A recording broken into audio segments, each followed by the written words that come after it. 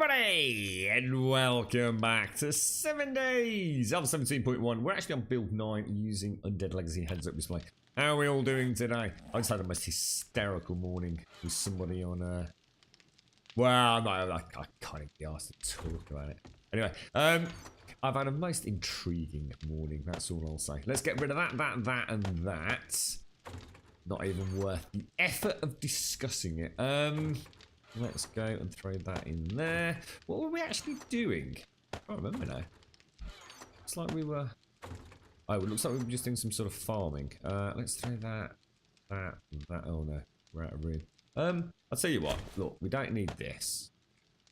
I don't really need anything, do I, to be honest? Let's get rid of that and that. Let's ditch this. We're obviously doing some sort of building, were we? That glorious paint. That's such a cool one from Angie Pop. Oh, it looks like we were doing the spikes. Well, I'll tell you what, actually, let's go and carry on with that then. Let's just go and finish it. So let's clean up. We won't need that. So we're going to need those.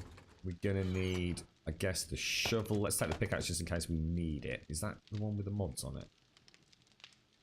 That's the one with the mods on it. What do we need? We're going to be digging out, placing cobblestone, and putting... That's all we need, right? Let's take a little bit of iron. That. Oh, I tell you what we will do today. We need to go and stock... Oh, hang on. It's Horde Night. It's Horde Night. I remember. Some kind soul told us back in the yesterday's stream, didn't they? If I take that and that... Just about do us. Let's get some more steel arrows made. Oh, look at that. Oh, wow. I'll tell you what, I'm going to actually make 1,000. Oh, it's so nice having iron back on board. Throw that in there. Oh, fantastic. That's really good. Alright, let's go and we definitely patched it all up and we've definitely got torches ready, so let's go and do a little bit of building. Good morning, Contraband. How are you doing, my good friend? Good morning, Santa Claus, also known as Razor. How you doing, Razor? How's things with you, bro? I didn't think I saw you much over the weekend, Santa. I can't call you Santa. I'm going to have to call you Claus. I used to call you Razor. I'll call you Claus today, mate. Good morning, Daxos. How you doing, sir? Did you have a nice weekend, mate? Good morning, Hopkins. Good morning, Elegon. Nice to see you so bright and early, sir. You got a meeting soon, and thank you, Grim. I enjoyed our phone call too. Yes. No, to be honest, mate, it would have been like discussing something with a potato versus an alien intelligence. Would have been the comparison there, mate. Talk about a straw man conversation. I swear, some people have got nothing better to do than try. I think everyone thinks they're special snowflakes these days, don't they? It's an intriguing world we live in. You're not allowed to have an opinion. And you're never allowed to be wrong, either. Interesting. What a wonderful world they must live in, right? Yeah, I got it. Cheers, McGlashan. Thank you. Oh my god, Elegon. Whoa, dude, it's like you only subbed like last week. Potatoes for the win. You would have been the alien intelligence, mate. So completely omnipotent, my small mortal mind would not possibly have comprehended it, as opposed to the conversation I had with a potato. But hey ho, never mind. I can delve into personal insults because I'm not actually on a public forum naming and shaming them. But Jesus Christ, what a total bellend. Anyway, let's grab this. Where shall we go? Very careful with these rotations. There we go. Nice one. Thank you very much, Aragon. Can we please take a pause on this beautiful Monday morning to congratulate and thank Mr. Elegon for a 26-month resub. Not only 26-month resub, a gold resub. Thank you very much, bro. Seriously, mate. Thank you ever so much, Elegon. Always a pleasure, mate. I see you've embarked on the first tentative steps for your arcade machine in Discord. I really hope there's lots of photographs going to be forthcoming with all of that, mate. It looks super exciting, so it really does. It's going to look weird. This is going to look weird. I think we need to do the build. So the only problem with this is that it does bring it out one beyond that. But I don't think we're going to care, are we, to be honest? It's like it takes a few seconds for this one to appear in the rotation. Thank you very much, Alagon. Seriously, bro. Huge amount of support on all levels from you. Thank you ever so much, mate. I hope you have a wonderful week, sir. Hope the family's well. Good morning, Shades. How you doing? Good morning, Pixavon. Felicitations. And there's a word we don't see very often, Hashi. I set up the Division 2 section of Discord, Hashi. So, hopefully... hopefully we can start getting a bit of information in there. I did check out Game. So game.co.uk have confirmed that if I pre-order it... we're talking about the Division 2, sorry if I didn't say that.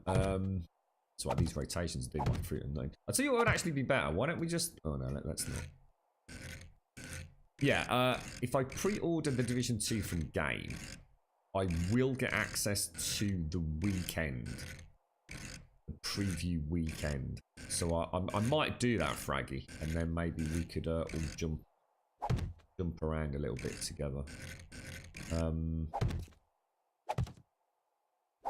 Oh yeah. Sorry, I thought something was wrong because that light. It's alright. I'm not focused. I'm so really tired. There we go. That's working. Just it was kind of weird because of the cobblestone over there. I'll tell you what, I have made a bit of a mistake with her. It's going to be very hard to paint this lower block concrete, isn't it? Take care, Aragorn. Have a top one. Grim got the Horde base repair. It is, yeah. The Horde base. We actually went and did it. Yeah, don't. To be honest, mate, I've actually got a little bit more careful with the Horde base the last couple. Because of the high tier quests we're doing, we quite often end up coming back, and I have like a moment's notice to remember it's bloody Horde night. So, oh look at that, yeah, they're not showing up. Look. So yes, don't worry. The Horde base is fully. In fact, we've upgraded it actually, haven't we? Oh god, this rotation thing is insane. I can hear Z's.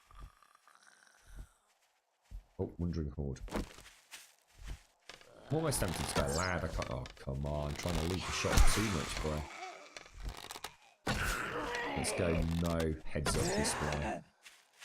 Bloody ninja, mate. Oh yeah, I jumped onto the 7 Days forums earlier, actually. First time I've been over there for a while. It seems to be relatively calm at the minute. It's definitely quieter. I was speaking to, jumping around on a bit of Reddit and everything yesterday, and speaking to a couple of people. It's like I think who was I talking to yesterday in chat about it? Was it Shades? Is Shades here? It is Shades. It was you, Shades, wasn't it?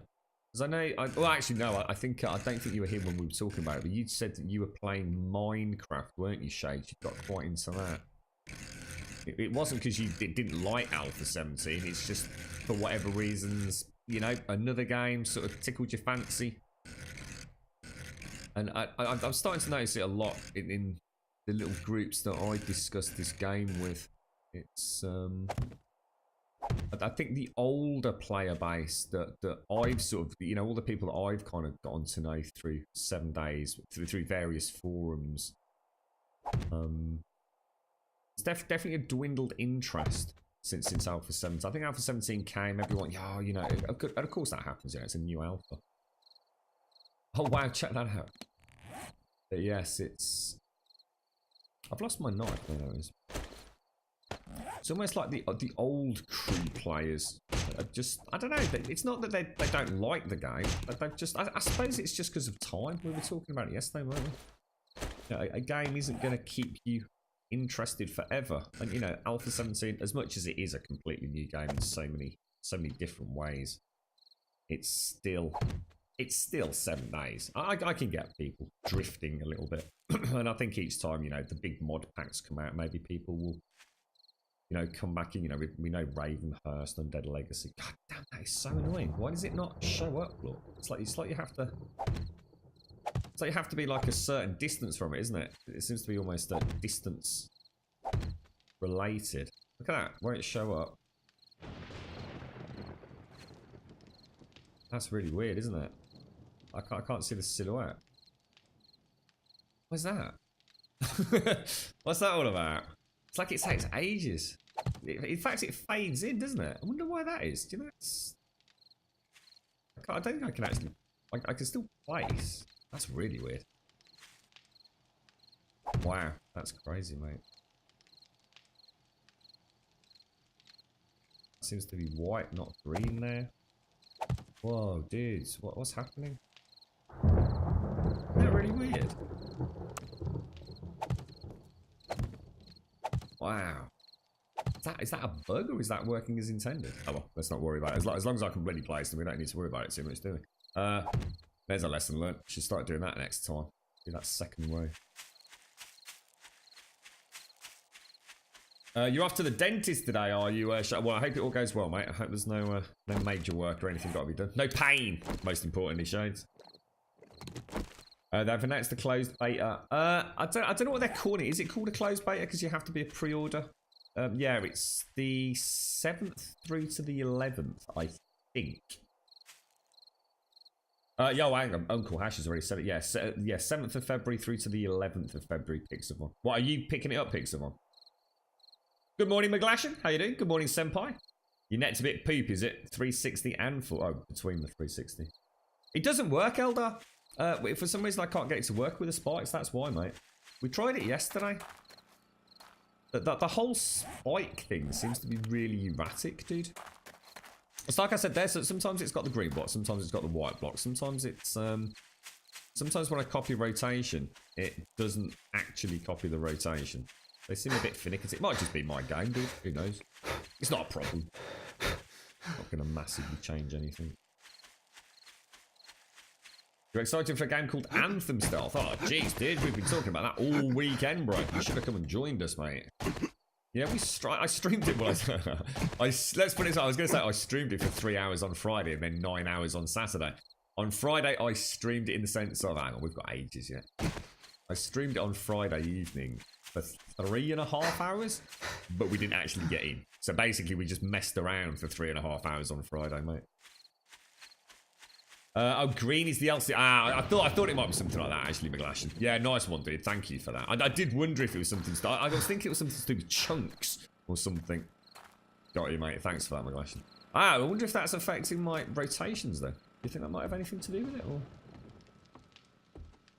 I know. I seem to. If I say, for example, if I've got it, there's like 2 rotations on the spike, so I like it with the upper level mid spike pointing out, and if I copy the rotation, although it copies the rotation legitimately, in other words it's not at an angle or upside down, it doesn't have it with that. It has that block at the reverse when I copied it yesterday. Yeah, the green, so that explains the green and the white. Nice one, dude. I actually thought it was something to do with the chunk, you know, because we were talking about that issue we had with the collapsing farm McGlashan. I actually thought in my head it might have something to do with that. You're in 720p now, are you, Senpai? Nice one, dude. You should be able to watch at 864 at source, which is the best, obviously, but 720 is like quite a significant degradation in quality, unfortunately. And not because it's 720 versus 864. It's because they don't scale the bandwidth on anything below source. So say someone's streaming at 6,000 kilobits per second. Say 864p or 1080p, whatever it's going to be. As soon as you drop away from source, I think you get capped at something like 3,000 or 3,500. It used to be 2,500. Used to be the non-source cap. I don't know what it is now. But yeah, there's and like I said, it doesn't scale, so you actually end up sort of being capped at a particular bit rate, which is not good. I guess the tech behind that is something that stops them being able to scale it. I should imagine it's a lot more complicated than it sounds. I know transcoding, when I first started learning about transcoding and why not everybody, you know, got it on Twitch back in the old days before we had our new shiny status. It was always quite intriguing listening to actually, back in that, I was going to say the Twitch staff, because actually back then the Twitch staff used to be really communicative, you know. I think what's happened since I guess Amazon's taken over, it sounds like everyone's been sort of divided up into teams more, haven't they? And I'm not sure just how much contact those teams get with one another, but I must admit we don't seem to have quite as much contact with, say, random Twitch staff like we used to. Like for example, you could quite often get in touch with somebody through Twitter. I mean, I won't name shame here. I'll probably get them in trouble maybe, but you know, there were quite a few people on Twitter that you could speak to on say, the Twitch staff teams, and they were always really, really helpful. One gentleman in particular, when we were applying for partnership, who, you know, I'd actually received an official email from a Twitch staff member dealing with our partnership application. And I was really scratching my head because we were being advised to do something regarding hosting. In other words, we were supposed to be asking people not to host us. I was told that basically they couldn't assess my application properly because we were getting too many hosts. And I was like, what are you on about? We get no hosts, and what hosts we do get is just viewers. They're not streamers. It's just viewers that are kind enough to say, let's host. There's no one watching their channel. They're not bringing any traffic to the channel. It's like they're hosting and it's just them watching. So I was really confused by that, and we went through this really horrible stage where if someone did host us, we actually had to say, we're really grateful for your host, but could you please not do it at the request of Twitch. And I thought something's really wrong here. Something's really wrong. It just doesn't sound right. You know, Twitch can easily tell which viewers are coming from hosts and which aren't. Why would it be affecting the application? And I spoke to a very nice guy, and again, I won't mention names, through Twitter. He said to me that is just wrong. That is just information you should not have been given. And it turned out we'd gone through a right nightmare network of application processes compared to some people. Well, I don't know why. Someone somewhere just hadn't been taught, basically, I assume, on how to deal with application requests. And we ended up stuck in this like endless loop of applications that they're being advised to do things that no one else was being advised to do. It was a very frustrating time. But yeah, going back to my original point, there used to be a lot of Twitch stuff that would help out and talk about things. And I should imagine now, because of the corporate umbrella of Amazon, they're not allowed to. You know, I should imagine you'd lose your job if you started being a bit pally-pally with people and all the rest of it, wouldn't you? Got to be careful what they say. I suppose we've lost that. I'm not knocking it. I suppose as things get bigger. I mean, remember the old moderation teams on Twitch? Oh my god, they were so bad. There were some really evil moderators out there. Really evil people shutting down channels left, right and centre just because, you know, the streamer had said something horrible about them or something. It was all very personal back then. I suppose it's better the position we're in. You're definitely going to be picking it up, and I'll be posting your Uplay this. Oh yeah, actually, yeah, Popple. Actually, you know what? That's a really good idea. I could do a sticky. Hey, I'll see what I'll do, Hashi. I'll make sorry, Pixabot. Sorry, I'll make a sticky on the Division and sections for people to post up their gamer tags and stuff. I think we did once have some sort of spreadsheet for that. I can't remember now. You right, Bad Habits? How you doing, bro? It's Aussie Fibre. You'll take 720. Every single time we ever speak to an Aussie, like, we always hear about terrible internet. You're not all got terrible internet, but it seems far more consistent than I would have thought. But I suppose you are. You are a long way from the rest of the world, aren't you, mate? I mean, let's be honest. It's pretty cool that, I mean, when you get it right, you get it right, you know? There's no real difference. I recently used Tunnel Bear and routed through New Zealand. And I also tried through Spain, just playing about. And I was actually quite surprised. I don't know how that works through a virtual private network, to be honest. But, I've obviously Tunnel Bear, you're very limited to anything that you can download. I was really just seeing how fast it would all connect. It was pretty cool. Anthem's a very pretty game stuff. I'm already missing it a little bit, actually. I actually really enjoyed my time with it over the weekend. But for many reasons we discussed over the last 2 days, I think BioWare are just a little bit out of their depth until they release it, get the kinks ironed out, and can then start, you know, really looking at, you know, the juicy meat of the game.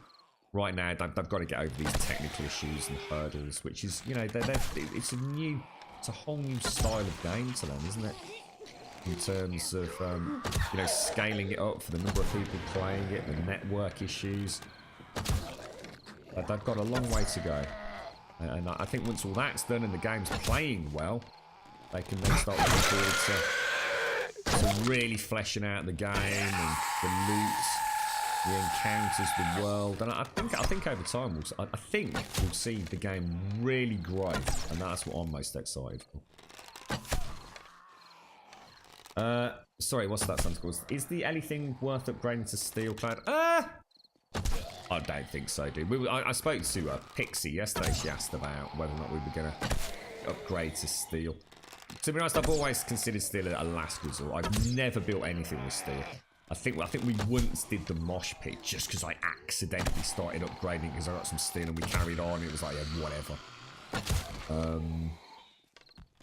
The only reason it nearly went down yesterday, Raze, was because we just had loads of exploding cops and I wasn't paying as much attention as I should have been. I mean, it's my own fault, really. But can't blame the actual build. I just wasn't head popping the police zombies. I think we had 3 explode. Catastrophic damage, mate. Oh, in fact, that wasn't yesterday. That was actually Saturday evening, wasn't it? I love these things. They're amazing. Ooh, a little bit of brass. I won't say no to that.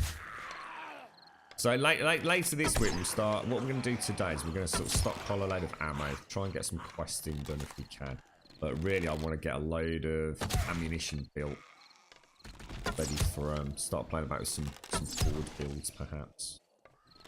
Finish off the main base, get a bit of paint on it and what have you as well. So. You are Eldader.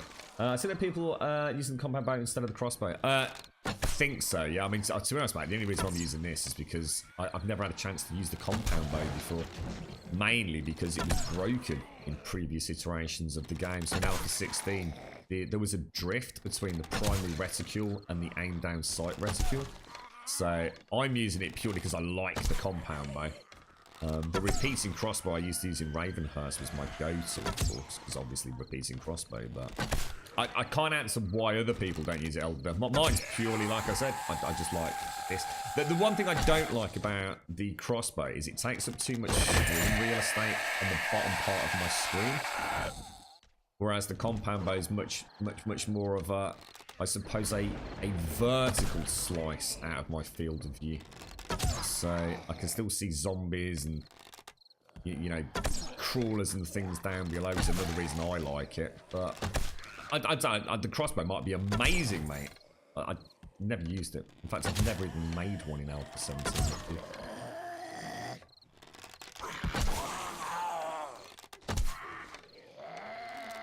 Not even made one, bro.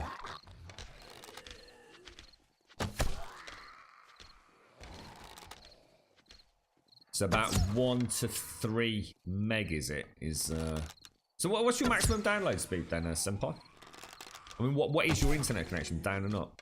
You know, it's assuming it's a good day, assuming it worked as intended, which I guess is part of the problem, right? Is it the erratic nature and connections that you get? I feel like the Twitch algorithm was a bit messed up with the affiliation system came in. Oh, really? In what way, dude? So I wasn't part of the affiliate system. That came in after we've got partnership. Because partnership used to be a nightmare, mate, honestly. You just never knew. We were seeing people getting partnered that had like 30 concurrent viewers. And like you've got people sort of playing 7 days that have got like 400 concurrent viewers. And they weren't getting partnered. It was like, whoa, what is happening, dude? It really came down to who I think was on that team dealing with your request, to be quite honest, mate. It was definitely a little... Oh, my Lord. Wow. Guys. Dudes. We actually just had a zombie make it in. That is insane. That is the first time. What are we on? Day 169. We actually just had a zombie make it across the Elysium ring. Oh, that is amazing. Has anyone ever actually seen that before? That's amazing. That is so cool. Well done. She must have been a gymnast.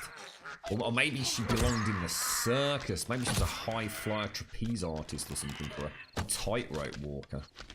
Wow, that's incredible. I never thought I'd see that. Didn't even know it was possible. I think she got nudged, didn't she? I think what happened was she got nudged across somehow. That's awesome. Yeah, they are. There's still an issue with the spiders and the noise they make. Same with the vultures. Vultures can be quite irritating as well at times. And it's not because the noise is necessarily irritating. It's a mix of the noise itself and the volume, isn't it? Oh my god, what happened there? Everything just stopped working for a moment. Everything's just suddenly gone slow-mo on my controller. Let me just move a little bit.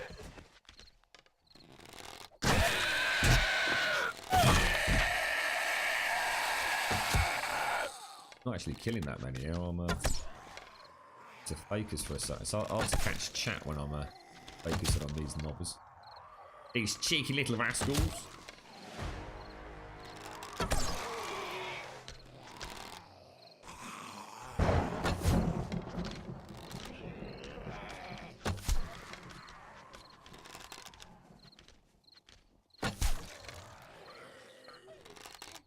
Yeah, if anybody's got any ideas for like cool bases, they want us to try them out or anything, just shout out or get in touch, because I'm going to ramp up concrete production this week. While we do a bit of work on the main base, I suppose, and then, like I said, we're going to have to go and do a load of mining. That'll get us loads of stone, for example. I'm missing every single one here. So ours is it's a mix of ADSL and straight up fibre, is it? Ah, there's no point, Stealth. No, I've always said that, dude. The reason I don't have anything to stop the spiders coming in, because otherwise it really would be completely boring, mate. I quite like the fact that spiders can get in, mate. There's loads of ways to do that, dude. Loads. But people have taken this build that Alethean and Smetanol came up with and created, you know, completely 100% impenetrable fortresses, mate. Things like bars, spikes. You can make it so you can literally AFK and they'd never get to you, dude. But I kind of like the little splash of danger. That's the only reason, still. Otherwise, I really would just. I wouldn't even need to like pay any attention. I could literally sit and drink coffee, I suppose. Not that I can't anyway, but might as well have a little bit of a weakness in it all. I actually nearly died once, stuff. We actually got a spider zombie in here that just did a ton of damage for some reason. I don't know if I've not worn my armor or something. It's going back like first sixth or seventh chord or something. The spider zombie got in and very nearly killed me. I've been a bit more careful since then. Good morning, Vam. How you doing, bro? Just glad you're no longer on dial-up. So how long ago were you on dial-up, McGlashan? That's got to have been a long time ago, right, mate? I can't remember the last time I saw dial-up in the UK. God, it's almost unthinkable to think of dial-up. I can't even remember what the old modems looked like. Oh, yeah, they must have been. Oh, God, yeah, that's actually quite interesting. We used to have AOL and CompuServe were the two big ISPs back then. And then you also obviously had to pay your phone bill, which typically was BT, British Telecoms back in the day. And you literally paid, you literally were paying for a phone call. It was exactly the same as paying for a phone call. It was crazy. It cost you so much money. So much money. Internet, and of course it was so slow, so getting anything done on the internet back then was very, very time consuming, and as a result of that, because you were paying by the minute on a phone call, it was, you know, the bills racked up so much chronic, dude. Imagine what it'd be like now, streaming 8 hours a day. Oh my god, dude, that'd be crazy. You right, Dave and Dale? What are you up to today, Vam? Twitch playing favourites and hard. Well, there's definitely more of that back in the day, Epic. I think now, I suppose the things I guess the only thing that's changed, Epic, it's about the. I think people see it as. I mean, I can't think of some good examples without mentioning names, but I suppose now it's about the people that bring in the bread and butter, isn't it?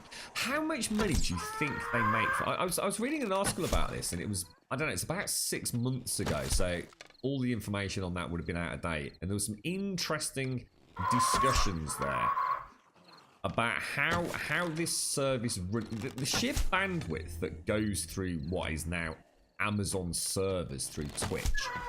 And you think about how many people are on Twitch who bring in basically no money. So with the ease of access of Twitch streaming, you know, as long as you've got a PlayStation 4 and an internet connection, which is just about everybody, you know, say in the UK, let's use UK as an example. If you've got a PlayStation 4, the chances are you've got an internet connection. So you are therefore able to stream. And even my brothers stream now and again. You know, I'm not saying they do it regularly. So sometimes they're playing a bit of FIFA and they stick it on for a giggle on Twitch, see how many viewers they can get and all the rest of it. But you think about it, that all they're doing is actually taking up bandwidth. So I mean, I should mention, we don't break even. You know, we bring in some money to Twitch through all you awesome people that sub and use bits and things, right? But I don't know how much it actually costs to say for me to stream at my bit rate. What is the cost of me streaming to Twitch? And at what point does it break even for me? I mean, I don't know. I mean, it's easy. People are very, very quick to just look at people like Lyric and Dan's Gaming, Code Carnage, you know, Towie, all these big streamers that bring in, like, literally, they make themselves hundreds of thousands of dollars per month. Just through subscriptions, let alone anything else. I mean, they make a lot of cash. I mean, it's a hugely profitable, you know, I guess, business at the top end. But that top end is such a tiny, tiny, tiny, tiny percentage of Twitch broadcasters, isn't it? So I wonder, like, honestly, how much money they truly make. It'd be a wonderful statistic to get your hands on. And what I'd really be interested in is regionally. You know, if you were to take all the people that stream to Twitch in the UK and compare it, say, to, I don't know, somewhere like Switzerland or something, and see what the cost is to Amazon, also known as Twitch, I think it'd be fascinating. I think it's very easy to think they make billions and billions and billions, but I don't think it's as simple as that. I really don't. Be very interesting. Very interesting to actually have a legitimate breakdown of that. I wonder if we ever will be given an insight into it. I don't know if anyone's ever going to be able to collate that data. I can't imagine Amazon ever shouting it from the rooftops. You can almost imagine like it's some, because I'm one of those people that just assumes they make loads of money. But you can imagine that actually, like, Amazon shareholders are sitting there going, like, we need to get rid of Twitch. It's literally just bleeding. It's hemorrhaging cash. It's become too popular. There's too many people streaming it that don't make us any money. It's just costing us to keep these servers running. Interesting. Be very interesting bunch of statistics to wade through. And again, regionally, it would be very interesting. Even if you break down like a lot of east and west states as well, you know, in America. Just focus for a little bit because I just want to get a few bit of experience, but I'll have to catch up with chat and still shoot. So don't worry, I'll be with you in a sec. Keep twanging the old zombies. Might as well get some experience points. Look at the arrows. Look how many arrows we've got. So first thing after this, go and get some more replacement arrows, feathers. We'll get some mining done. Get some more nitrate and coal. And get the old forges fired up with the stone cement production. Get that cement mixer breaking down some more sand, perhaps. A bit of a production day today, just to get us started for the week, I think. What I just said is exactly what it means. Sorry, Senpai. Sorry. Let me stop this.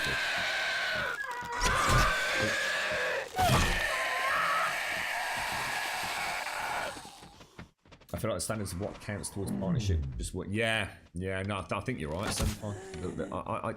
I was quite shocked to find out that it wasn't consistent. I just assumed partnership was. There was a lot of rumours around back in the day about what you needed to get partnership, and there was rumours of 500 concurrent, and then it turned out to, in some cases, it was only 100 concurrent. But you didn't even need to maintain that for long. It was ever so strange, ever so strange.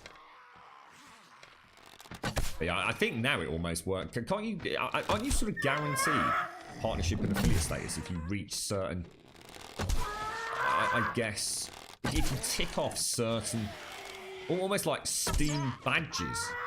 So, you know, if you get X number of followers, you get a badge. If you get X number of concurrent viewers, you get a badge. If you get X number of chatters, you get a badge. If you stream X number of hours per week, you get a badge. And as long as you unlock all those badges, you automatically get affiliate status and partnership status. Is that right?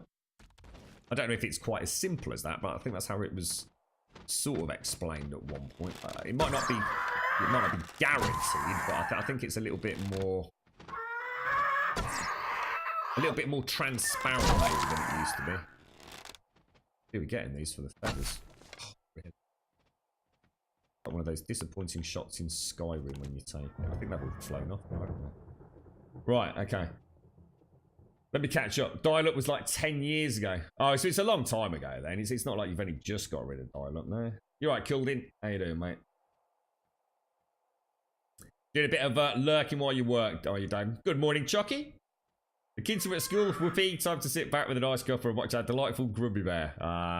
What's the plans for today, Chucky? Any games coming up you're interested in? I watched a little bit of Metro Exodus yesterday. It was quite an interesting one. I'm sure they're making millions a month from you, Grum. I wish they bloody were, mate. I'd like a little slice of 0.001% of that, mate. We could stream a bit more. Don't know what games people watch, etc. is valuable in itself. Yeah, it is. I think there's definitely some correlation, isn't there, between the popularity of games on Twitch and sales, from what I've been seeing some of the developers saying. It's not an easily interpreted correlation. Taking into account, obviously, you can get spikes in viewership and things, but there's no doubt that game companies are much more likely. I mean, back in the day, unless you were a really well-known YouTube content creator, the chance of you getting a free game out of someone like Ubisoft was like zero, mate. I mean, they didn't give a toss, mate. You know, you go and buy the game like everyone else, and quite rightly so to some degree. But it's amazing how many developers will give you a code if you've got even a vaguely sort of relevant presence on a streaming or content creation platform. I mean, I never thought in my wildest dreams I'd get a code for something like, I don't know, like what have we had loads over the years, haven't we? But it's like, Jesus, you know, that's insane. I mean, I got a copy of, I can't think of what they were now, you know, Pathfinder Kingmaker. Still not bloody played it, which is ridiculous. Kingdom Come Deliverance, loads of early access games. It's mad. But yeah, they see it as a viable way to get publicity, you know, word of mouth, basically for free. I mean, it is free advertising, but I mean, like I said, there's a difference between me getting it and someone like Code Carnage getting it. I mean, if you can get Code Carnage to play your game, just like if you get PewDiePie to do a YouTube video about your game, the spike in sales, even if it's a game that's just stupid. I mean, PewDiePie, you know, has been responsible for some of the worst games on the planet becoming almost viral overnight, hasn't he? I mean, that's the power that content creators have. So the fact that little old me's even been given a code for a game, I think is remarkable. It certainly says a lot about how easy it is to get a code these days, I suppose. I mean, obviously, I'll never get Ubisoft games or anything like that, or EA games. That's never going to happen. But they can definitely choose to be far more selective. I won't even get a look in, but times are a-changing, aren't they? I think you put some spikes on the higher steps when next Horde night comes. You seriously got deafened when they get in the room and scream it's too loud, man. What, in the little box area? There's someone I watch with 40 average people who has a tick, another with 130 average and nothing. It depends though, doesn't it, Kuldin? Because what you've got to bear in mind, and this was something I had a chat with somebody about, what you might find is that the person who has, unless you know them from a long time ago, Kuldin, you'll have to be more specific. But what can happen is that, for example, someone will get partnership. And I know lots of people that are in this category. And in fact, one of them has just come back to streaming, and I'm really happy to see him back. Oddler, who it was known for doing like big 24-hour streams. He loves his Resident Evil games and all that kind of. Oddler Pro, as we know him.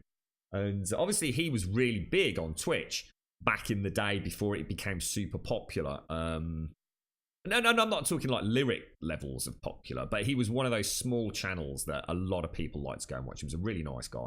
Always had a good chat with his viewers and everything. And he got partnership because he had quite a large viewer base. And I'm only talking like, you know, 500-600 people or so. Which is a hell of a lot, you know, when you're at my level. But but for him, you know, that was a nice amount. He got partnership status. But then he realised that he couldn't make a living out of it. He was never going to be able to make ends meet. You know, don't forget Twitch was a bit different back then as well. So he didn't have things like bits and all the rest of it. And he came back, but he still has partnership status. So even though he might have come back and then he got 20 viewers before people heard he was back, you know, once you've got partner status, you don't lose it, or at least not at present. I wouldn't surprise me if that changes in years to come. It really wouldn't surprise me. In order to have your partnership status, you need to maintain a viewership or at least a level of income for Twitch. I can see that happening as more and more people flock to the platform. Not saying it's a good thing, but I can see it happening.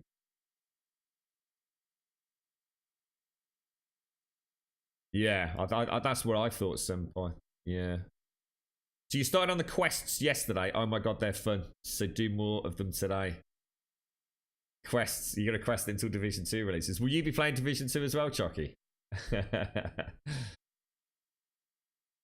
It's nice and also difficult, Caldy, because obviously when Gaz does come in, I always worry. I mean, we're very lucky that our community knows that I wouldn't tolerate harassment of Gaz. And, you know, so sometimes, because I do like to be a bit of a troll at times, so sometimes I do like give him a bit of ribbing. But that's only because I think, you know, I'd like to think that I know Gaz. Gaz is a sang geezer, mate. You know, he's not a developer that's in people's chats for any other reason.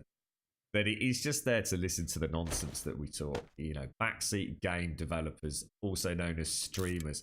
It must actually be quite hysterical. Gaz, I think, is one of those good guys who doesn't take it to heart. I'm sure there are things that we say here that, Gaz, that's it. I'm turning this shit off, mate. I can't listen to that today while I'm at work. But I think Gaz is one of those guys on the Fun Pimps team because he is around. You know, you see him on a lot of channels. I think he's I think he's a gamer as much as he is a developer, and he sees it from both sides sometimes. But it is tricky when he's in chat because I always think, oh, I hope no one goes banging on about stuff like I go banging on about things. You know, the dude is not there because he comes into chat. We should treat him what he is. He's a viewer, not a developer. You know, it's different if he was coming into the stream to talk us through things like, you know, say Code Carnage does a presentation, say, with a developer. And he's showcasing something. Gaz isn't here for that. Gaz isn't here to listen to our moans and our groans, you know. Gaz is there just to see how the game's playing, see what it's like out in the wild, and Twitch enables him to do that. And hopefully we don't upset him too much. But yeah, it's I think sometimes we can joke a bit with Gaz, because I do genuinely think he's sound as a pound. I think he's one of the Fun Pimps good guys. And to be honest, I can't compare it to anyone else because I don't know what they're all. I've never met anybody else, even through Twitch. I know sometimes tempers flare on the forums, and I know some of the devs are a little bit more outspoken than others, and I think Gaz does what he does, and he keeps his head down, and, you know, he has a laugh here. You know, he's a fun guy to have in chat. It wouldn't matter if he was a developer or not. It's always nice to have someone that participates in chat and gives us a bit of a giggle. He's come up with some right one-line corkers in here about the modlets and things. Thank you very much for the follow, Jexy by me. Thank you very much for the follow. Appreciate it.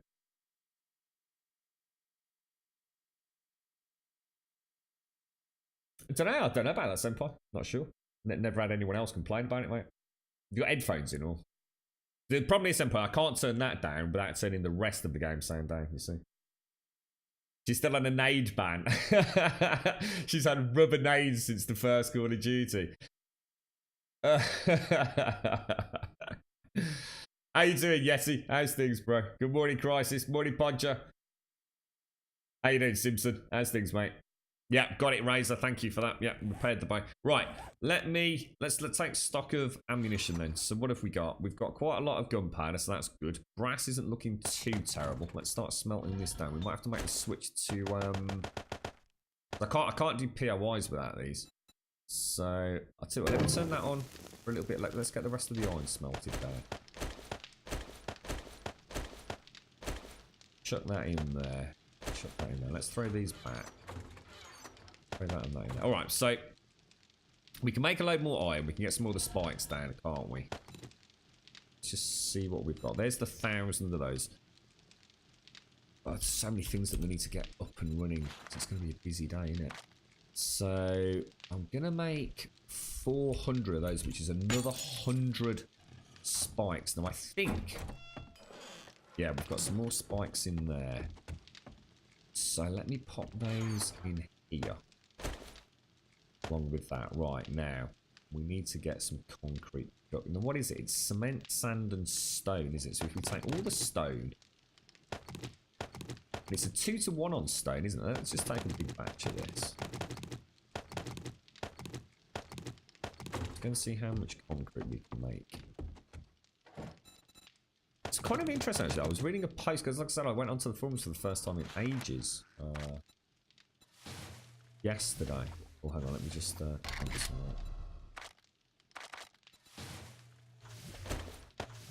out. Okay. Yeah, and people were talking about the micro stutter in the game. Now, I have to say that the micro stutter completely vanished for me. But I noticed, like, literally the last couple of streams, I don't know if it's because the base is getting bigger or something. Every now and again, I just notice a little bit of a stutter. It's a little... in fact, it's not even technically a stutter. It's more like a little micro itch. Morning, Pax. Morning, Des.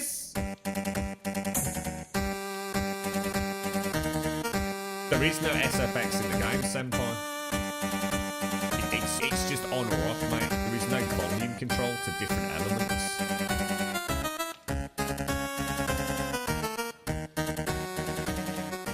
That's the problem, Senpai. That's the one thing I really do wish the Fun Pimps were able. You know, obviously it's not a huge priority for them with everything else going on. But you literally just have one volume control. That's it. I can't even remember if music or anything's in there.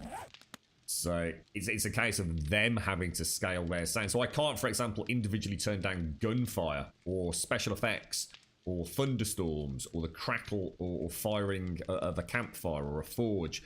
I can't, you know, like in Skyrim, you can turn down the wind, you can turn down waterfalls, you can turn up and down voice and dialogue options. You know, Skyrim's got like something like 15 volume controls. You can even check, you know, footsteps and things. In this, you just have volume. That's it. So the only way to change things is either for me to constantly changing the volume slider up and down, which we do sometimes on Horde nights if we've got what are they called? The electric fences, because they crackle quite loudly. Good morning, Des. How's things, bro? Simpson, you need our help. I've given up smoking now for 8 and a bit months. Take me away, haha. They're coming to take me away, ho ho, hee hee, right, ha to the funny farm where life is beautiful all the time, and I'll be happy to see those nice young men in their clean white coats, and they're coming to take me away. Ha ha, ho ho, hee hee, ha ha. You thought it was a joke, and so you laughed. You laughed when I had said that losing you would make me flip my lid. Oh, how's things, Serenity? You alright, mate? So we actually need coal, don't we? Oh, no, we don't need coal. We actually need nitrate. Ah, no, that's interesting. Okay, so recipes, ding dang do, a little bit of fuel, mix, 23 minutes on the clock. Now let's put a little bit more than that in. I know Tloyon's quite helpful, so things didn't quite add up in here. So let's just put a load of extra in. Right, let's go to the nitrate mine. Let's get everything done. Have we got any more stone kicking around? No. So we really need stone, basically. So let's take 10 of that. Let's take some of this. Let's just get that fired up. Might as well get it done. Turn that on. Coffee I want. Let's take a couple of tins of coffee as well. Is that all we need? We've got food, we've got a drink, we've got that, we can repair this. We're just going for stone and nitrate. Now, the nitrate mine is going to be in the snow biome, presumably. Where did we put that little bugger? There. Alright, let's go. Anything else we need? I was going to go and fire up the forges, actually, wasn't I? Let's go and drop off down at the forges. Get them reignited at the very least. think we might have some more stone in the forge box. Damn, that is annoying. I don't know how that happened there. Sorry, Simpson. What were you saying? So, let's have a look. The standard's always been FIBA. Looking forward to the final adjustments. Yeah, the auger, the chainsaw, all that kind of stuff, Senpai. It's all crazy, dude. Right. You've given up smoking for eight and a bit weeks. First of all, I am an ex-smoker, mate. And I have given up for many, many years. First of all, you've given up for 8 and a bit weeks. That's amazing. You're now at a point to come off the patches. I'm thinking to go onto e-cigarettes and do a low nicotine advice. No. You got to do what's right for you, Simpson. All I'm going to say is, mate, there's no point someone else giving you advice on this because everyone's going to be different in how this works mentally. For me, that would have been the worst mistake in the world. So the problem with going onto an e-cigarette is you straight away are making a physical connection once again with smoking. It's the hand-to-mouth coordination. It's the physical exhalation of smoke. At the minute you're not doing that, you've broken the physical cycle of hand-to-mouth smoking. This is how it would work for me, Simpson. See, I first started giving up smoking by buying Chupa Chup lollipops. And what that did was, it's still... When I needed a cigarette, I'd get a Chupa Chup lollipop and I'd put it in my mouth. And I'd keep taking it in and out of my mouth, almost like I would a cigarette. And it helped me just work through that desire to be doing something. I'd even get up and walk around as if I was going, you know, if I was say at work to get up and go and have a cigarette, but I'd be sucking a Chupa Chup lollipop, mate. You've already broken that because you've been on patches, dude. So I think if you go to having that act of having something physically placed in your mouth and exhaling smoke, I see, personally, mentally, I see that as a step back if it was me doing it, dude. I just wouldn't touch it with a barge pole. What about making a transition to, like, you know, if you really are still addicted to nicotine, which I'm guessing you still are with the patches, what about nicotine gum? You know, if you feel you need a change and you want to mix it up and start reducing the dose, would that not be better than actually doing that? Or what about, this is the time to say, that's it, I'm done. I don't know how low the nicotine patch dose can go, but what about reducing that over another few weeks? Or just saying, that's it, I am now an ex-smoker. You know, because there's a difference between being a smoker and a nicotine addict. And what I'd be worried is, if you went and started smoking e-cigs as an ex-smoker, you're so close to the precipice again, mate. That's the way I'd see it, Simpson. That's the only advice I can give, you know, for how it would work for me. You know, you're you and how that works for you. Well done, though, bro. No matter what happens, well done. 8 weeks is phenomenal, mate. Absolutely phenomenal. A splint. We won't need a splint. We're not going hunting, Hashi. But remind me when we go questing to take a bloody splint. That's a good idea, that is. That's the way I see it, Chucky. Yeah, if you've been that long without putting anything in your mouth that resembles a ciggy, why start now? Stop cold turkey. Yeah, this could be the turning point, Simpson. Stop it, Tal. Never even had a single drag on a cigarette, so you're no help. Really, McGlashan? Not a smoker at all, no. You gave up on patches, then went to e-cigs, and now I smoke again, so cold turkey has to be the way. As far as you're concerned, you're on 7 grams. I've been for 2 weeks. How low does it go, Simpson? I mean, can you keep dropping? Yeah, that's what I was worried about, Daven. That's actually really good. Your appetite increases quite a lot as you start coming off nicotine, doesn't it? I think a lot of smokers don't realise just how much that's suppressing their hunger and how much they use a cigarette as a replacement for feed. I mean, at one point, I was almost living on cigarettes and coffee, mate, I swear. Crazy stuff. But yeah. Like I said, Simpson, no one can give you the perfect advice, mate. No one. They're not even a trained medical professional. All they can do is give you the statistics of what's worked for some people. Everyone's different, mate. I'm going to be honest, dude. When I eventually gave up smoking, I literally just went cold turkey. The time that I used the Chupa Chups, I ended up going back in the end, dude. I came off them for a while, but not long.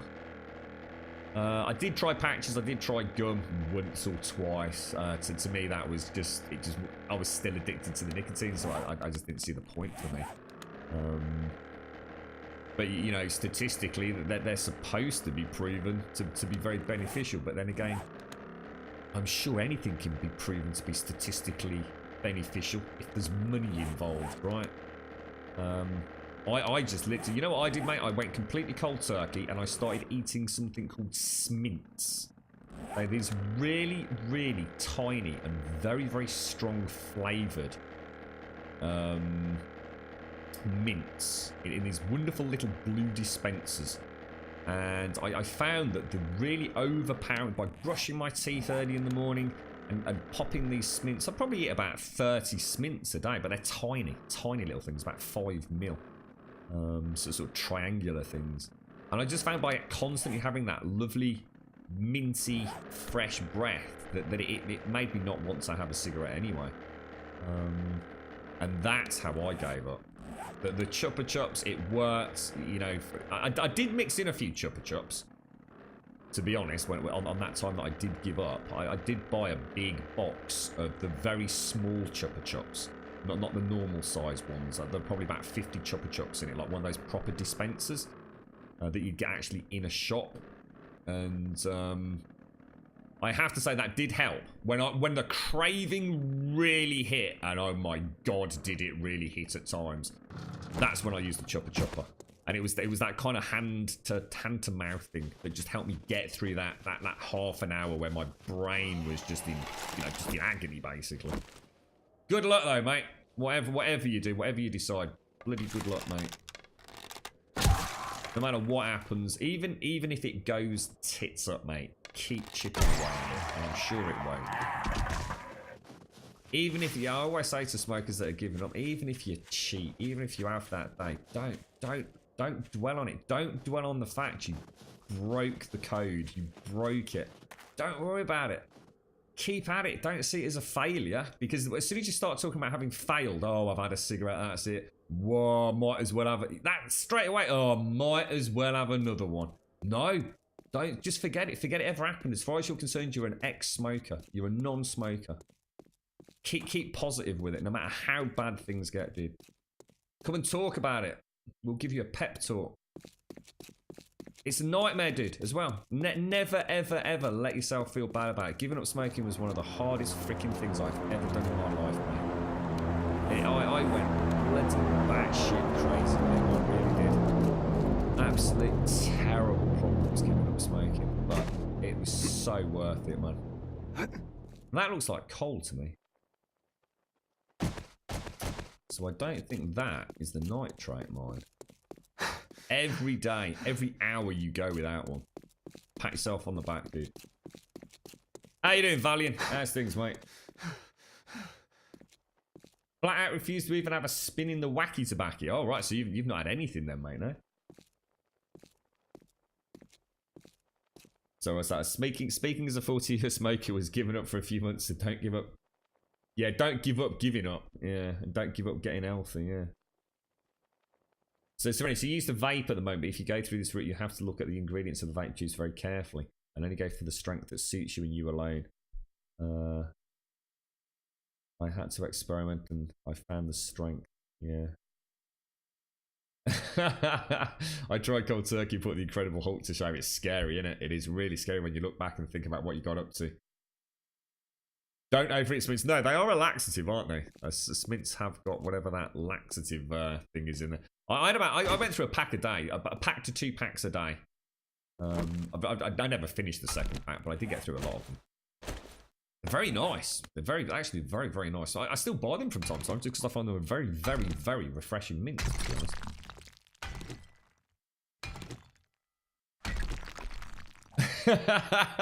Des's advice, go and have your appendix removed. It worked for me. What about you, Valio? How's things? How's it all going in the land of Conan, mate? I had a dream about Conan. I actually got about 2 hours sleep yesterday. And I actually woke up dreaming about Conan. It was a really weird dream because I was defending a purge. And it was one of those things that doesn't add up. And I was actually defending it using a shield and a bow.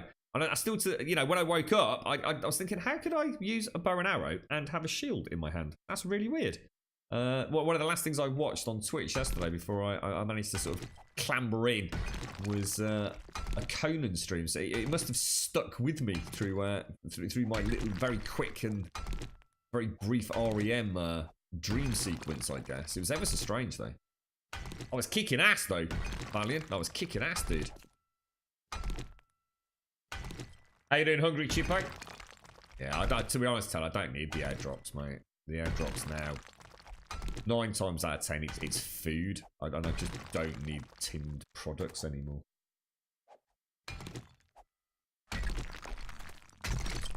Yeah, I would definitely. I think the only advice, genuinely, Simpson, is it's working. Think about what's worked. It's worked having patches, right? So why suddenly throw something new into the mix? I either drop that dose or say, this is it now. This is it. This is where I go, you know, my first day with no nicotine. See, this is what I've always said, that this is the problem with the patches for me when I was using them. I'm not, you know, I'm not at all suggesting don't use patches. You've got to do whatever you need to do to give up smoking. It's that simple. If it involves taking a fortnight off work and locking yourself in a padded cell, do it. But the problem with the patches was I was still addicted to nicotine. You know, being addicted to smoking is one thing, and there is something about the social interaction with smoking, which I've spoken about before, and the friends that you build up around it. Its association with drinking, the hand-to-mouth activity, the tapping of the ash, the blowing of the smoke, everything about it is quite physical. But then you've got the addictive chemical nature of the nicotine. And yeah, the patches cut away everything I've just spoken about, but your brain is still reliant on nicotine for its semblance of normality. And it's not until you remove that you're on the step to actually giving up properly, are you? Because yes, you've given up a lot of the physical elements and possibly some of the social elements around it, but the nicotine is the driving force behind it all. And it's easy to forget that, I think. Mints are nice, but if you're sensitive to the laxatives part of it, it may be better to do it. What can you actually be? You sort of what's it called? What is the? A lot of mints have it in, don't they? I noticed a lot of mints when I gave up smoking. It's one of those things you only notice when you give up smoking, because you tend to eat a lot of mints. How many things had warnings about, you know, do not overconsume, do not eat more than 1 packet a day? Contains, is it? It begins with a P, isn't it? Phenyl something or another. Don't they all contain some sort of laxative? Isn't it part of the minty process? You know, the production process. Is it phenylalanine or something like that? I can't think. So it's definitely part of the minty production process in you know, modern day sweeties, right? Good luck, Simpson. Good luck, mate. Most important thing. You do it. How's things with you, Chippo? What have you been up to?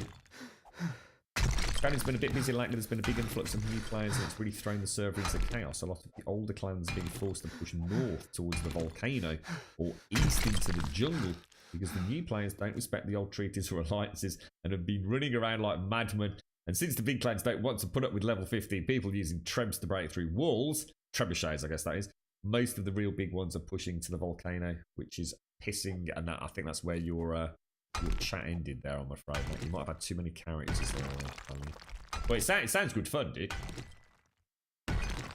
You know what? You know my dream sequence that I had? It was actually, basically, it was Conan with me with a shield and a bow and arrow. I still don't know how I was managing that. But it was me defending, like I said, like a fort during a purge. But you know where the actual inspiration from it came from mentally? It was that when we were playing Anthem over the weekend, there was a moment where James, myself, Dave, James's friend, and I think Daiku were defending that ramp. You know, the ramp that goes up where you place the echoes? And that's basically what it was. It was a mix of Anthem and Conan. Kind of interesting how the brain works, isn't it? Sorbitol. Yeah, but isn't Sorbitol a brand? Isn't that a branded name for something? As opposed to a chemical? Or am I wrong on that? Isn't sorbitol something to do with the phenylalanine? No? Is that not a trademark? I don't know, mate. Well, anyway, either way, it's sorbitol though, right? Cheers for that. Biggest reason to give up smoking is when the nurse puts you in a straitjacket and you're forced to use your tongue to play games, turn on Twitch, etc. The keyboard won't taste like ashes. Yuck. Why would your keyboard taste like ash? Don't tell me you used to smoke in front of your keyboard and drop ash into it. Oh my god, that makes my skin crawl, mate.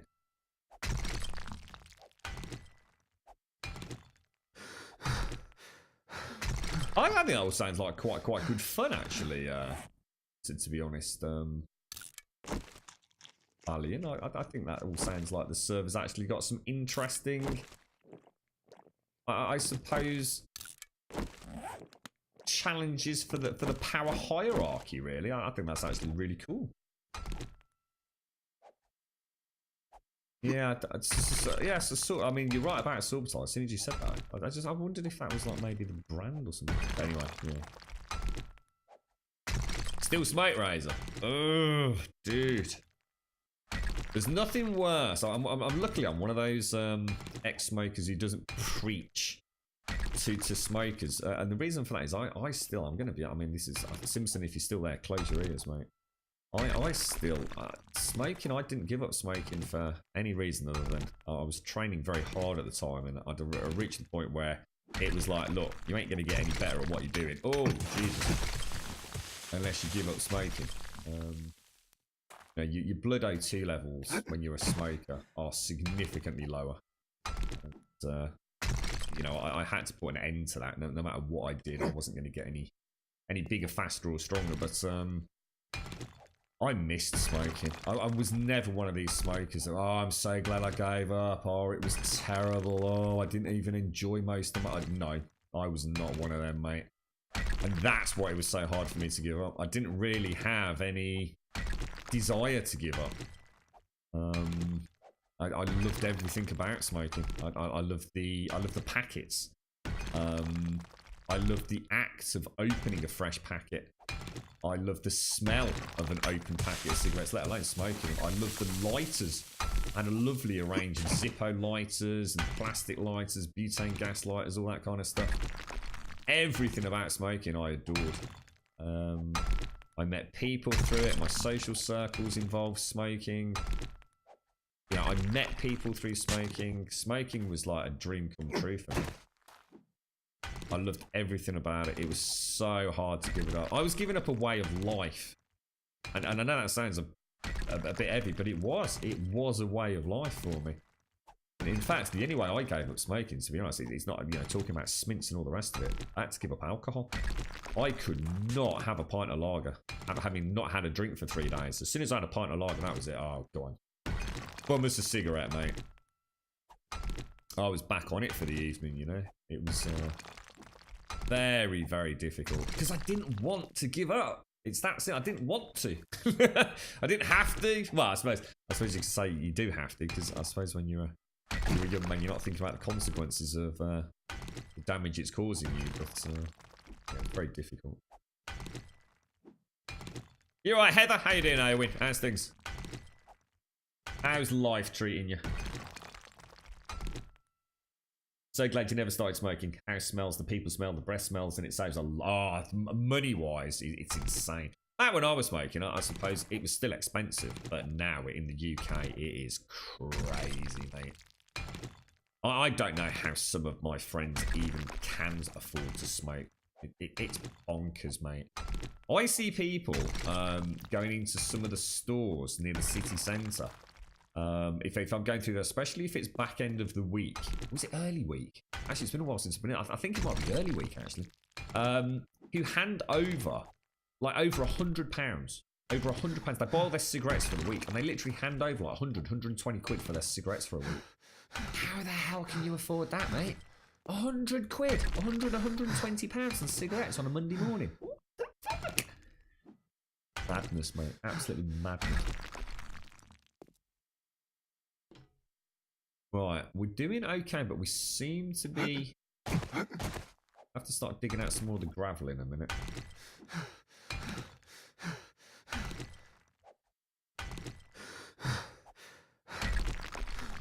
Yeah, well, you know, it's that or go and play on a completely private server, Valiant, and then I think you'd all probably be bored out of your brains, though, mate, wouldn't you?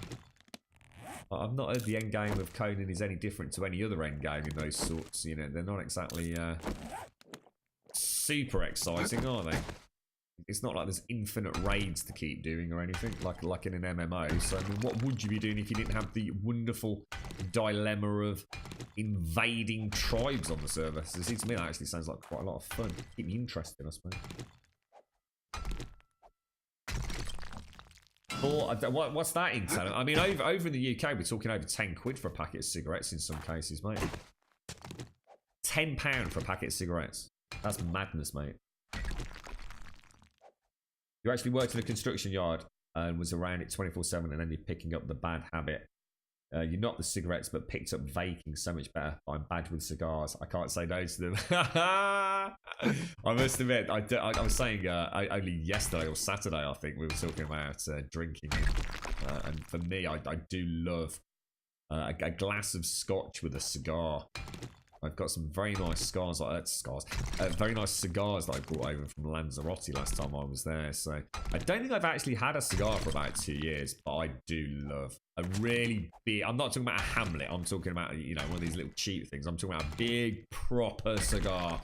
You know, at least as thick as your thumb. You know what I mean? Oh, so something that's going to burn like for a good 60 minutes while you sip away on a nice glass of scotch or something. Oh, that's my weakness. I love the smell of cigars, Aoe.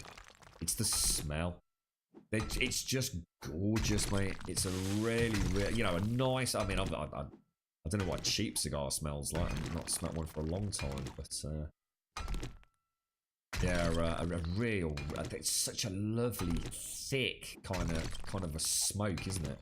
I even like, see, if I smell cigarette smoke on someone, I have to say, you know, stale cigarette smoke, it actually is quite horrible. And that's not just because I'm an ex-smoker and it reminds me of anything. It actually isn't a very nice smell. Whereas cigar smells, oh, if I could whiff a cigar, you know, as you walk past the pub and someone's standing outside with a cigar, it's like, oh, just go stand next to them for a couple of minutes, Heather.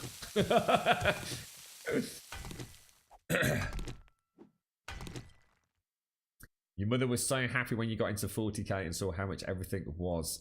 She said, oh, thank God now you don't have the money for drugs or smoked. Did you find a way though, Valiant? Yeah. You're right, Hector Rio. How's things, mate?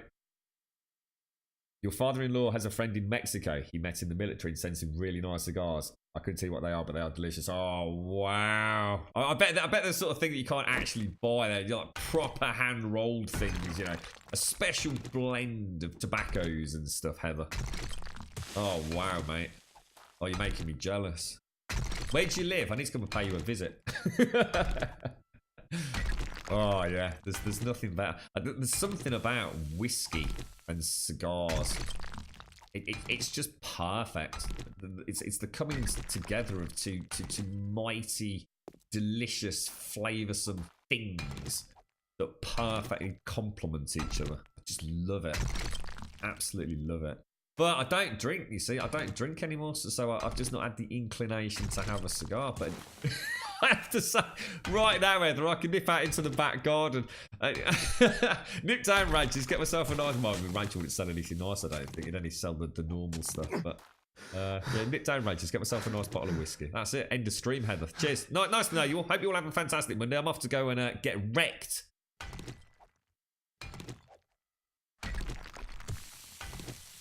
Go on, Hector.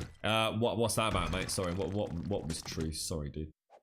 We seem to have hit lead now, don't we? Look, so we've kind of hit a nitrate and lead now, which isn't necessarily a bad thing. Let's keep the coffee, the red tea going, because that means I don't get quite as hungry. Good, really nice cigar. And we've got I think there's several in Birmingham, but I've not actually shopped for cigars in Birmingham for a long time. But there used to be 3 stores. Where I am, there's actually a specialist tobacconist. Now, they are really hard to find in places that I've lived, unless it's a really big city. I mean, I don't live in a big place, but if I come out and trek into the city centre, there is a specialist tobacconist, and they've got all the glass jars with all the different flavoured tobaccos. You know, like cherry tobacco, beer tobacco, you name it, they've got it. I'm not kind of into all of that. They sell all the fancy pipes and like really expensive cigar clippers and all that kind of stuff. All the cigars are kept, you know, properly. What do they call the cases you keep cigars in? They control temperature, light, humidity. I can't think of the name, the technical name for what they're kept in. Humidors? Am I thinking? Anyway, whatever they are. But all the cigars are kept in there, and they honestly some of the really expensive things, but they'll actually put on cotton gloves to bring them out. It's honestly, it's amazing. I mean, some of the cigars in there, I mean, you can spend like over 200 quid on a cigar, and that isn't even the expensive stuff. I've never been into the area with the silly stuff. You have to go in through like a glass cubicle to go in there. It's crazy money, mate. Crazy money. And just down from there is a specialty alcohol store that sells all like the really rare scotches and things like that as well. That's not actually been around for that long. Honestly, you can put £1,000 in your pocket and come out with 1 bottle of whiskey and 1 cigar between those 2 stores. If I was a very, very, very, very, very, very, very wealthy man, I would go and do some community work to essentially come up with about 1,000 quid. So I could feel that I wasn't just throwing money away. Because otherwise you could just give £1,000 to charity, couldn't you? I'd go and do some community work to earn the equivalent of about 1,000 quid. And then I'd go and treat myself. Just once in a lifetime treat. And maybe a couple of friends. So a couple of cigars each and a really stupid bottle of scotch. And go camping. That's what I'd do. If money was no object. Humidor, is that what it's called? A humidor? Did I say humidor or did I say something else? You're right, Simpson. Thanks for your help. No, good luck, mate. Seriously, good luck. And if you ever feel like you're caving, drop a message on Discord, dude. We've got a health and fitness section. You want to pick me up? You want someone to pat you on the back? Always think you've come this far, Simpson. You've done amazing, mate. Honestly, you've done insane. You've gone 8 weeks without putting a cigarette in your mouth. That is freaking. You are like Superman, mate. It's insane. People think, it's not like giving up heroin or cocaine and all this sort of stuff. It's insane, mate. Nicotine is like one of the most powerful drugs out there. It is bonkers addictive, mate. You have done really well. Don't ever, ever, ever go through that thought of, you know, why not? Just stay strong, mate. Stay strong. Oh, the smell of cigarettes, actually, it is really bad, isn't it? I noticed it. It's one of those things. I'm not saying this just because I'm an ex-smoker. It's like, oh, well, he can say that because he's an ex-smoker. Of course it smells horrible. I was aware my clothes smelled even as a smoker. Especially when I was a student and couldn't afford to wash my clothes particularly often. I used to have this quite baggy jumper I always used to wear when we went out kind of, you know, slumming it in the student bars as opposed to out pubbing and clubbing. So I didn't wash it that often because I didn't wear it that often. It didn't get that dirty, to be honest. I always wore a shirt underneath it kind of thing, or a t-shirt. So sometimes I did notice when I pulled that out, it's like, oh shit, that freaking reeks of like stale tobacco, you know? Ever so horrible. Thank you very much for the sub, Hector Rio. Thank you very, very much for the sub. Can we please get some sub love in chat for Hector Rio? Thank you very, very much, mate. I appreciate that. Welcome to the Grumbodians, mate. Don't forget, join us on Discord if you're not over there as well, Hector. It's always nice to have a chance to meet people outside of the stream. Thanks very much, bro. I've also heard them called wet boxes. What, the humidors, really?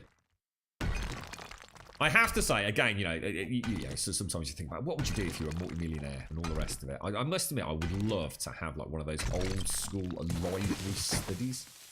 And on my desk would be one of those really old, sort of like dark, I don't know, maybe mahogany desks. You know, they used to have that, is it bankers' desks? Well, they used to have that, like that sheet of green leather embedded into it. And I'd love one of those little green lamps, you know, those little green sort of concave lamps they used to have, like a little brass, a little brass cord that turns it on and off. And next to that would be my very own fancy pants, hand engraved humidor. With some big ass cigars in it, mate. I think that would be my one little tip to lavishness and crazy expenditure. I think that would be amazing. And obviously a really nice bottle of scotch as well. Just got to win the lottery. And you're all invited over. I'm not going to hog it all myself. You can all come over. We read Terry Pratchett books together. Yeah, I'd be mad, wouldn't it? Imagine that. Oh, do you want a cigar? Yeah, I'll have a cigar. You pull out something that's like the size of your arm. You can only get it in your gob, mate. With £1,000, I can enjoy 40k more since they are raising the prices of paint. Are they? What, as in a massive leap or just a little inflation raise, Valiant?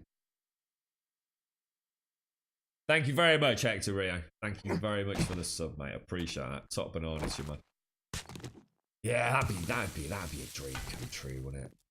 Everyone else is going for all these, like, you know, all the big streamers these days. Even the smaller streamers.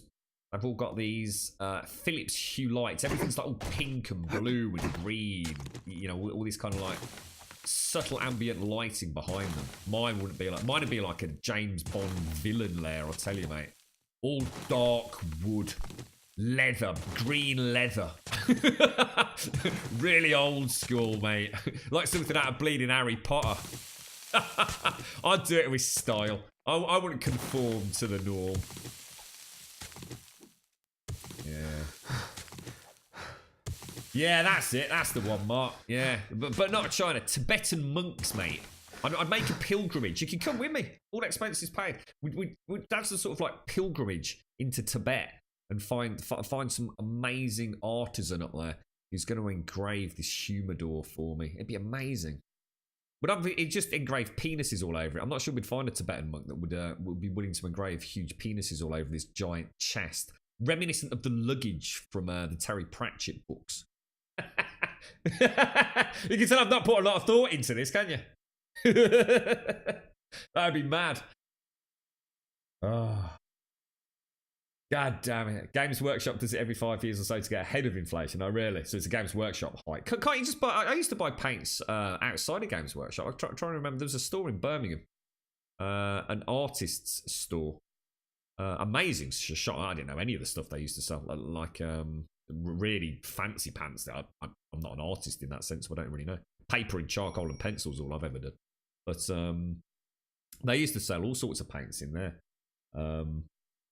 And way cheaper than Games Workshop ever sold them, mate. Because you bought the big bottles and just topped up the small inkwells with them, you see, value. Is there not an alternative place you could go like I used to? Because those little pots of paint from Games Workshop are ridiculous, mate. Absolutely ridiculous. I mean, they're very good. They're very handy. I used to just empty those out, clean them out, and then pour in from the art shop. From the big buckets in the art shop. You have very detailed plans for if I win the lottery. It's the only way I can justify buying a ticket. I'm not throwing away $10, but having 5 to 10 hours of happy thoughts. What would be the first thing you'd buy, Pax? I don't know what my first thing I'd buy would be. I suppose the first thing I'd do is gather everyone around. See what we could do. Honestly, sit down with people and say, like, how can we make a difference in your life without you feeling like it's just a charity thing? You know, what can we do? You know, people with mortgages or kids that are going to school and things like that. You know, how can we make things better for you? I think that'd be the first thing. Sit down with like friends and family and say, like, look, you know, it's not like we can give it all away because there's going to be things that we want to do together, and I'd want to put that pot of money away for that, especially for me around the stream in particular.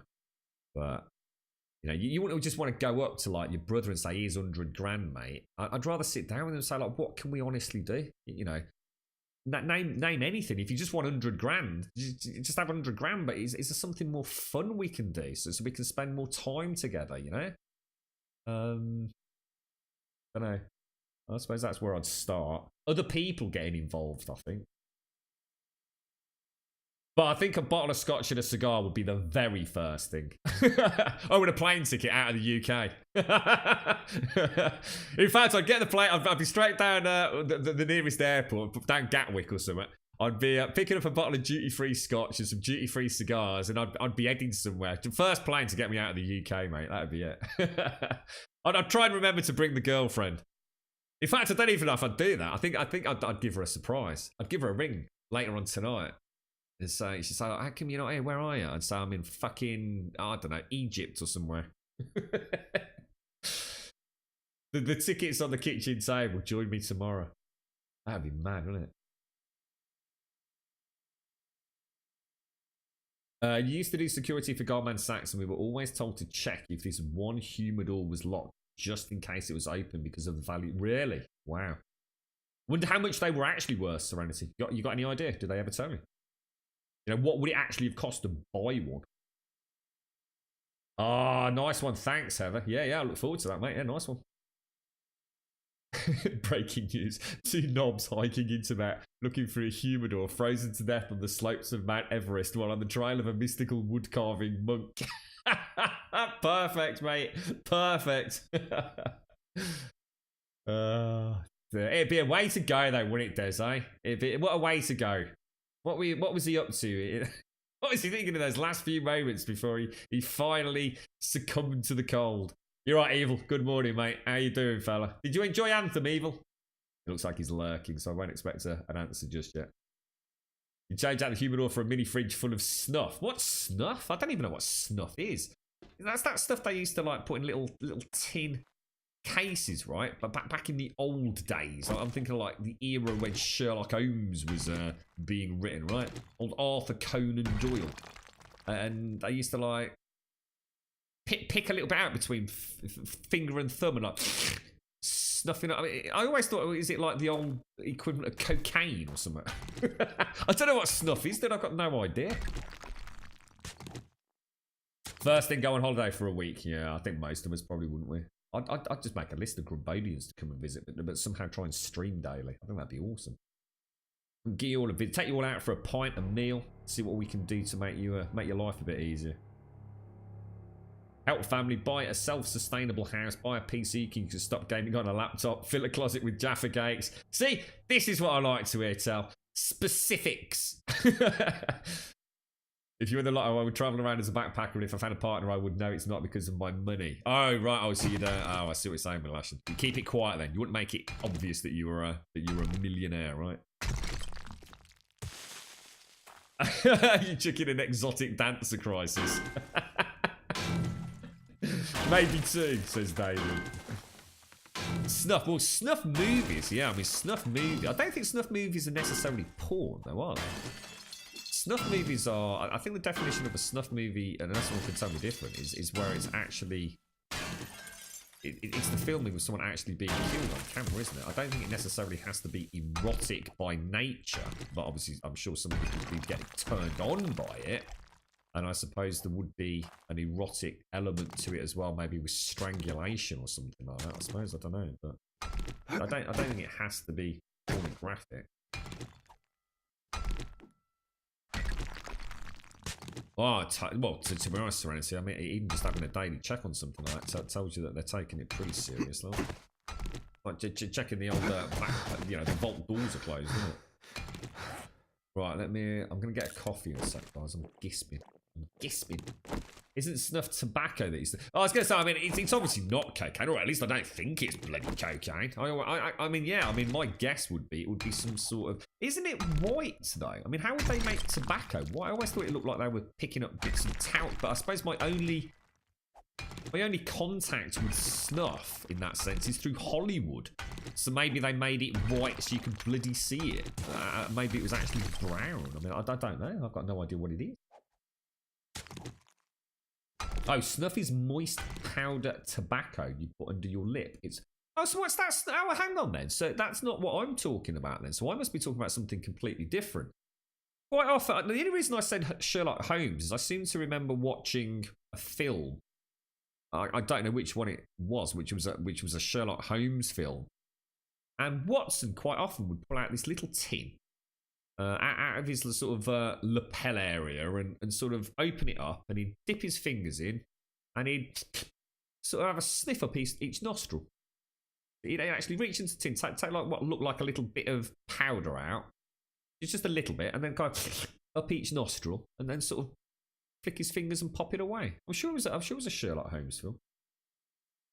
And it wasn't Sherlock Holmes, because Sherlock Holmes was a major cokehead, wasn't he? It was Watson doing it, so. Oh, in the US, snuff is a smokeless tobacco. It's what I used to use, and it is amazing. Snuff is the tobacco powder that you snort. Oh, so that is. Oh, was it morphine? Was it Serenity with Yeah, that makes sense actually, doesn't it? Yeah, but for Sherlock Holmes. So snuff is a smokeless tobacco made from ground or pulverized tobacco leaves. It is inhaled or snort. Yeah, so it's not wet then. So is that not more like chewing tobacco? 201. What you were talking about, maybe. I don't know. Is it opium? Was it opium? Which is a cocaine derivative, right? Opium. Oh, cocaine is an opium derivative, right? It's all part of the opiate family, yeah. On Sir Arthur Conan Doyle. My dad had the whole collection of Sir Arthur Conan Doyles in these fake leather-bound books. He had all the classics. All the classics. I don't think it cost him a huge amount of money either. I think he was doing some book work for somebody who's an accountant. They gave him this massive book collection of all the classics, including the Sherlock Holmes novels, Dickens, and all that. And they were all green and red with like gold filigree, raised text on the hardback covers, and they were all done in like a very fake red and green leather. Looked amazing. Looked really nice. I think he got rid of all those. It's a shame, actually. But really, yeah, he had like a little, not an office. He didn't work from home back then, but had a nice little setup with them all, and a really nice old record player in this kind of like wooden table, or with like built-in headphones. Well, not built-in, but obviously a set of headphones that came with it, and they were all in like this wonderful brown leather, like proper brown leather cups on the ears. Still probably worth a bloody fortune if we kept it. Yeah, opiates all derive from poppies, don't they? Is that not right? Poppies provide opium, right? And then opium is used to make all the opiate family of drugs. Is that right? Have we got that right, or is that wrong? No, I've never known any. I've never even heard of snuff outside of Hollywood, mate. I've certainly never known anyone that has had, like, snorted. Well, I know plenty of people that snorted coke, but yeah, not snuff or anything. They certainly don't walk around snuffing it at a party or anything like that. Out of little tins, which I guess is what the legit snuff is. So basically, snuff is nicotine, yeah. You can get portions loose. Oh, I see. So it's like an umbrella of products to open.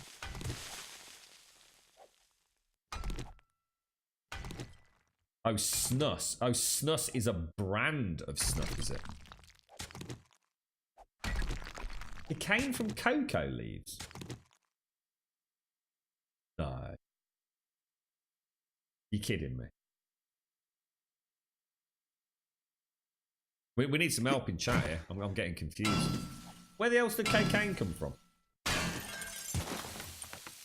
Nah, sure, cocaine comes from poppies, doesn't it? I don't suppose anyone really cares where cocaine comes from, do they? It's as long as they've got the cocaine. I'm sure that's not right. I'm sure you don't get cocaine from cocoa leaves, Serenity. Cocoa's just for things like chocolate and stuff, isn't it?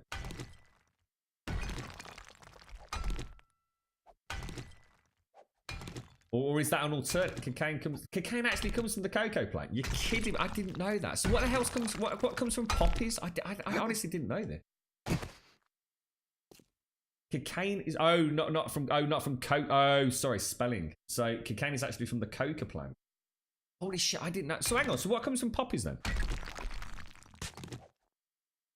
I better go and replant all my plants in the garden then. My plans for mass production of cocaine in my back garden is clear. I've always got the wrong plants. So morphine. Oh, I see. Some morphine. So hang on, what do you actually get out of a poppy? Opium. Ah, right, here we go. So let's get this right then, so I know for future. So poppies produce opium, or at least you can get opium from poppies, however the hell they do it. And then from the opium, you get the opiate family of pharmaceuticals, right? Cocoa plants, you get cocaine. Or do you get something first? I mean, what do they do with? Are we even allowed to talk about how they make? We'll probably get banned from Twitch for discussing how illegal narcotics are made. At the very least, we'll end up on some sort of FBI watch list. So pop is yeah, okay, so pop is opium. Okay, cheers, explicator. We get in there. We get in there. So this actually that's actually mad. I didn't realise cocaine came from cocoa leaves. That's bonkers, mate. It's amazing how little they actually know about this stuff. Well, I know. You're right, Nina. Report it. I was going to say, we'll start getting into the full processing and distillation processes in a minute. We'll be talking about the best type of poppies to grow and the ideal growing conditions, Nina. A special brand of Grumbodian cocaine. In fact, I'm pretty sure if we created a small island called Grumbodia, we'd definitely be investigating. It totally sounds like some sort of cocaine plantation, doesn't it? What could they possibly be growing in Grumbodia? We're pretty sure it isn't tulips, mate. I don't know, 2015. I mean, I've always wondered about this. I have always, you know, it seems mad that in this day and age, right? With all the you know, the technically, yeah, if we can map the human genome, how come some smart bastard at university, right, hasn't just simply created a cheap way of manufacturing what is essentially the active ingredient in cocaine and just banging it out at a right old cheap price? It does seem weird, doesn't it? If it can occur naturally in nature, is there not a way for us to see? We seem to be able to make everything else synthetically, don't we? Maybe it can be done, but it's just so much more expensive than literally making it, I suppose, as in growing it. Who knows? Oh, don't you worry, Nina. Don't you? You can be part of the Grumbodian cartel. Think of an appropriate name for yourself, Nina. So it's a really bad cartel boss name. It'll be like Ghost Recon Wildlands, Nina. We'll all have our own little areas of Grumbodia for different manufacturing processes and growing plantations. What do you want to be in charge of? I'll be in charge of distribution. This is all sounding very detailed, Nina. Ah, dearie me. Grum cocaine comes from cocoa trees' leaves. The leaves are processed to produce cocaine and or... honestly, maybe I did in the back of my head. I kind of knew this, but as soon as we started talking about cocaine, I just started thinking poppies. But that's, like we said, that's opiates. Completely different, isn't it? Babsy Wild. Yeah, oh my god, yeah. Don't mess about with Babsy. Oh no, Babsy's coming. Oh, I like Babsy Wild. I like it, mate. What are you going to be in charge of? You mean maybe you could be the chief grower, Nina, in charge of the actual plantations. Because Babsy Wild, you know, wild growth, all that kind of stuff. It sounds a little bit, you know, out there, out in the fresh air, mate. Yeah, we'll get you a nice villa with one of those infinity swimming pools, Nina.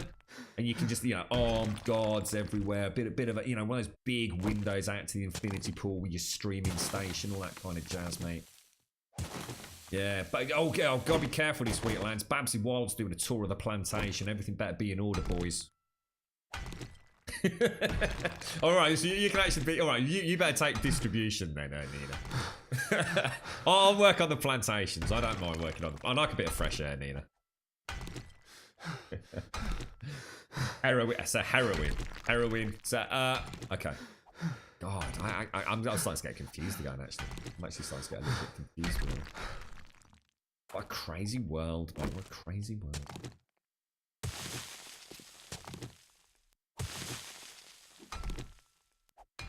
See you in a bit, Valiant. See you in a bit, mate. Have a top day, geezer, whatever you're up to, mate. Good luck with your Conan server. What's that, Hector? What's on, sorry, what was that on there? Netflix? Oh, could you imagine it? I suppose the beauty of putting James in you know, in charge of the construction of the refining laboratories is that I suppose once we get the staff in there, they'll never fucking escape because it would be like a rabbit warren. And then if the Grumbodian Island ever does get infiltrated by the FBI and law enforcement agencies, they probably won't have brought any food with them, thinking it's a fast raid, and they'd probably all die in an infinitely complex network of utterly non-symmetrical labyrinthian catacombs that James has devised, evil. So actually, I think we could use James's completely erratic building portfolio to work for our advantage, mate. I think you need to think bigger, Evil. I think it could work. Poppy's flower buds are scarred to make the flower... Oh, they're scarred to make the flower bleed. And the gum is used to make opium. It can then be purified to a liquid, i.e. morphine can be processed. Oh, so is that how they do it? So they actually, like, scar the poppy flower buds. Wow. Crazy stuff, boy. That's it. We're totally on a watch list now. Totally on a watch list, Tel. It's not the real feds, mate. It's the Grumbodian equivalent. Don't panic. The GED, mate. Do we put James in charge, but we never visit that? No, yeah, exactly. We'll just have like a secret entrance that you and I will build into the schematics, Evil. But don't worry, mate. We'll keep James down there. We'll just give him Diablo to play. He'll be all right. We'll chuck him down a couple of games every now and again.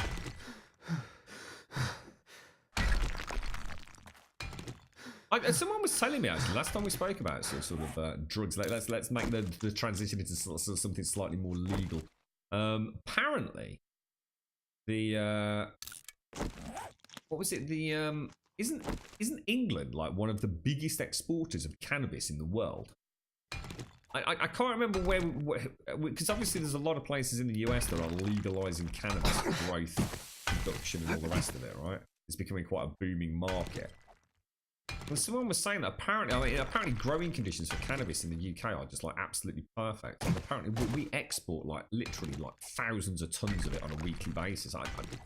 I never had a chance to look into it. I can only go on what I was told. So,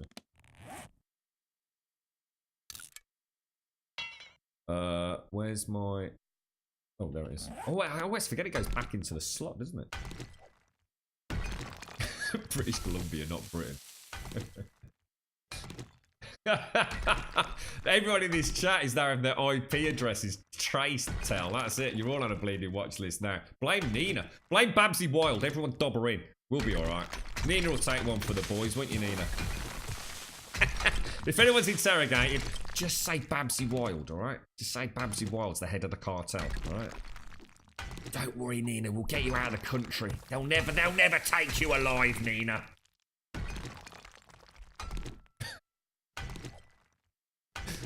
Oh dear. UK is one of the world's largest exporters of medicinal cannabis. So it is straight up legit. That's mad, isn't it? That's mad. To think of the... Oh wow, that's crazy, dude. That's...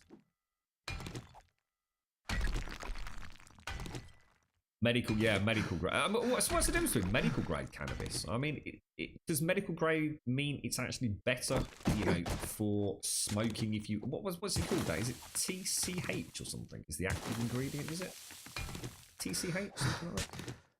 Tetra bloody something or another. So does medicinal mean that it's actually really good, or because the cannabis growing has become so complicated? It's not just cannabis anymore. It's all genetically modified and cross-pollinated to create all sorts of like different buzzes now, isn't it? It's not like just, you know, there's cannabis. You know, some, you know, mellow highs and slightly more, you know, bubbly highs and blah blah blah. I don't know all the buzzwords because I don't smoke the stuff anymore. But you know what I mean? I don't know. It's a wonderful growth industry, and no pun intended at all. Oh, THC, not TCH. THC, is it? It's a tetrahydro something, probably. It has a higher THC content.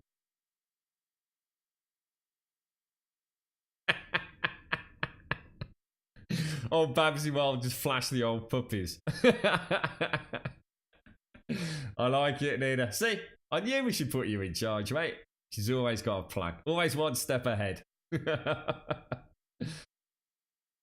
make the Grumbodian labyrinth more interesting, if you give me the ingredients, DNC traps, dynamite, etc. Jesus Christ, we're not trying to kill. We're not trying to kill anyone. They only died because they didn't come prepared, mate. We didn't actively kill anyone. Jesus Christ.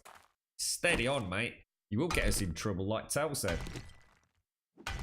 Have I watched the Netflix show Murder Mountain? It's all about the black market. It's illegal dope growing. No, I don't think I have, actually. Is that available now, is it? Murder Mountain. What's about the illegal growing of weed? The legal growing of weed in California. Oh, hang on a minute. I was having a chat with one of the lads down the pub a couple of weeks ago about this. I don't think I've seen it, but I think... Is this the one that starts off? It's an area of somewhere in... Is it California? But that's why I'm not making... He was telling me about an area where there's an insanely high number of missing people. Like, insanely high. And I'm sure something about Murder Mountain. I don't think I put the two and two together. Something to do with pockets of cannabis farmers in a particular area. And they actually have a community kind of help group that aid law enforcement for looking for missing persons. Is that anything to do with what you're talking about? We weren't actually discussing this, but part of the conversation, he brought in this, like, I'm sure he said Murder Mountain. On tonight's news, a Florida man was caught after a failed attempt of robbery at the White House while holding a rubber chicken. What's this? What's that, Crisis? Is that legit? Wouldn't surprise me. What's the gang's name? Oh, I don't know. You'd have to ask Babsy Wild, mate. The medical stuff has less of a buzz. I smoke when my insomnia gets really bad. The legal stuff sends you to sleep. The illegal stuff zones you out and eventually sends you to sleep. Oh, right. So there you go. There's first hand. So that's nice to know, Pax. That's first hand. It's not, someone that's actually tried both, I suppose. It's all about missing people. Oh, that is Murder Mountain. Ah, right. Yeah. Cool. That's kind of weird. That just popped into my head then. As soon as you said Murder Mountain, I thought, oh, I've heard of that. All right, I'll check that out. I'll get a little bit of a. Is it worth watching? Is it well done, or is it a bit crap? And that's in California. My God, dude. See, this just goes to show the way that Hollywood propaganda. I don't know how it's worked over the years and what the times have been with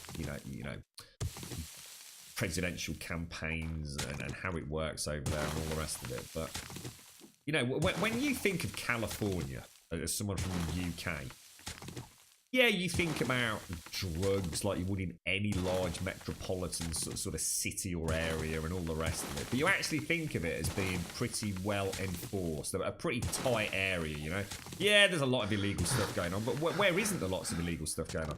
But the thought of it actually having this incredibly high missing persons rate, if it's as crazy as he was saying and what I've just read in chat there, it just goes to show, doesn't it? It just goes to show that the power of Hollywood. You think of beautiful ocean waves and all the tourist sites and the buzz of lots and lots of cocaine flapping about and drugs out there in the pubs and the clubs, but a buzzing city that is, however, pretty well policed and people don't just disappear and all the rest of it, no more than anywhere else. But to think there's a concentrated area, almost like an X-Files zone, it's quite hard to comprehend, to be honest. Guys, I'm going to get a coffee and take this phone call. I'll be straight back.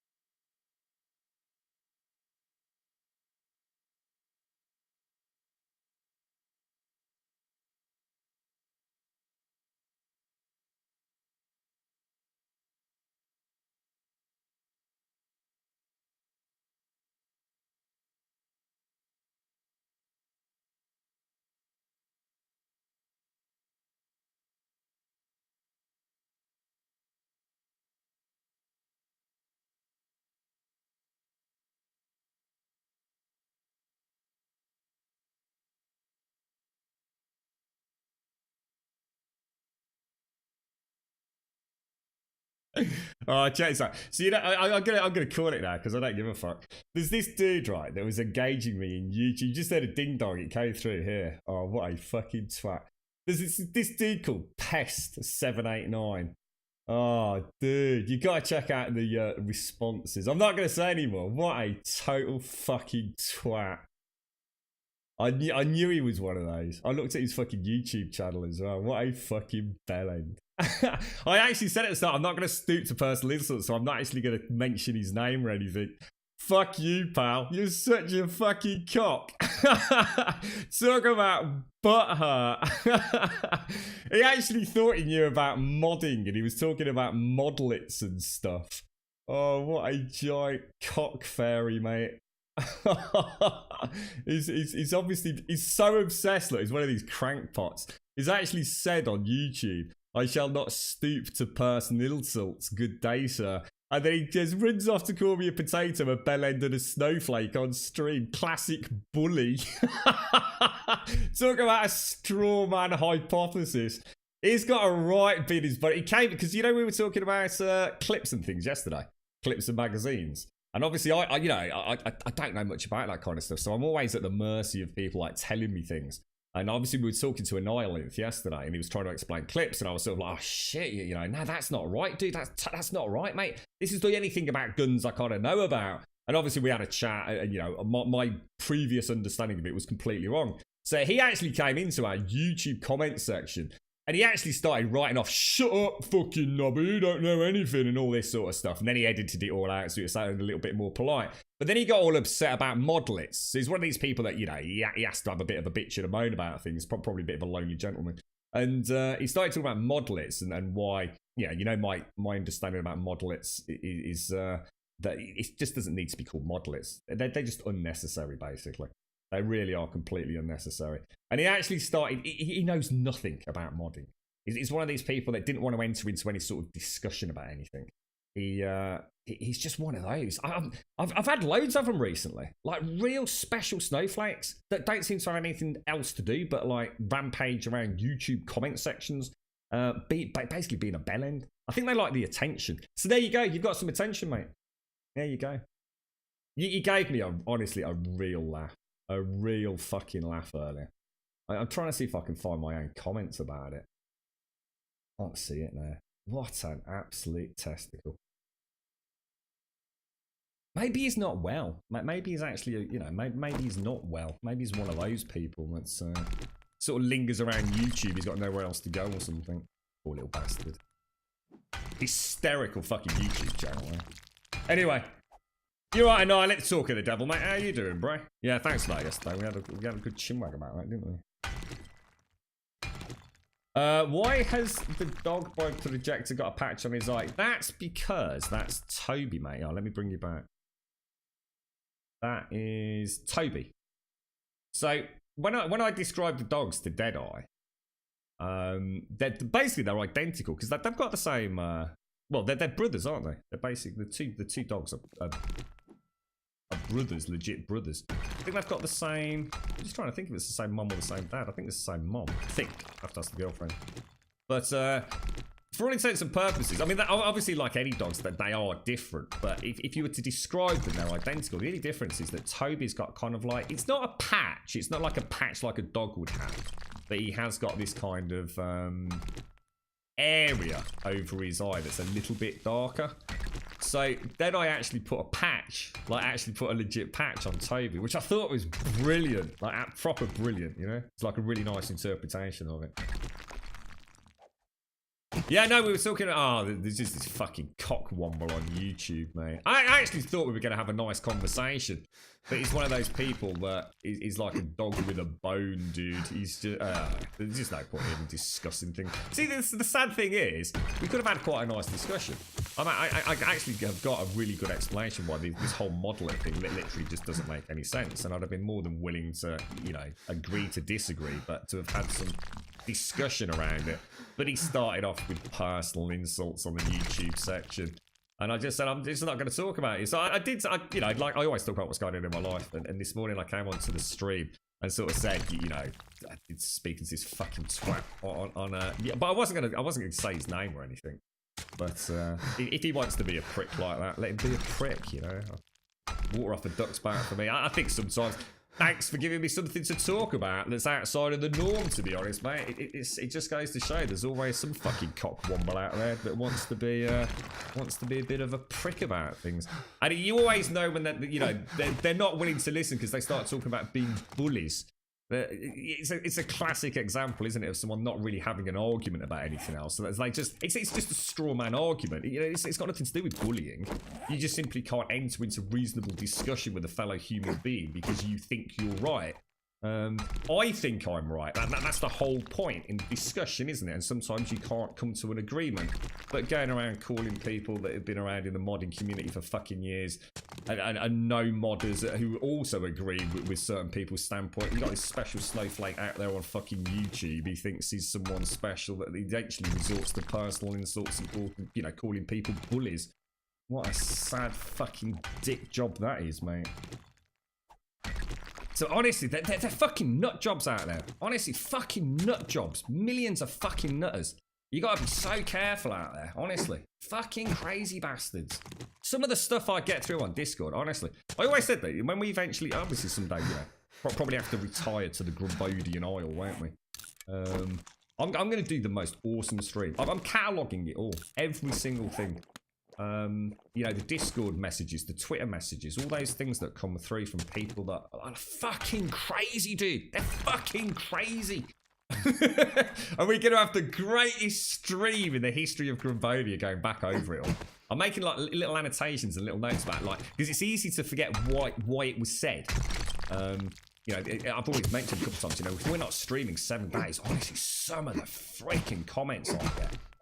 Private stuff through Google, YouTube, even my email account that I make fairly publicly available. It's no sort of hidden email. It's just used for general junk and stuff. But it never ceases to amaze me how many freaking crazy people there are out there. They take stuff way too seriously, man. Way too seriously. He is right about the firearm stuff. Yeah, Des, as we said. Yeah, absolutely stuff. Yeah, we said all this yesterday, Des. We had a chat about it with Annihilate and Weetabix, who were very helpful and informative. It's quite interesting. So it's amazing, like when one person explains something to you, but they're not taking into account, I suppose, that you know nothing. You've got to remember, as an Englishman, we most of us have never even held a gun, Des. You know what I'm saying? It's that wasn't what it was about. It was the rapid. I even said thank you to him. I even said, my first part of the post was thank you very much. I'm fully aware of that. Kind of cool, but Jesus fuck bastard. Yeah, Annihilate was really helpful, and I think Weetabix put a post up, a link up, so that we can actually see it. It was because it's nice to have an image to associate with a description, isn't it? I was actually quite impressed by that. I always wondered, because again, Hollywood's got a lot to answer for. You quite often see, I saw it in The Punisher, like literally over the weekend, where he's reloading a magazine and he's kind of pushing the bullets in one by one. And, I hadn't realised like those kind of clip things existed, so you can. I suppose you still have to load the clip though, right? You still got to physically, or do you buy them like that? I don't know. I suppose there's nothing to stop you. So I suppose I don't know. Maybe it just makes it quicker when you're out on the range, right? It's cheaper to buy one of those clip things and slide the rounds into that, and then push all those down into the magazine, than it would be to have like lots and lots of magazines. Right? I suppose it makes sense. You're right, Balray. Oh, honestly, they're crazy, mate. Honestly, crazy. What the really sad thing is that people are actually like as obsessive as that. That feel so strongly about things are actually the people I love to talk to stuff about. Because actually, sometimes they can swing my viewpoint. Sometimes I'll sit back and I go, actually, you know what, mate? I didn't. That's happened so many times on stream. I've had an opinion on something around a mod, Ravenhurst or something. And someone's, or even Jax has come into chat and says, yeah, but did you know about this? And I'm like, fucking hell, dude. No, I didn't know about that. Now it all makes sense.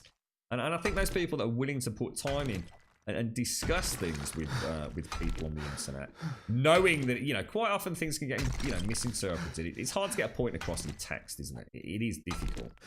And I think for those people that are willing to take the time out, you know, in a Twitch chat to explain things, let alone in something like YouTube where you can be read at your leisure and, you know, you've not got a streamer desperately trying to creep up. They're the keep up. They're the people that actually it can be really worth engaging with, and I think YouTube comments can be really good for that kind of thing. But sometimes they just go off on a mad one. You know, all semblance of normality and you know, I suppose respect for other people's opinions goes out of the window because see, he's so horribly misinformed. You know, about. He even went Googling XPath, expecting, oh, Jesus, as if it's some revelation. He clearly doesn't know how mod app managers work or SDX compilers work or anything. And yet he's the one there sort of calling people Luddites and stuff. It's, oh, Jesus, mate. You know, we could have had quite a chinwag this morning. I'd actually got 20 minutes, which is why it's the first time I've had a discussion on YouTube with something I thought might go south. But lost opportunity, unfortunately. But he's one of those people that just keeps banging on and on in the YouTube section. But whatever keeps him happy. A man just bought $200,000 worth of tacos at Taco Bueno and has been dubbed the king of tacos. What's going on, Crisis? Are you mad?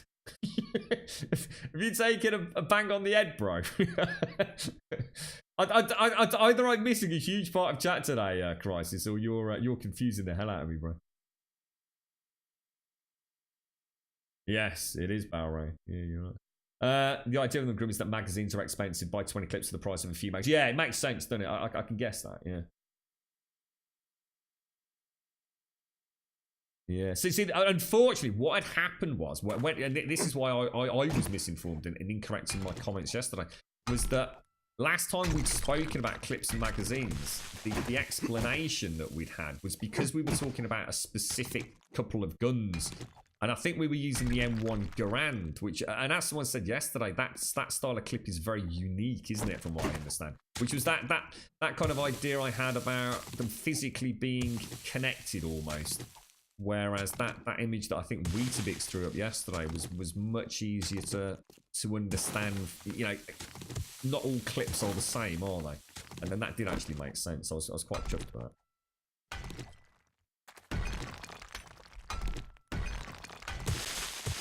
Yeah, that's right. And to be honest, the silly thing is, it's me in my, you know, desire to get things right. You know, we've had a lot of, you know, talks about, you know, how suppressors and things are represented in games. And like I said, you know, for someone from the UK, we've got no chance. Hollywood and games is what we know about guns. Unless, you know, you ask people that actually know things. And it is about listening to people that know. But, you know, it means that we do get incorrect information at times. Good example, 7 days, isn't it? Quite often in 7 days, you know, one person will be in chat saying this, and this. And actually, it turns out that... Damn it. Come on, stamina's killing me. We better have... Oh, this is perfect. I was going to aim for 8,000, so we've already nailed it, look. It doesn't mean anyone's actually wrong. It just means people are playing, like, could be playing a different version of the game, or, you know, a remember or miscalling a modification. And, you know, it's no reason to sort of, like, jump on the hate wagon and start calling people names just because they're incorrect about something, is it? It's actually quite nice to be able to talk about things on Twitch, but not everyone's the same, are they? You're actually from the UK, but you clearly know a lot about it then, Ireland. You clearly, that's what I'm saying, you don't have to have, I suppose I shouldn't have said come from England, but, you know, I think the majority of people in the UK wouldn't know anything about a weapon. You know, or, you could shove out, what were we saying, like handguns, weren't we, yesterday, which includes pistols and revolvers, that was right, wasn't it? In my hand, and I don't think I'd know much about it. I don't know how simple they are. I mean, you know, if the safety switch is easy to move, or how you pop the magazine out or anything. I just don't know any of that stuff, mate. You know, I've got no idea what the recoil on a gun is like. But there's loads of people. I mean, don't get me wrong. There's loads of people in the UK that will go to shooting ranges and have a wonderful time with it. But it's not the norm over here. You're watching a YouTuber that we both know play a game called Fear the Nights. It's the only person I've watched is Games for Kicks playing it. I think he was quite enjoying it. I'm trying to think what. Yeah, because he had some problems when he started, didn't he? Because I think he was going into areas I think he hadn't realised that, and I you know, who would have done, that some areas were deliberately more difficult than others. So, for example, some areas of the map are designed to be, you only go there when you're a higher level. It looks like one of those games that you used to, you know, for someone like me, probably used to fill in a bit of a gap in the schedule. It's still got a long way to go, Serenity. I think, to be honest, mate, it's still got a fair old way to go. I think it could be a good game, and I do. Hang on, have I got my surround sound on? Here we are. Yeah, it's how much support it gets now, as opposed to what the game's like now, because it is from Wildcard, Serenity, and as we know, Wildcard have a rather nasty habit of coming in all guns blazing, you know, publicising a game, getting lots of content creators to play it, and then sort of maybe not sustaining ongoing production, you know, a bit of a cash grab almost. So I think Fear the Nights is one of those ones where we'll see one or two things happen. It'll either fade into obscurity in a matter of weeks, or we'll actually start seeing people like Kicks, you know, who do wicked coverage of these games over a long period of time, suddenly saying, you know what, this is actually now really worth picking up. You know, now we're getting somewhere. So yeah, it's on the watch list. I've actually got a code for it. I got in touch with the devs, Serenity, or they got in touch with me. I can't remember. I think I got an email from them, didn't I? Or did I? Yeah, no, that was Jenny or whatever her name was from Koch Media, wasn't it? Who got in touch with me, I think. Was that Fear the Night? I can't remember now, dude. But I know we've got a code for it, mate. We've definitely got a code for it.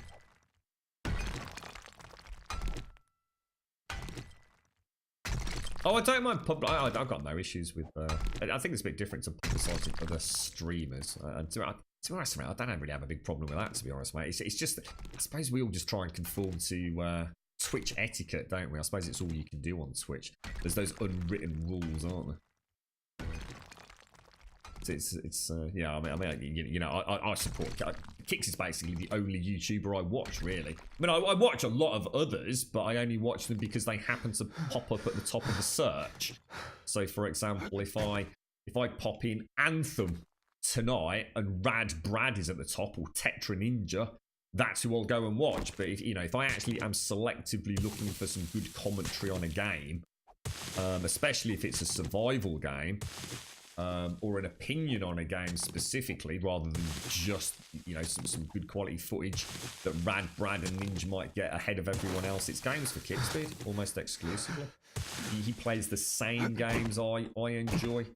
And he's a bloody talented YouTuber, you know, he's a really... And he doesn't pussyfoot around either. He's not one of these fake charlatans that are so rife on YouTube. If he don't like something, he'll tell you he don't bloody like it, mate. You know, and I really respect that. You know, he's got an audience that want to see him having fun playing games. You know, that's what it's all about. But actually, if he doesn't like it, he's going to say he doesn't like it. And he's very vocal on social media as well about things that he doesn't like. And I like the honesty. I like that. I like the commitment to a brand that he has that doesn't revolve around the panicky twitchiness that some YouTubers have about losing a viewer. It's like cockwomble in that YouTube section that I was just talking about.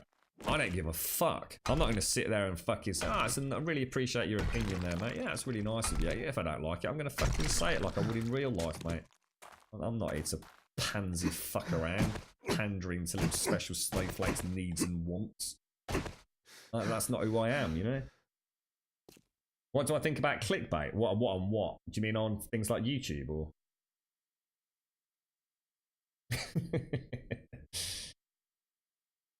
No, I'm just trying to get a lot. I just want to get all. The reason I'm down here for so long, Santa, is I literally haven't run out of nitrate to get, and I just don't want to come back down here, mate. It's not my favourite part of the game, as you can probably imagine. So we did quite a lot of building on the evening stream the other day. So at least we can go and grab a shitload of this and then get the hell out. I was kind of expecting to run dry quicker than we did, but everywhere I go, I keep finding another node. So Yeah, I'm not sure what... I mean, the only clickbait I know of... I mean, obviously we have clickbait. There's a very big difference between clickbait YouTube thumbnails and clickbait in the world of... Oh, what's it called?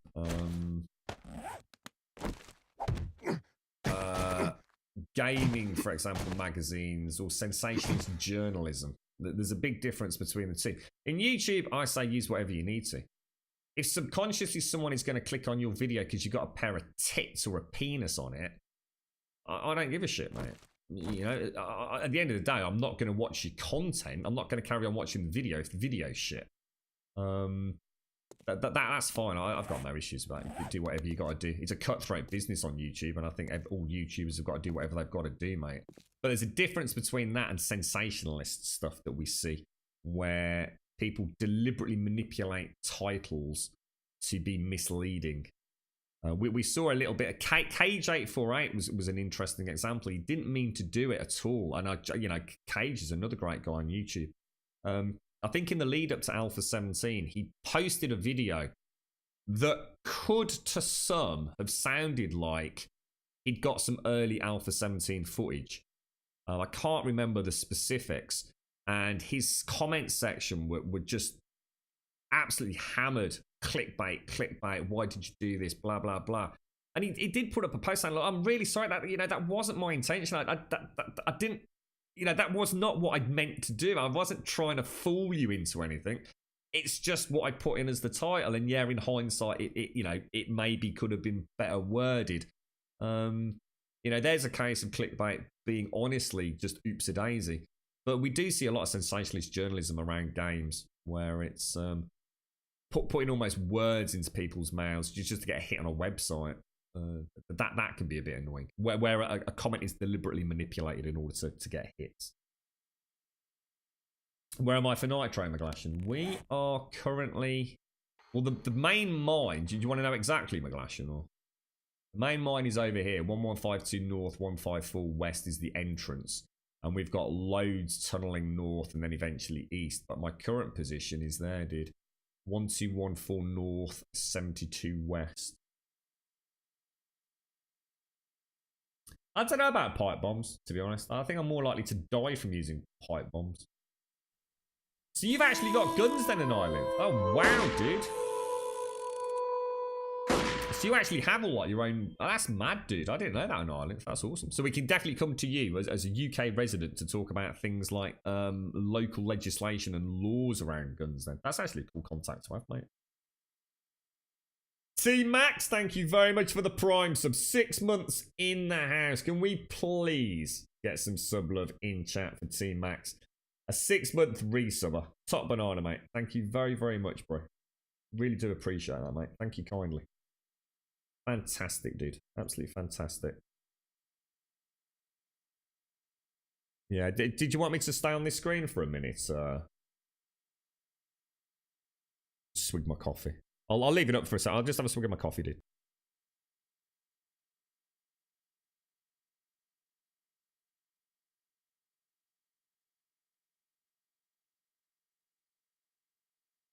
That is mighty strong, actually. That is mighty strong. How you doing, Joshua? Nice to see you. I think you need to go to bed, Crisis. I think you really do need to go to bed, mate. I don't know what you've been up to in chat today, mate. You got more common sense than Potato Head on YouTube. God, joking to death. You live in a strict firearm state in the US. A lot of stuff banned here, but I don't mind the controls and wish there was more money in your country, to be honest.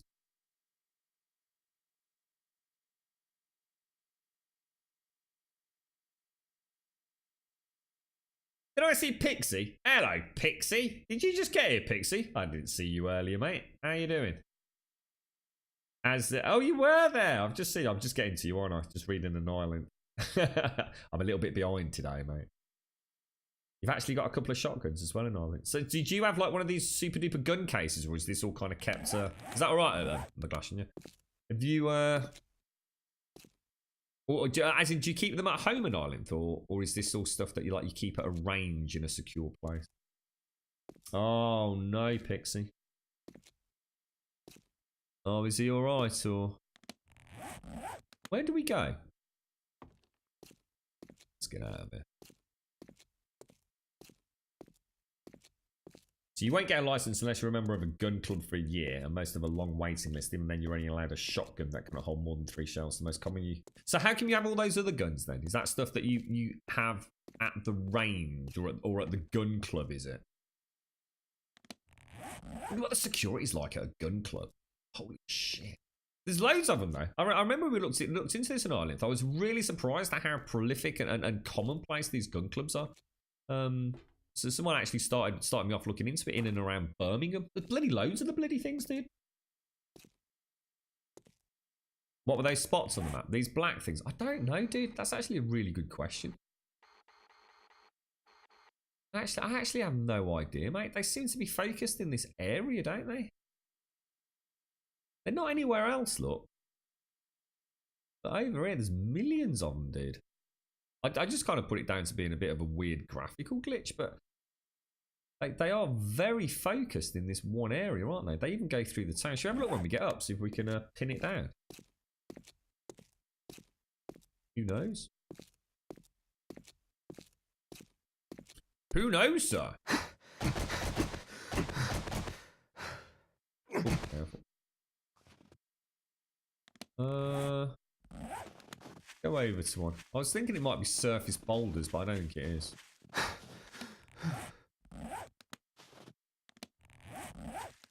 Appear to be nothing. I mean, I'm right on top of a couple of them. Don't know, dude. I can only put that down to just being a maybe a something like this. I don't know, mate. I've got no idea. Put that up. You keep them at home. To be able to own guns, you need a home visit from the local firearms officer. You'll need a specific gun safe that must be bolted to a supporting wall of your house. Yeah, that's about all I knew about it.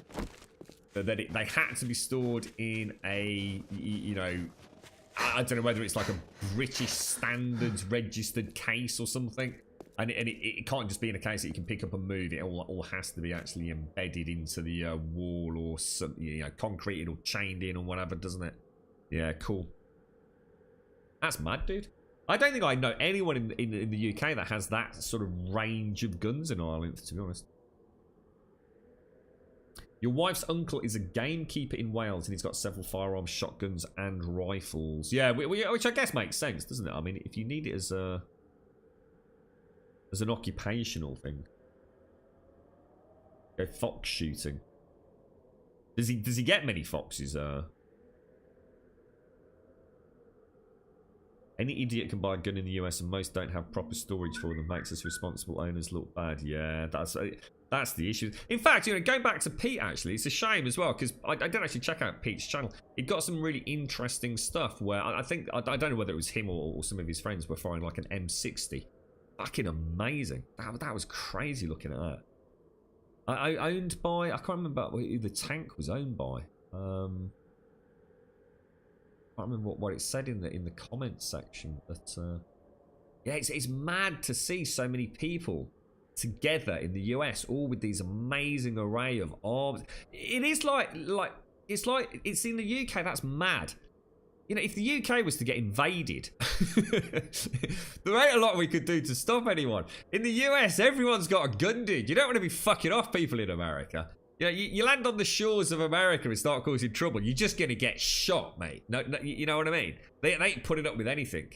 You know, there's a very strong identity in America, isn't there? You know, don't fuck us around.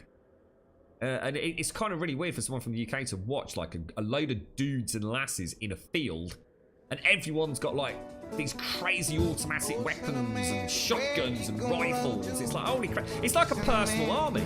It's like looking at a personal, or a small militia or something. I think it's crazy, mate. Absolutely crazy. That must be so cool. You know, what should we do tonight? You know, just go out and just fire a few rounds of a gun off. You know, it must be like proper, I don't know, like really cool. I think guns are awesome. Like freaking amazing. You know, as long as they're used, right? And as long as there's some legislation around them. I'm certainly not saying that I'd like to see the UK just have any old Tom, Dick and Harry own a gun, but you know, if I want to fire a gun, I didn't realise how easy it was to go to a gun range and just hire, you know, a gun and a range area and some, you know, buy some bullets for a day.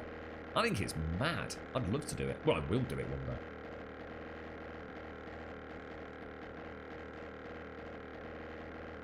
Yeah, we're just waiting for them. Yeah, that's it. Watch them trawl through the ocean. Condoms stuck all over them, mate. They'll soon leave. Plastic bags, condoms, all stuck in their bloody armour. So sod this, mate. It's pissing it down with rain. Why are we even bothering? That's what the Vikings left, mate. Invade Scotland, we've got headbutted. Yeah, crazy, man. You killed a couple of dozen. You've killed a couple of dozen just while you've been there, Daxos. So yeah. To get a gun license in Australia, you have to undergo a thorough police check. Oh, I thought it was a little bit more relaxed over there, including the doctors prove they are sane. Oh wow, so there's actually a so there's a psychological test as well. That's actually pretty mad. There's a good. I mean, here's a question, right? I know you can't answer this. But it is something I've never thought about, right? Oh, Pixie! Pixie, Pixie, Pixie. Thank you for the 10 months, mate. Thank you very much for the 10 months. That's awesome. Thank you to T-Max for the 6. You get your new bags today, T-Max, as well. I don't know if you're in chat. I hope everything's going well for you, mate. And thank you, Pixie, for the 10 as well. That's awesome. Thank you for using your Prime. Both of you, T-Max and Pixie. Thank you both very, very much. Well, I hope little one's okay, Pixie. I'm sorry to hear.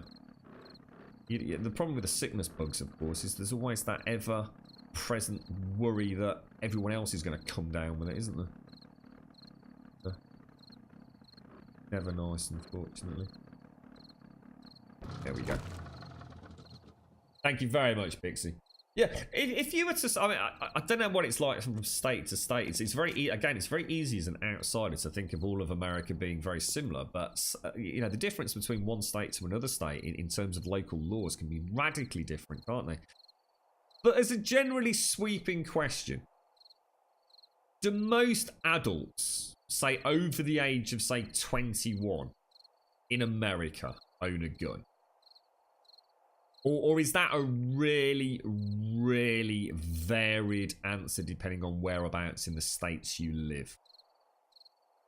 Could you be as general as to say, I mean, see, sometimes I watch a Hollywood film and it's like, everybody's got a gun. And then I watch another Hollywood film and someone's looking at them like, oh my God, you've got a gun. What the hell do you need a gun for? It's really hard to get your head around it, you know, the prolific nature of guns in the US. Every time I speak to someone in Twitch chat who lives in America, they seem to own at least one gun. Maybe there's a correlation there between Twitch and gun ownership, you know? You know parts of Sydney that you go where I know someone in every car on the road would almost be guaranteed to have a gun in the car. Really? Wow. So I didn't think it was that prolific in Australia, McGlashan. I really didn't. I didn't think it was particularly hard to get a gun, but I just assumed not many Australians owned guns, especially in urban areas. So, you know, that's interesting, isn't it?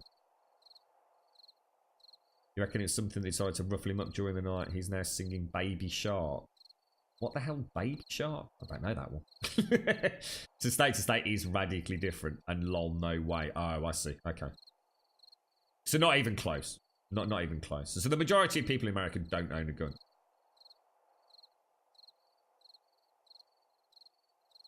There's enough guns in the US for every single... Yeah, I've sort of seen those kind of statistics, because I think what you tend to find, from my own personal experience, having spoken to some of you, is that if you own one gun, you tend to own quite a few. It seems to be quite common in the very small sample size of people I speak to. If you've got a gun, you've probably got at least another couple.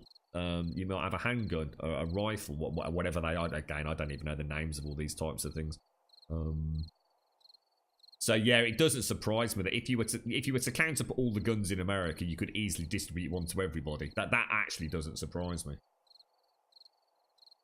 Then definitely not a majority own guns in the US. Really brazen. Yeah, yeah. It's really hard as an outsider to get a gauge on it, you know. So all your neighbours have at least one gun for sure, but you're in a state where we can carry long guns on it. What's a long gun? I don't know what a long gun is. What does that mean? And you can actually do it without a license as well. Jesus. Don't ask about Baby Shark, Grub. Just don't go there. It's a dark hole. You got me intrigued now. I want to know.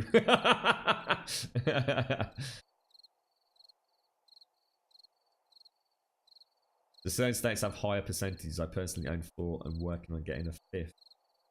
When you say working on getting a 5th, is that because you need like an additional license, or as in just because it costs a lot of money to buy one, dude? Baby Shark, do. Rifle. Oh right, so a long gun is called. Oh right, so that's just another way of saying rifle, is it? Okay. Right. Okay. Let's focus a little bit. Let's grab these. I actually almost need to go and get some more bloody coal. I think everyone's probably had enough of mining today, haven't they? Grab that. We do need to make it. 2 to 2. So let's throw some. Hang on, what's going on? I'm in the wrong bit, aren't I? That's why. I was gonna say, how come I can't make bloody gunpowder all of a sudden? 65 minutes. Oh wow. That's mad, man.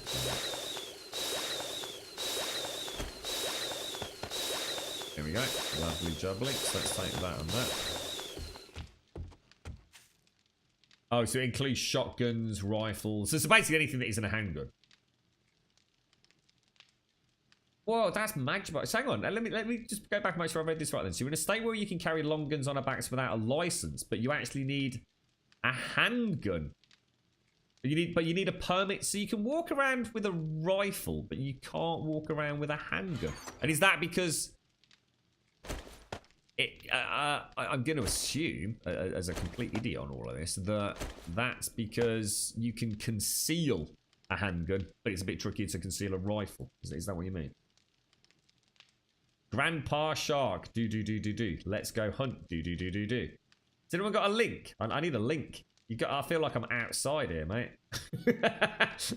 I hope it's alright, Pixie. Anything with a barrel longer than about 18 inches. Oh, okay. Yeah, that's all I can think of. Jaboshery, yeah. I suppose it's not. I mean, again, Hollywood. It's got a lot to answer for. There's nothing to stop you wearing a big long trench coat and having a rifle in it, though, is there? I mean, you can still conceal it. I suppose the difference is you can't whip it out super fast, right? But yeah, Jesus, mate. So there's a whole different legislation around concealed firearms versus. So are you telling me I could? Hang on a minute. Are you telling me I could walk into a local supermarket where you live, Jaboshua, and walk down the frozen foods aisle, and you could be standing there with a rifle slung over your shoulder with live ammo in it? Am I right about this, or am I missing something really obvious? You can't stick a shotgun down your pants. You've obviously never watched what was that? Lock, Stock and Two Smoking Barrels, Brazen. But yeah, I see what you're saying, mate. Let's all listen to a little bit of. Oh, what the fuck is that? Pink Fong. Oh. Pink Fong. Pink Fong. What is Pink Fong? Sounds sexual. Like Pink Thong.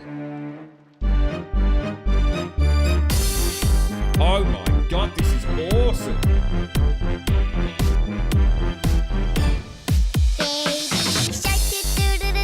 Baby shark, baby shark, baby shark.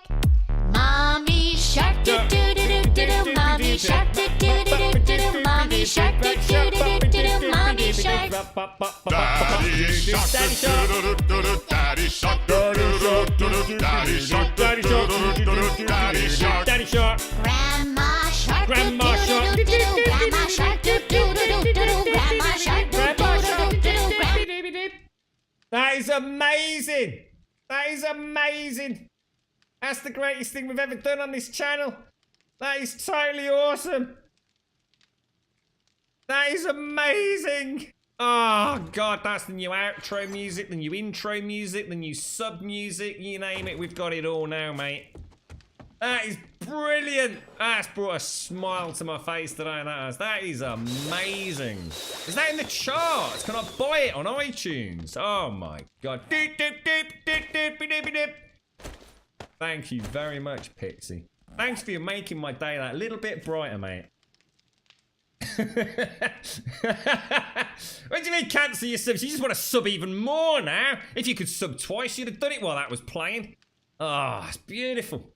Beautiful.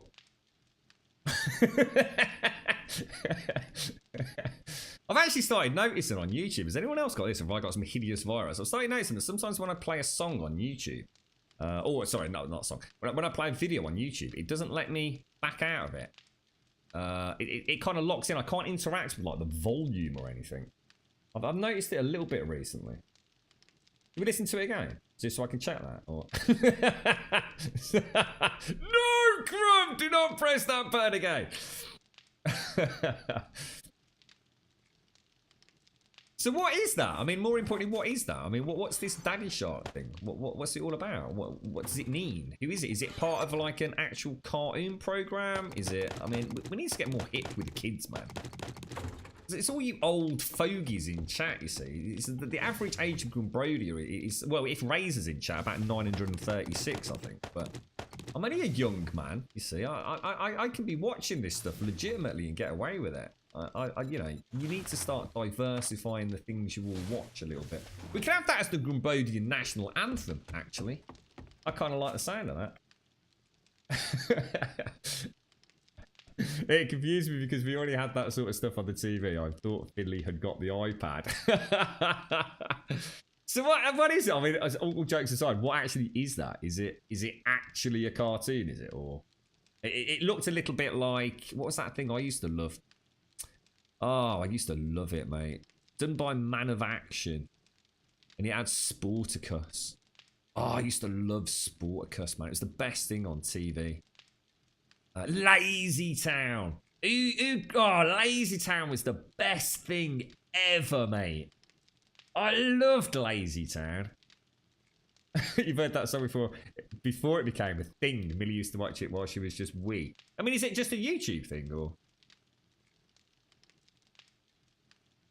Oh, Lazy Town is so good, isn't it? Yeah. What was the pirate one? Oh, the pirate song. I used to sing it all. I used to dance around the living room in me pants, listening to fucking Lazy Town. What was the girl's name? Not Penny. What was the girl's name? That's Sporticus. Oh, he used to do the backflips. Oh, and Rotten. What was his name? Ronnie Rotten. Oh, Ronnie Rotten was awesome, mate. Was it from Iceland, was it? Is that the greatest export from Iceland, was Lazy Town? I wonder if they still make it. Very young Lazarick. The guy that played the film. That's whoa, no. What, Ronnie Rotten or whatever his name is died.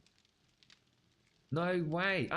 You know what, Nina? I think I remember talking about this in Discord, but I don't think it really hit. Oh shit! No, well, that's awful, mate. That's really sad. The biggest problem with the US gun laws is that there are just too many loopholes, and like any law regulating the sale of a product, if it's not the same in every state, there will always be cross-state trafficking. Oh, I see. Right, got you. Hang on, what was the first best thing to come out of Iceland then? You're going to talk about what's her name, aren't you? What was that lady with a Bjork? Was Bjork from Iceland? Oh, that's actually really sad, Nina. Oh, I think we should cheer ourselves up with a bit more Baby Shark, don't you? I'm gonna get a soundbite for that. That's brilliant. Yeah, we'll tie it in with bits. If you give me 1,000 bits, we'll play your Baby Shark. I'll guarantee never getting another fucking bit in this channel. Lazy Town from 2004. You ran around in your pants. Yeah, freaking Lazy Town. I used to my mum clipping me around the back of the head saying stop doing somersaults. You can't get on the sofa, Grum. Get off the sofa. You're not bloody Sporticus. Oh, beautiful, mate. Beautiful. The good old days of Ronnie Rotten. He was a right dastardly devil. Do you remember when he cloned himself? Holy shit, that was amazing. That was brilliant, that one was. Oh, God, millions of Ronnie Rottens running around. It's like, what's going on here, mate? Was it Ronnie Rotten? Something like that, wasn't it? Right, let's dump that, and that. Let's get everything put away. We're all over the shop here, aren't we? Good old Ronnie. Sporkus. What was the girl's name? I can't remember the girl's name. Is it Penny? Oh, Penny was Inspector Gadget, wasn't it? Wasn't her. Trying to think.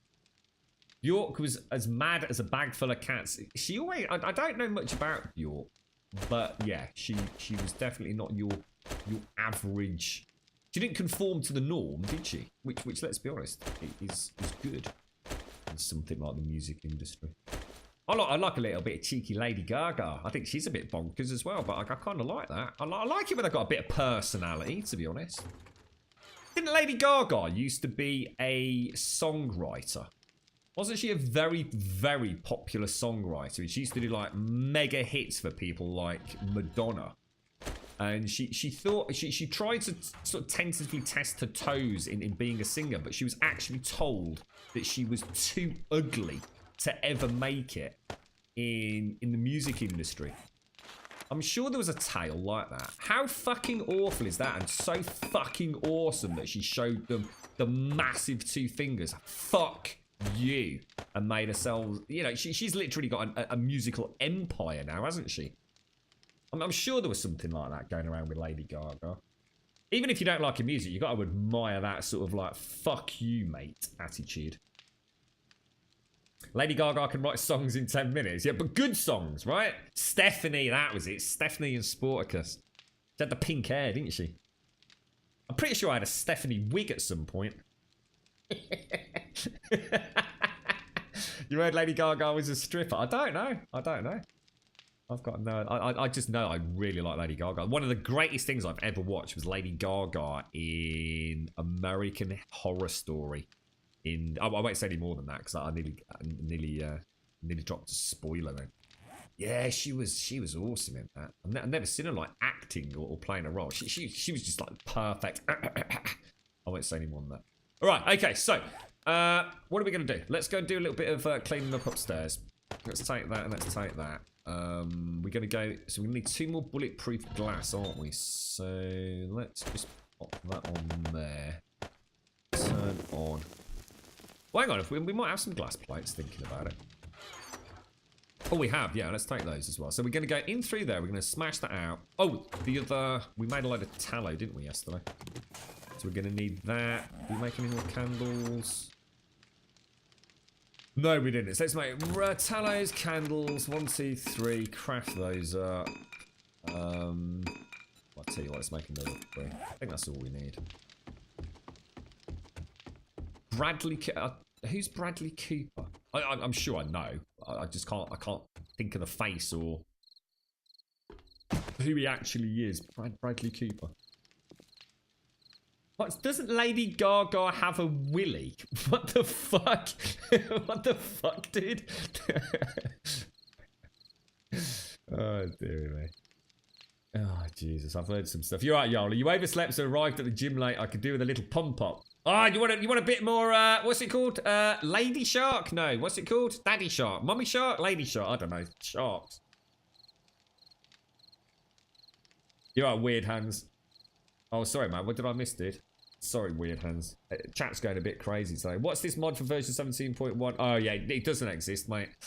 All I've got access to, Weird Hands, is...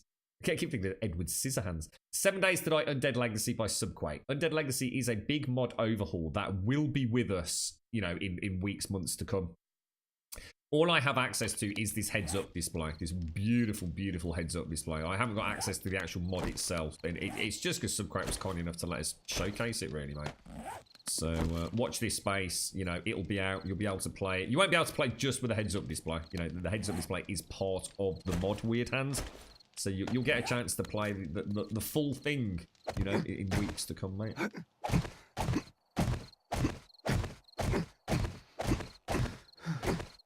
Right, Okay. Why would I need herbal antibiotics? Oh! Why would I need herbal antibiotics, dude? I've got millions of jam jars full of honey and normal antibiotics. To be honest, I think I've eaten one. In fact, I haven't even eaten one I've only eaten one jar of honey in this entire playthrough, I think. In fact, maybe two. I think we tested it once, didn't we? Don't need to, Razor. We do not need to, sir. Why have I only got two candles? So, how's that leg doing? Great, never better. Good. Shot, Why don't you shot try me putting old some weight ducky. on it? Sure. Yes. Oh, that's good. That feels good. Very strong. Sorry, these Thunder. must have I gotta put you made- down.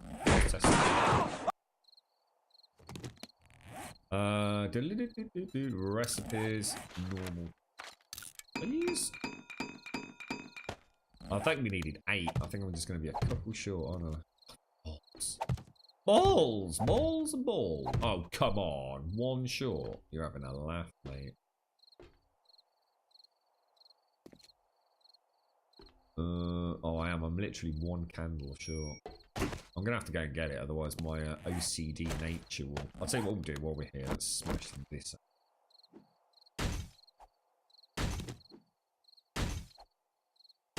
Yeah, we'll take it. I think what we'll do is we'll keep a bit of fuel and a splint in the gyrocopter, Hashi.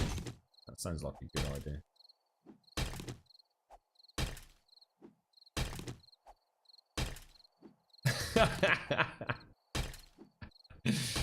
It's normally like this on a Monday. It's because of our friend Pete on YouTube. You see, he got me all riled up earlier with his nonsense, mate.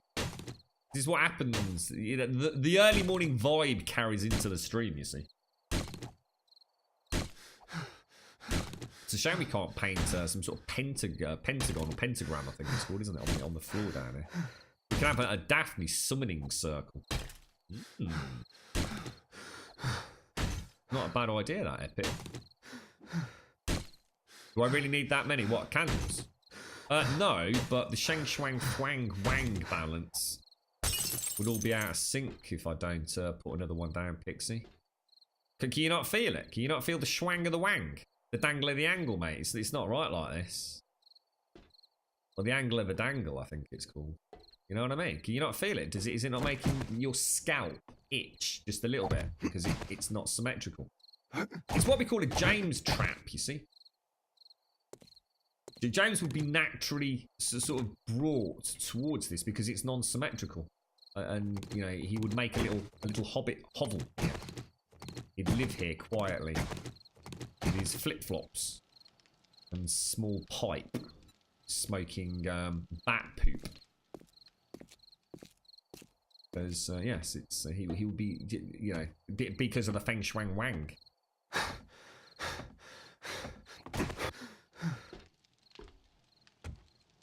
Hashi has no right to remind you of Spencer's is he never takes any himself. It's amazing how people come up with great things that actually never actually carry them out on their own. Look at this. 21 antibiotics and 26 honey, mate. Is he being a cheeky monkey, Chucky? Is he being a cheeky monkey? So if I do that and then take one of the normal ones, does that? All right, okay. So what were we gonna do? We needed a couple of candles, didn't we? Oh shit! I actually had tallow on me. You complete bellend. Oh bad. You been known to take a couple of falls then, have you, Mr. Hashi? I just suddenly realised I'm sitting miles away from the microphone. I'm so sorry.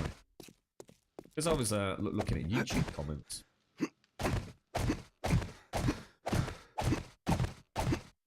What you want about Serenity?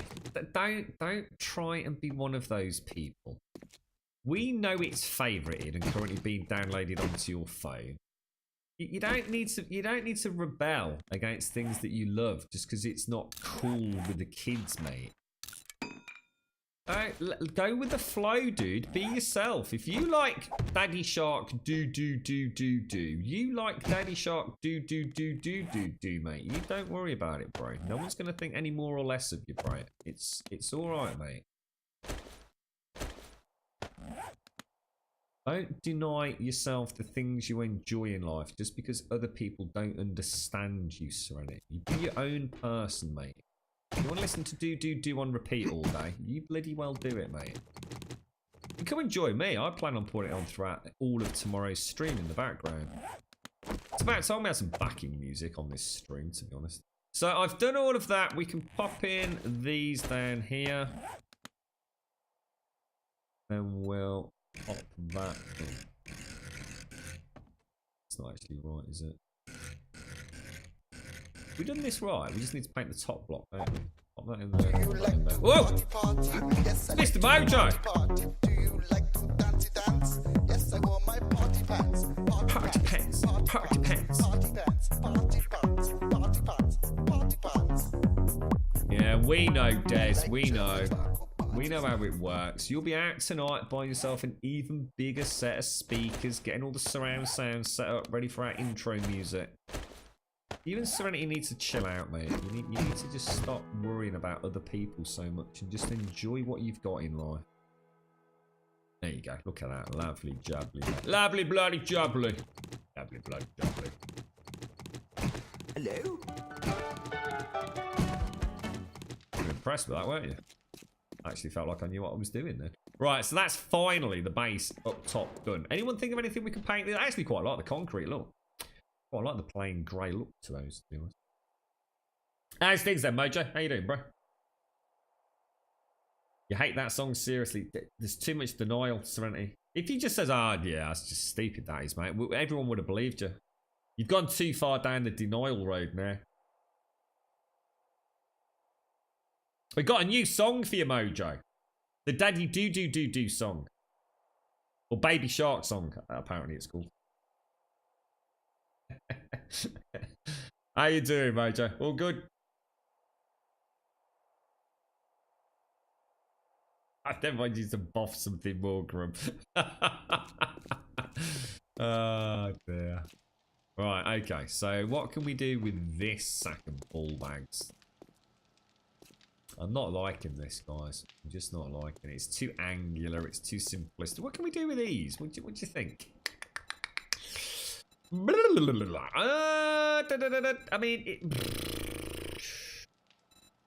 I don't even know if we should paint them.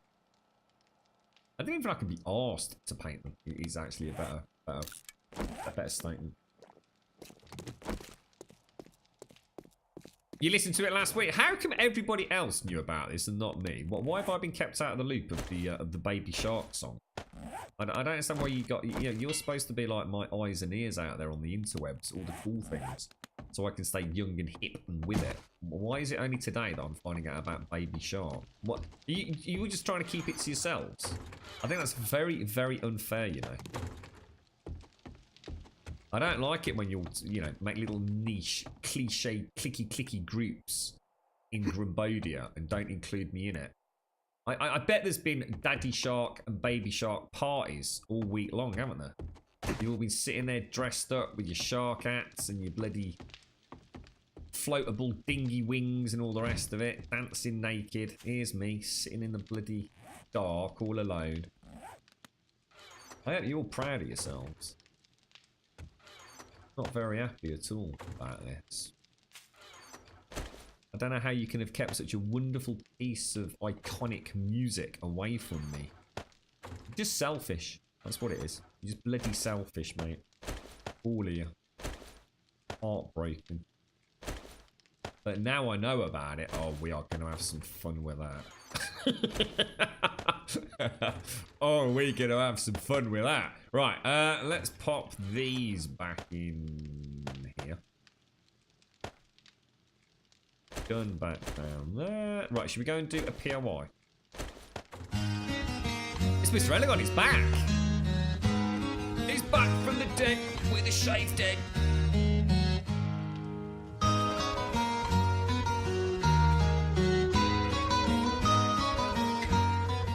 Oh my god, Evil. I bet that was the proudest moment of your life, wasn't it?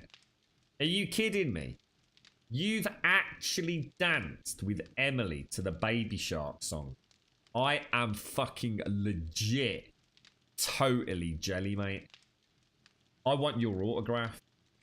Oh my god, you are like a god amongst men right now, Evil. That is literally the pinnacle of achievement in life, that is. Can't believe it. I just can't believe it. Thought you were going to remove that ugly bit. What ugly bit? I did, didn't I? Hang on, what ugly bit? Hang on, Chucky, what are we on about? Do you mean Elegon? I would never remove... Look, just because he's a bloody ginge doesn't mean we have to chuck him out because he's a bit ugly, mate. I mean, Christ almighty, Chucky. I mean, have a little bit of, you know... Have a little bit of thought. I mean, you know, he's not a bad lad, Elegon. You know, he might be a little bit confused being a ginge and all the rest of it, but... I thought you said I forced Emily to dance to Baby Shark. Dearie me. How's things, Elegon? How you doing, fella? Right. Don't you listen to Chucky, mate. She doesn't understand the power of the ginge. A lot of people don't, mate. As we well know. Now, I've only got 58 7.62 rounds. I have got... we could go with 308.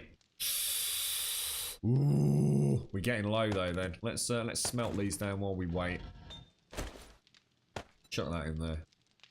We'll only put a few minutes in. That should smelt down in what, 12 minutes? Should be more than enough, shouldn't it? It's out of place. What? Hang on. The nasty porchy bit on the tower. The nasty. What do you mean the nasty porchy bit on the tower? What? Oh, you mean the whole bit? Oh, you mean the whole porch? Yeah, I'm not sure. What's that up there? That's my mini bike. Motorbike. My motorbike is flying. Should we go and see if we can salvage it? To the Batcopter.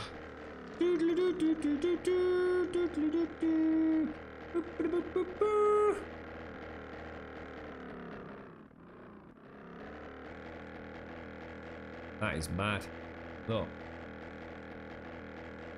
Wonder if that's the current one or if that's another one.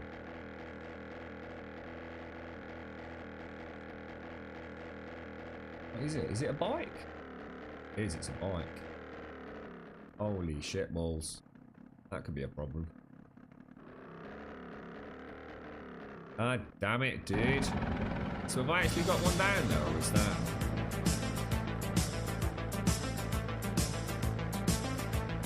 I wonder if I can jump off the gyro and then jump onto the bike. That'd be amazing. Should we put loads of hay down underneath it? Oh no, because then I'll lose the gyrocopter, won't I?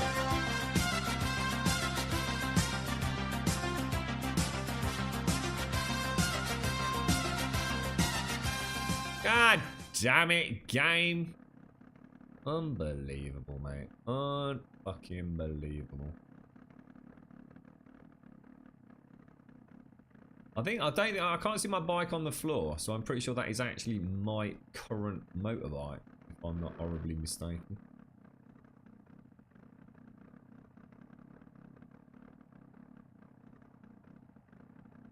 Slightly trickier landing than one first thought. Hey, not bad, mate. Not bad. Not bad. Not bad, considering the height we were at. Alright, so, that's a bit of a perplexing conundrum, isn't it? Conundrum, that is your bike. Yeah, it looks like it, doesn't it? Oh, god damn. We could always go into creative, couldn't we? What's it? God mode, whatever it's called. We'll leave the chunk and see if it magically reappears later. I don't actually need it at the minute, so... oh, that's smelting down. How much brass do we actually have in here? 1,700. So let's start making... What's it called? Casing shells? Pete told me about this on YouTube. So hang on, we actually got this all wrong, didn't we? Some of his earlier comments were actually really helpful. What's this bit called? What's this bit actually called? Because this isn't called the casing, is it? He was saying the lead bit that I call the tip is actually called the bullet. That's actually the bullet, isn't it? Yeah, hang on. So someone talk me through this then. So what is actually what is this called? What is this called? Is this called a bullet? Pete was saying that the tip is called the bullet. Let me bring up my YouTube. Oh, I don't know how to get to that. Yeah. Oh, what happened there? What you call a tip is actually the bullet. What you call the bullet is a cart. Oh, so this is the cartridge.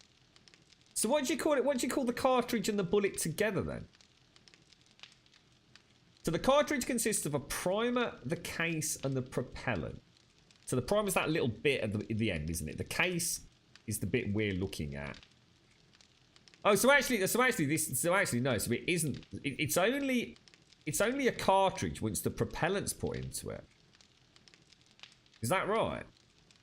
And is this known as a round, perhaps? Do you think that's what it is?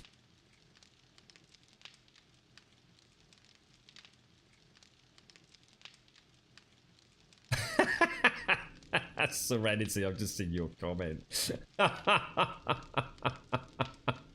You knobber. No, I'm starting to feel sorry for the man, actually. He started off quite helpful. Miss Group, how are you doing? Do you not land on the bike? Oh, no, that is a fucking challenge, mate. Now, that is a fucking challenge. I don't know. Can we land on the bike? That would be really hard, so. Let's fuel her up. Let's go and have a look. Oh, look at this. Beautiful, mate. Beautiful. The brass part is the casing. The bullet is the lead that flies out. The primer is the round thing at the back that started the gunpowder is the propellant. The whole thing is called the whole. So the whole thing. So basically what. So the thing that I would push into a magazine is called the cartridge. Yeah? So I have a magazine. So I don't have a magazine of rounds. I actually have a magazine of cartridges. Is that right? It's all very complicated, isn't it? But I suppose ballistics is complicated, isn't it?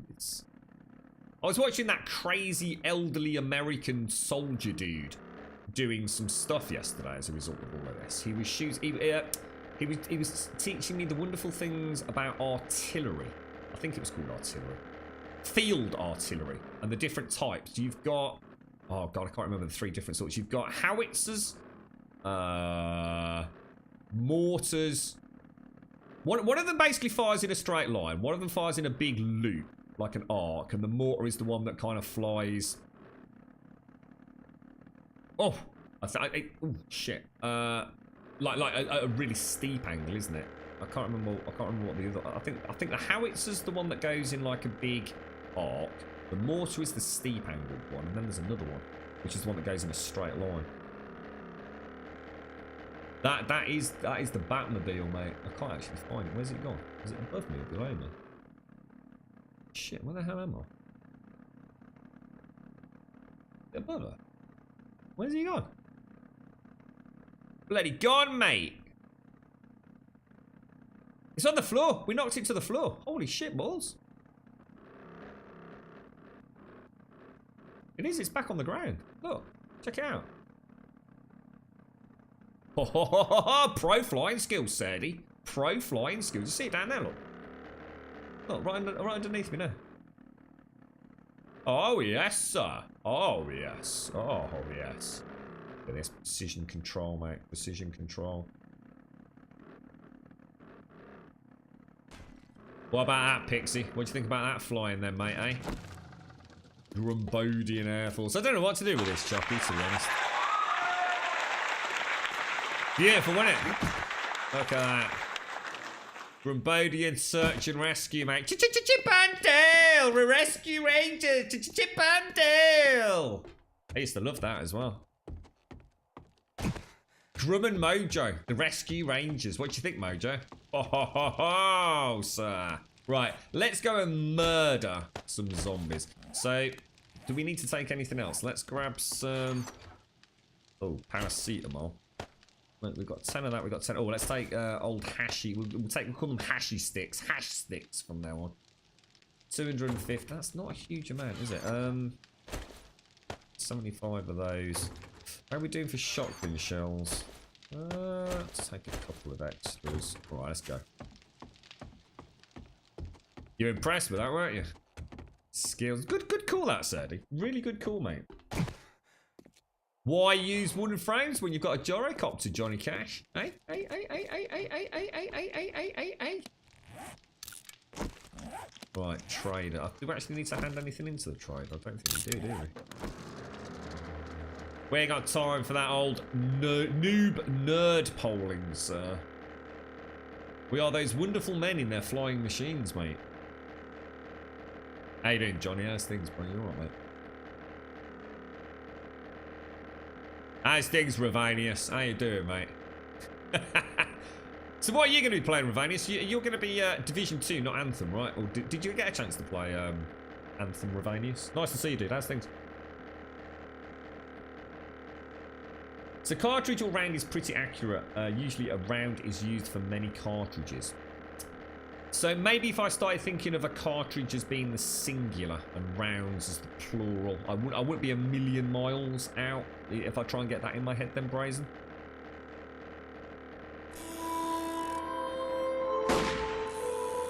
It's very interesting. It's like I said, you know, it's a shame when people just sort of belittle lack of understanding and rather than take it as an opportunity to educate, they just become a bit of a bell end, don't they? But men in tights. Ooh, I like stockings.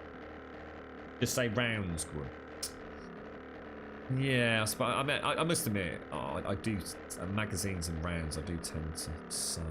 Where would you say yeah? Here's a good question. Oh, well, a good question for me trying to learn stuff. Say you're in the military. So you're a soldier, and you have I don't know. You have a assault rifle, whatever it is. God, I suppose it depends on things. Would you be carrying magazines and clips with you?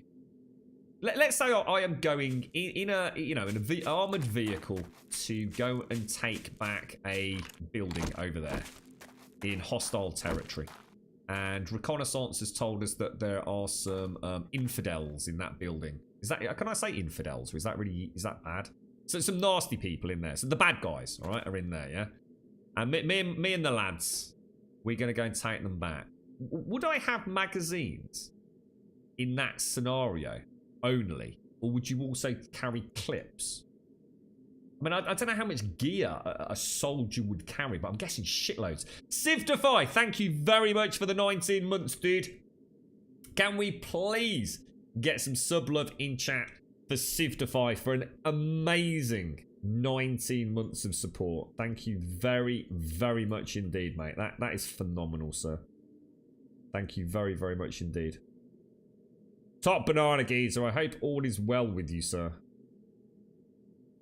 That is amazing. Right. Let's have a quick look at... You're right, Lady Elvira. Who else have I missed? Thank you very much, Siftify. Just saying, right. I felt like I missed something in chat. I'm just trying to backtrack. I am the infidel. What, they're trying to kill me? Why are they trying to kill me? Just because I play the bloody Daddy Shark song. You would carry magazines if you had them. Loading and clip back into the magazine takes too much time. Right. Okay. And how does that work back at camp? So say you're deployed, right, and you're in an army base. Let's say you've been out, you fired live ammunition and all the rest of it.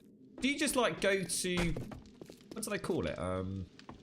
The quartermaster, and he just replaces. Welcome to you just get Trader new rounds. Joe's. Is there Everything someone in that here actually has a full, no money. is there someone in camp who actually is responsible for like reloading all the rounds into magazines, or does the soldier do it themselves?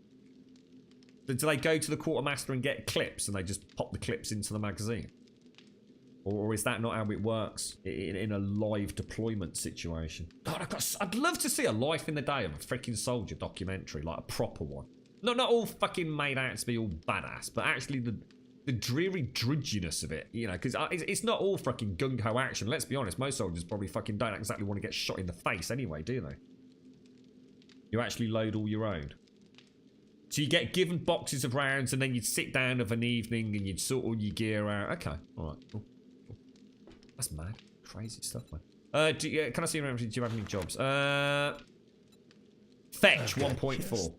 Perfect.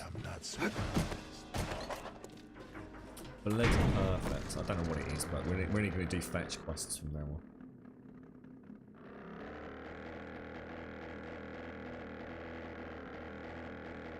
Oh, I'll tell you what, another thing I'd love to see, and I know it depends on where you are, where you're deployed, and what sort of activities you're being expected to carry out, but I'd love to actually see a proper unpacking of all the gear that a modern-day soldier carries. Like everything. Down to the socks they wear, to the gear that's strapped to the back, you know. Do they all carry compasses, small little bits of twine, sewing kits? I don't know. I'm just talking about the bizarre and insane. I just don't know. I think it would be amazing to see that in detail.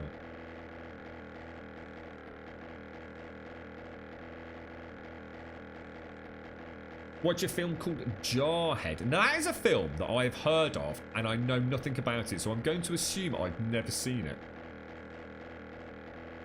Jarhead. Okay, mate. Do you think is that something? Why are we not seeing the yellow dot thing?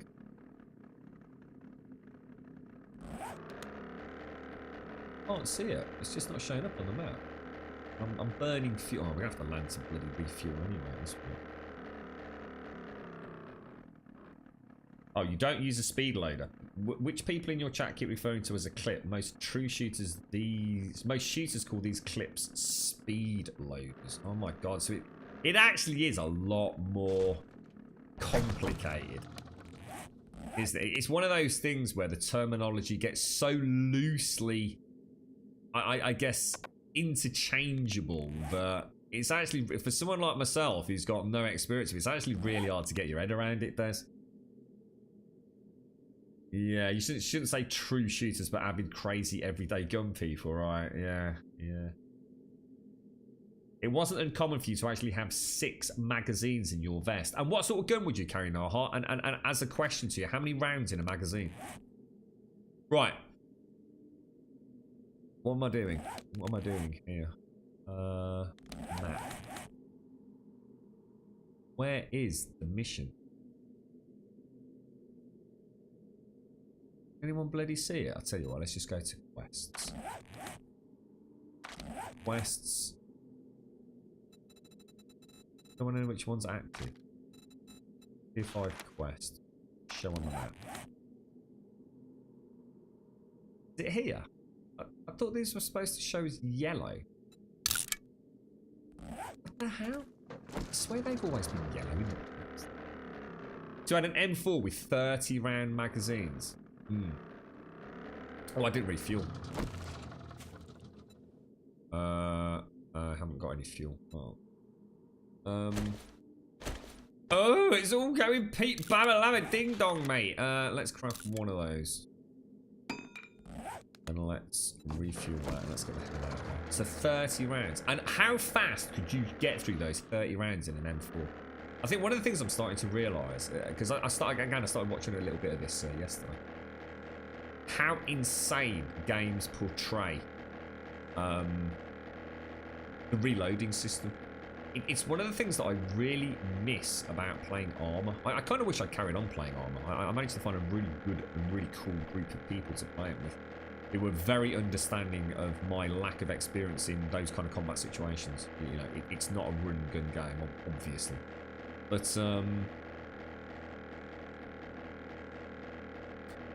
30 rounds is not a lot of rounds, is it?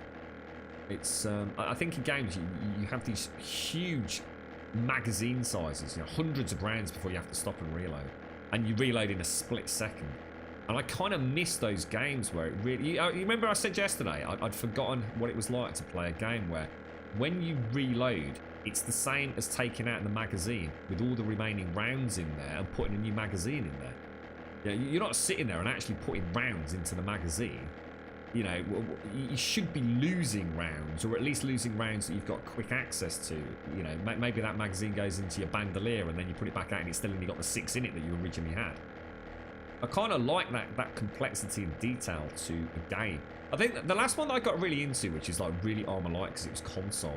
Well, I'm trying to think of the bloody game. Did anyone remember? Red River something? They did. I think they did 2 games. I think it was Codemasters. But think of a lot like a kind of the middle ground between Call of Duty and Arma. They did 2 games. I freaking loved it. Every shot. If you got shot, you got shot. You were dead, or at least very badly injured. Anyone remember it? Operation. I'm thinking Operation something. I'm sure it was a Codemasters game, if that helps anyone pin it down. Operation something was the first one, and then I think there was something about Red River. Operation Flashpoint? Maybe something like that? But there was a name for the series. I'll Google it in a minute if no one can remember it. You only find people that reload your clips at tournaments. Oh, right. Oh, okay.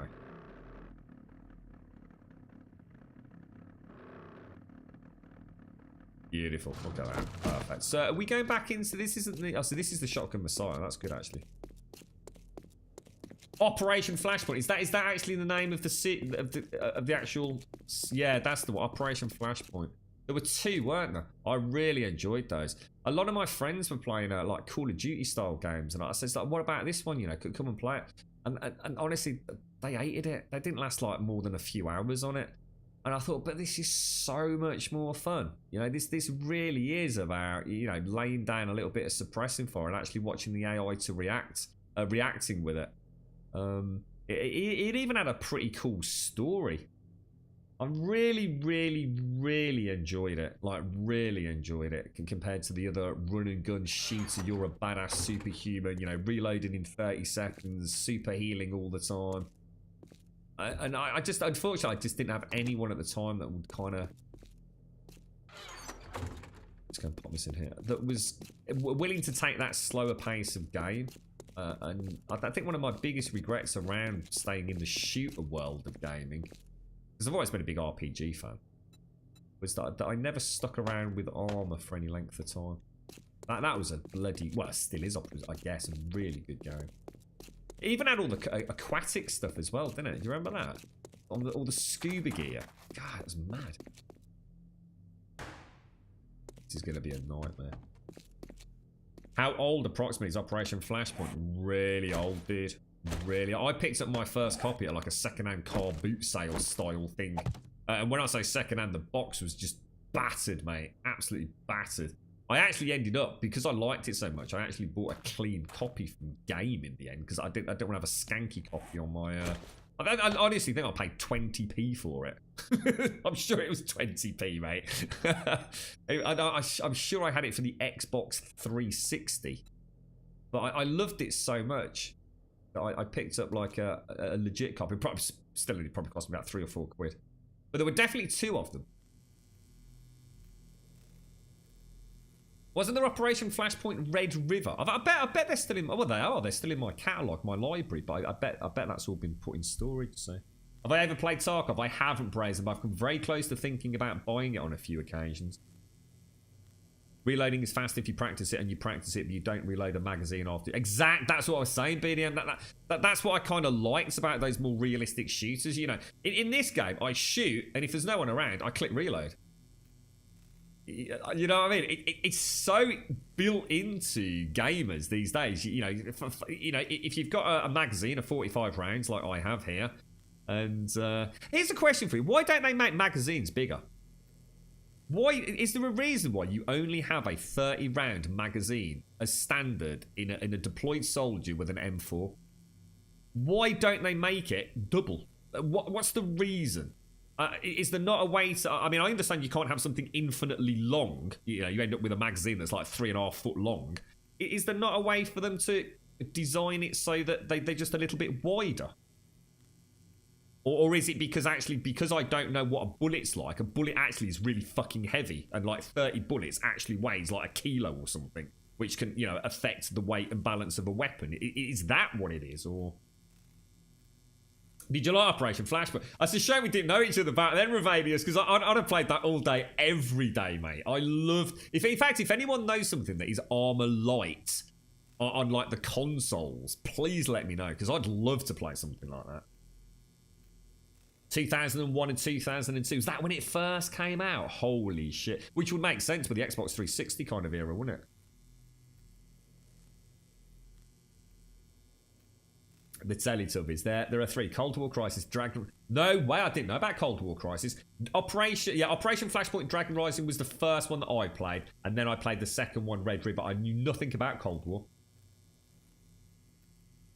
Oh, and it's due to weight. Oh, many reasons. More bullets in mag, more tension in it, puts pressure on the top bullets.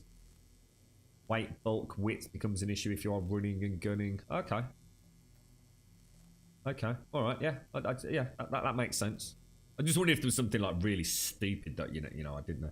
Carrying the extra large mags might become some. That's a good point. Yeah. That's a good point. Yeah. Yeah. Good call. Yeah. Okay. All right. I think it's a lovely conversation to have about a weapon.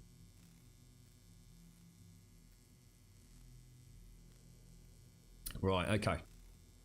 Let's go in. Let's drop that down there. Shotgun Messiah. Let's do this. Did I put bedroll down? I did. And let's move in. Alright, now we've got to find the supplies. Sadie, I didn't ask anyone to. I had a little flood of messages after yesterday's stream on Discord. Apparently there are no tier 6 quests, mate. Or at least that's what I was told. Again, I can only ever go on what I'm told. Yeah, someone told me that is not a thing. This is hopefully where someone in chat goes, "Oh yes, it is, Grum." So yeah, I don't think we can actually. That's kind of weird. Normally zombies around here. Why am I not seeing any zombie activity? Ah, there we go. Go down, bro. Go down. Sorry, what was that, Lady Alvera? There was a TV show called Top Shooter that showed some of the best shooters in the country going up against each other. What makes a good shooter? Is it... I mean... Is there an inherent ability for someone to be able to shoot a gun and just be bloody good at it? Only so much can be taught, right? I mean, are there marksmen out there? You know, people in the Olympic Games, in the military, who actually are, for some reason, just better at shooting a target at distance. I mean, isn't everything just why are they better? What makes them better? You know, surely you're just lining a dot up with someone's head and then taking into account things like distance. But isn't that all kind of like, you know, if you take into account range, if you take into account start point, end point, vertical variation, trajectories, wind speed, isn't that all stuff that is done by a marksman, by their spotter? You know, 2 clicks here, 2 clicks there, and then bang, you're spot on. You know, your breathing is there something, you know, like a sportsman? You're going to get an NFL player that's bigger, badder, faster, stronger. You know, being a marksman, what makes one better than another one? What is it about them?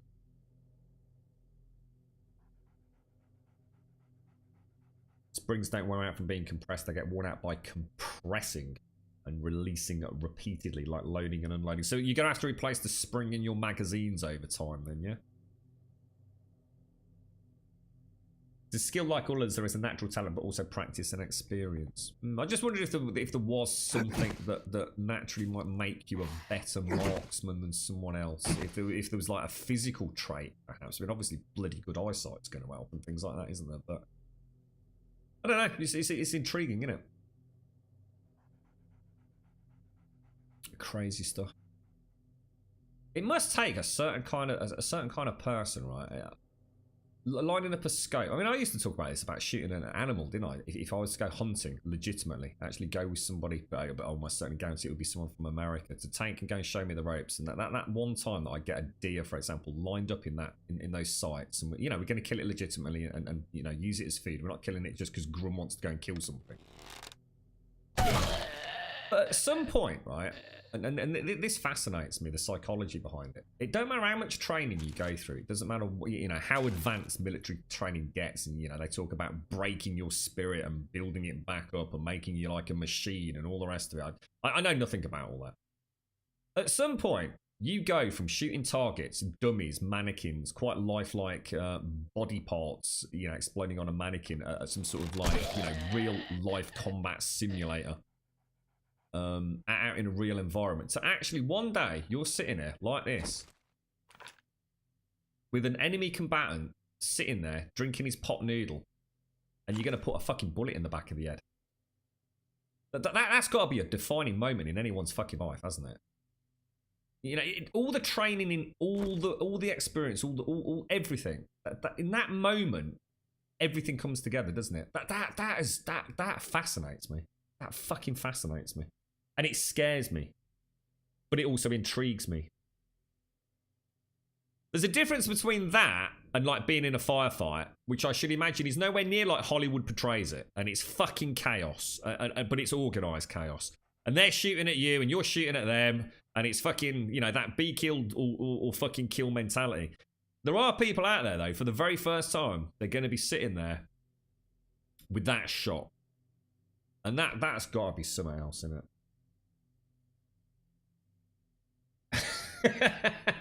You can do that when you go to Twitch. I meet some viewers. What do we chop them up and put her in the larder? We got some viewer meat, Alethea. We'll have a little bit of pixie thigh on the burger. We're gonna meet some viewers, add a coffee and a chinwag, kill the deer. It was fun. I think I'll go again next year. Yeah, I'd love to join someone doing that. So you're talking about stabilizing. You're talking about the gear as well, McCory, yeah. Bullet distance, yeah. Oh yeah, I know about not having a spotter in a. No, sorry, that's what I was talking about. More like in a real combat situation, lady over here. Yeah, I know. I see what you're saying. How did you know? I love this song. Making my way downtown. You're right, James. Walking fast, faces fast, and I'm homebound. And I need you, and I miss you. What's dry fire, McCory? Does that mean not having a round? If I could fall into the sky. Practice, so you get better. So that's an interesting one, McCory. So you've instructed, I don't know what Appleseed is. I'm guessing that's some sort of like high-level tournament. We have to make every shot count, etc. But sadly, any fraction ever pass, and after many attempts, it's really all of the above. But the best advice I can give is to dry fire. So what's this dry firing, McCory? Nice to see you, McCory. I hope all is well, mate. What about squad? Actually, I was just asking about a game that was like a mix between Armour and Call of Duty. Is it squad a bit like that? Is maybe squad not what I've just actually described? How you doing, James? How's things, mate? How did it all go with Anthem, dude? Thanks for posting up in Discord. I spent all day yesterday talking about Anthem, so I didn't really make too many comments, dude. Nice to see you, James. Hope all is well.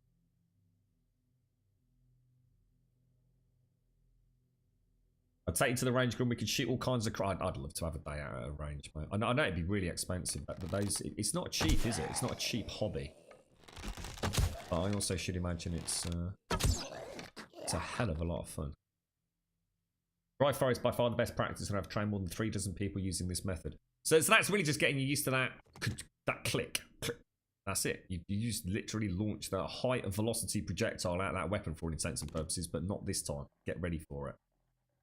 Never thought of that, actually. I just know that the second, if I was sitting here, someone was to hand me a legit, and I'm not talking about one of these silly looking fucking guns that are bright pink or anything, like an actual legit straight up handgun, that'd be it. I would become a gun nut, like an absolute gun obsessive freak. There's something about the tangible holding of certain objects that have weight and precision machine engineered quality to them that makes me wet my pants. Now, I'm not trying to compare iPhones to guns, but I tell you what, if you hand over a good quality phone to me, I don't care about the fact I would never use any of the features. I don't care about the fact it's got this processor in it, and I can play Clash of Clans even better than I could yesterday. What I care about is the weight of it. The fact that it's like almost to the atom precision engineered out of sheets of pure flight grade aluminium or whatever it's going to be. And a gun, to hold a gun for someone like me is something that is just like, oh, Jesus God, dude. I don't think I'd ever spend anything on anything else ever again. It would be a whole dangerous world for me. I just think, I know I'd love the smell. I'd love the noise. I'd love the cleaning of it. I'd become obsessed. I know I would. Like, absolutely fucking obsessed. Don't really enjoy the Anthem demo. A bit worried about the endgame content now, though. Why endgame, James? What makes you say that? That's an interesting comment. What's anything that you saw or just stuff that you've heard? Squad is really good, but if you find a good if you find a good server and a good squad leader who knows what they're doing, is squad only PvP? Is it only PvP? Or because I mean, I've got to admit that was one of the things that I did mean to answer that comment. I actually really enjoyed even armor. The fact that you could kind of dip your wick a little bit into those kind of like single player or co-op designed sort of cooperative non-PvP scenarios. You can learn a little bit about it, and that's what I actually really liked about the Operation Flashpoint games. It was actually the co-op PvE that I really enjoyed. I don't even know if there was PvP in those games. You sit in your home and dry fire your pistol a lot. I'm not sure if that's an analogy for something else, mate. Oh, do you know about Baby Shark as well, James? Yeah, cheers, mate. Thanks to you as well for not letting me know about this amazing musical revolution that we're going through. You all kept that one quiet from old Grummy Bear, didn't you? What a musical masterpiece, mate.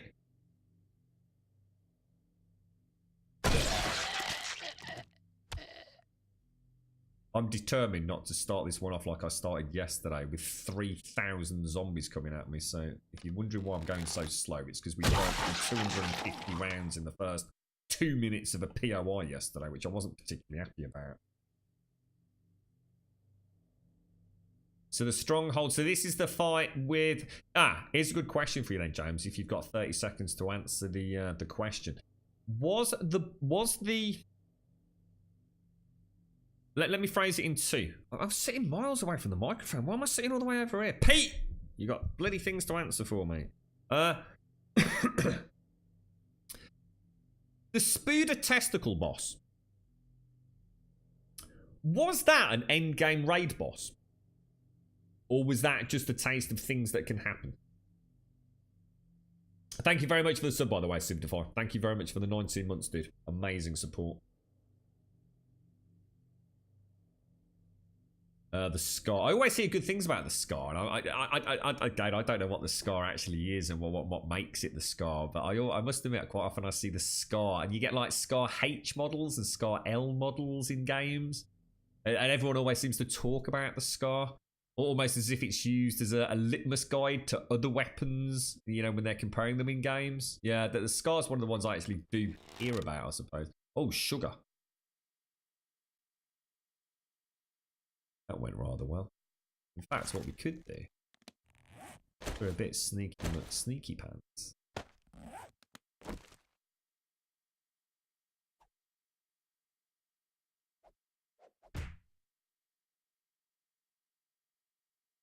Lead him out, couldn't we?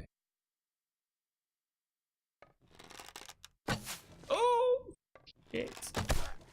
Oh my god, where did you come from, Nobber? That's a problem. Because now we've got them all. Oh my god, have I just gone the wrong way? Oh shit. Do I go loud? Do I risk going loud?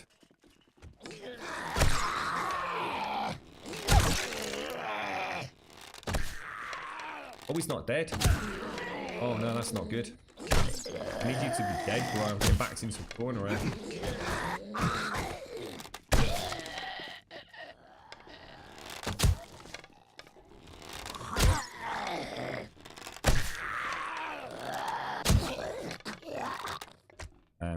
We've got it.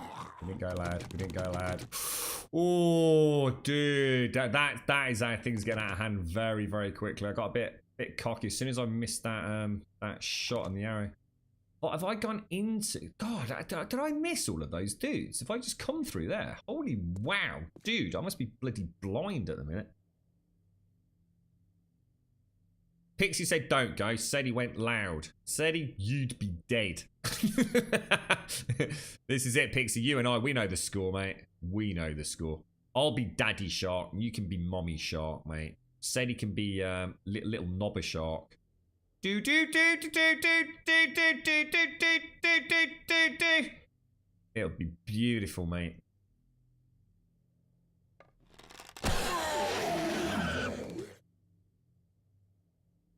All right, let me just drink my coffee because it's about... You're right, Team Chaos. The duck went through a phase of listening and singing to Baby Shark all the time, not helped by the wife. Yeah, go Vicky! Go Vicky! Up the Vicky! Don't be like that, James. It is PvP, Brandon. Sorry. Not Brandon, Brazen. It is PvP. If you get a good squad leader, just ask. They will teach you all you need. Yeah, it's a shame that it's only PvP. Yeah. I'd like to play one of those games. I'd like to play something like the... Imagine The Division. So it's set in, you know, really... I'd love to play something like The Division or Ghost Recon Wildlands that actually is a real legit simulator. You know, everything's all gung-ho, instant gratification, rat-a-tat-tat, taking hundreds of bullets to the face and, you know, instantly healing up after 30 seconds of not taking any damage. I'd love to play a more legit simulator. And I don't mean just turning it up to hard. You know what I mean? So that one shot kills. I'm talking about realistic, you know, weapon damage trajectories. You know, when you reload, you are pulling out a whole magazine, things like that. I'd love to play something like that. A much slower pace. I'd really like that. I really would like that. I don't know, Des. Drambodian Spec Ops pulled that one out of the bag, mate, to be honest.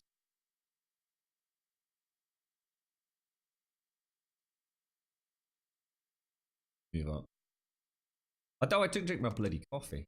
I've got to drink it because it's getting cold. It's getting very chilly, mate. It's getting very chilly. Fucking Jesus, really?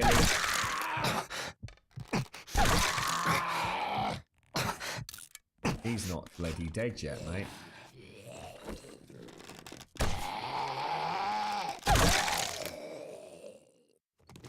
Ooh-wee. I don't know why I'm missing them. Now, is that going to hit his head or is that going to hit the pallet? Suck it, knobber.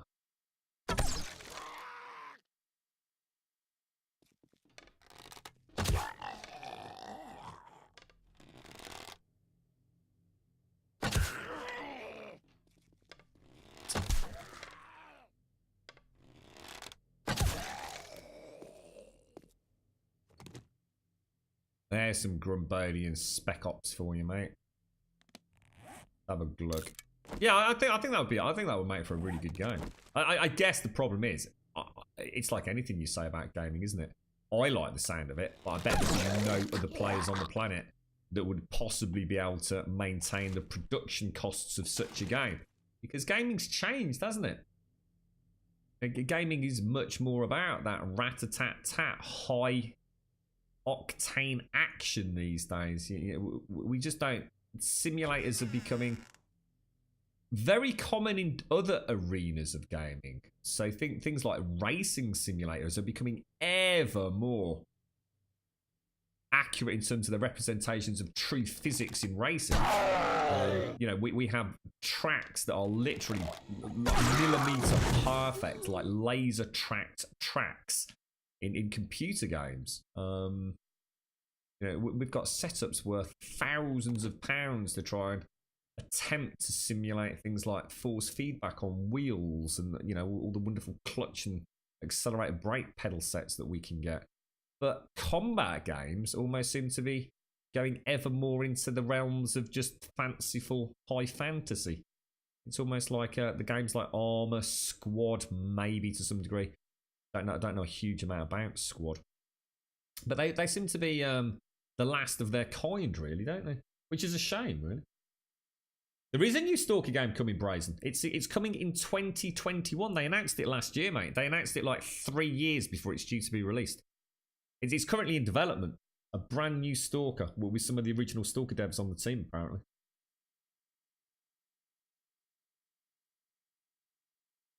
There are some brilliant missions. There are some amazing missions for Arma 3. So I'm almost tempted to say maybe Arma 3 is the only one of its kind, to be honest. In terms of PvE content. I actually can't think of anything else that, other than Operation Flashpoint, but I mean, that's years old. As someone said in chat, that's like 2001, 2002 and built for the Xbox 360, you know what I mean? I suppose even due to its technical nature, the draw distances were not going to be particularly representative of a real combat situation, so straight away, even then, it was more arcadey than it probably wanted to be. Oh, no, I didn't, Des, really? No way. There's a sim racer esport guy who beat a Formula 1 driver in a race. No way, Des, that's mad. That's mad. I do love watching the fact. I can't remember who it bloody well was. It's about 2-3 years back now. And what's the sim racing channel? Is it just called Sim Racing on YouTube? And they invited, I can't remember who the hell it was. They did it over a couple of series, but they invited basically like professional racers to come and sit in some of the most expensive setups they've ever had. And the look on the faces of these pro like F1 racers and rally racers, it was like, they were like, holy shit, I had no idea that like video games were like this. They were actually saying everything was perfect. You know, everything about the recreation of the vehicle, the speed with which they were going into the turns and everything was exactly like they would have raced in real life. Yeah, all they said was the only thing that was missing was the G-forces. That was the only thing. Absolutely amazing, mate. Sim racing it's a wonderful, wonderful genre of gaming, but it's so expensive, so insanely expensive if you want to go to the top level. That's kind of cool, that is.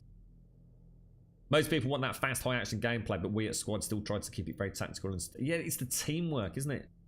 You like to think of it like 5 minutes of nothing and 30 seconds of might. Yeah, which is what it'd be like in real combat, isn't it, I guess, McCory? Almost hours of preparation. And then it's all over in the blink of an eye. If it's not over in the blink of an eye, something's gone horribly wrong, right?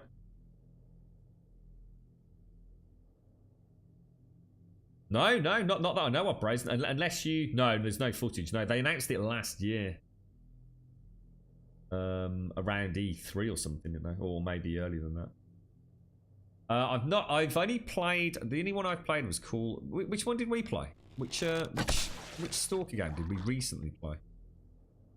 I don't know if it was called for Chernobyl or whatever it's called. I don't think we played... We played the first in the series, didn't we? I can't remember now. Because wasn't one a prequel anyway? Call of Pripyat. Shadow of Chernobyl, I think it was called. Was it Shadow of Chernobyl, Call of Pripyat, and then there was another one. We played it not... I think we played it last year, dude. Hang on a minute. Oh, shit! I didn't mean to do that. I actually didn't mean to do that. I was just about to say we need to get out of here, because... Oh, shit. This is death toilet area, isn't it? This is where they all come leaping out of the shadows if we make noise. Oh, you jammy git grub. This will be interesting, because I don't think we've ever got this far without waking... Oh, hang on. Don't speak too soon. Without getting very deep in. So it'll be interesting to see what that ramp area is like when we eventually get to it. Let's just kill him. Come on. Better to drag him out and take one punch to the balls, to be honest. Right, let me finish my coffee. Yeah, so I love that pace, McCory. This is the problem for me as multiplayer games, McCory. Unless I'm playing with someone that I implicitly trust. You know, if it's someone like James or somebody that's going to play in a similar style to me. Hello, chicken bricky of donkey. I play so many games like Ghost Recon Wildlands where everyone's got to be the fucking hero. Everyone's out to be like the top dog. Oh, look at me. Go racing in through the front gates. You know, headshotting everyone. It's like, whoa, dude, come on. Like, can we not play it like as a bit of, do a bit of reconnaissance, bit of surveillance? You know, Tango 1 Charlie to take out the snipers while James moves in quietly and takes up, a sniping position. Games these days, no matter how multiplayer focused they seem to want to be, sometimes you can just bum rush through it. You just go balls to the wall, crazy Rambo style. I'd like to see a game where you get decimated if you try going through the front gate with a bloody, AK-47. And like I said, it's not a case of just turning up the difficulty so things become bullet sponges so you die. I'm talking about actually making it make sense, If a guard sees you, they actually set the alarms going. You see patrols changing formation. If a guard sees a body, Ghost Recon was great fun from an arcade style, and it is an awesome game. But even the bodies vanish after like 3 seconds. I kill someone, bang, the body just vanishes. No one sees it. Yeah, so it sounds good, McCory. It's just because it's PvP only, I suppose. So. Cheeky breaky. And so that's the misery mod for Pripyat. Yeah. I know we were having a bit of a chinwag about all the different types, because there's some really big community mod overhauls for the Stalker games, aren't there? And it's one of the most divisive communities in many ways about which one new players should play. Everyone seems to have their favourite about the Stalker games. You know, some people are, oh, you shouldn't have this one because it's not true to the original game, or you know, or this one's much better at a technical level, and it'll, you know, it will solve a lot of bugs and crashes, but it introduces this which is really unrealistic and makes the game too easy. So it's a wonderful community, because although they all have their different opinions, they're actually all quite complimentary of each other. You know, they do actually have, yeah, you know, that is a fair comment, attitude. I've always liked the Stalker boards. Wonderful games, truly wonderful. I'm quite looking forward to Metro, but Metro's, I have a feeling it's going to be basically, it's going to be a cross between Metro, Call of Duty, and Rage.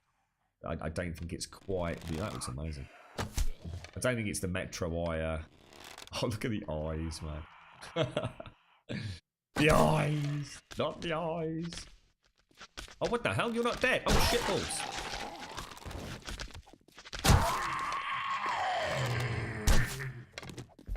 Oh my god, is that another? Oh shit, where did you come from, Brett? Right, we're okay. Oh no, now we are not okay. Now we are definitely not okay. Let's go in here.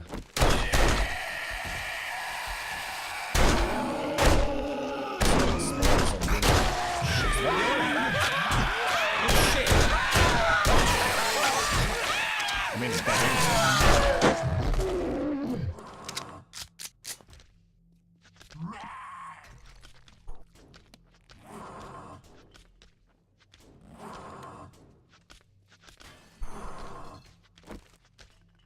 now.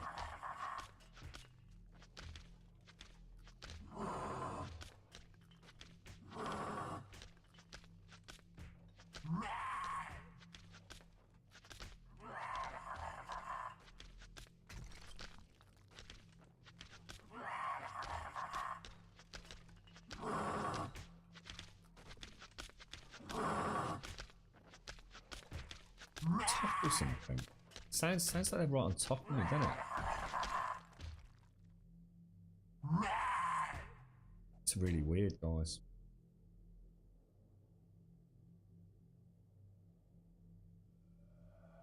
What's that, Leaf? You know, after what? After mastering what? Spooky games. I went to a real haunted house with a professional ghost experts and found the ghost before they did. Eh? You bloody what, mate?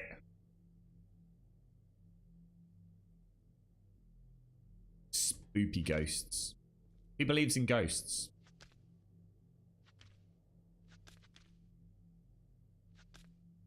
I was watching on the back end of Anthem streams. I found that wonderful Twitch channel that there's all the weird highlights from various streams each week. I can't remember which one it was, and they'd got some.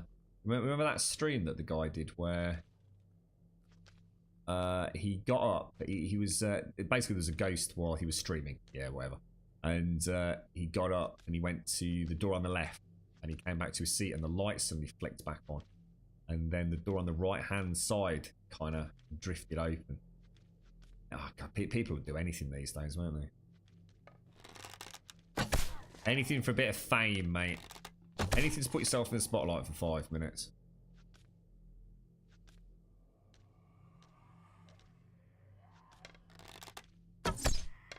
Some feathers. Well, let's just gold. Did I actually miss that, or?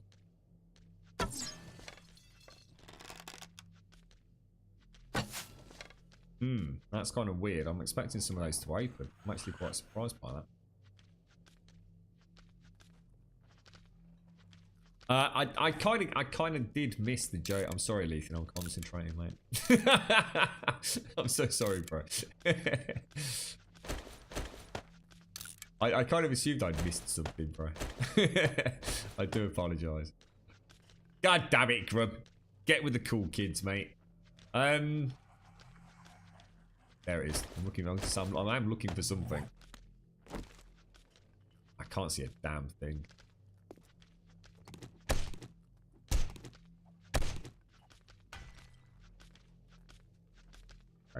the time. Seeing what James said about the stronghold for as much as we know. I got that. We don't know if it's a dungeon or if it's a raid. So speed of testicle boss it could have been the very end. Don't know, James. To be honest, I wasn't so worried about that myself. To me, it was more. I just can't help but I just feel like it's. You know, I don't know if you spotted this, James. We were talking at length yesterday, and I'm really annoyed because I went back and watched some footage yesterday, and quite a lot of footage yesterday. One of my big criticisms of the game, and it led me to draw the conclusion, whether it be right or wrong, that unfortunately, hey up, Chucky!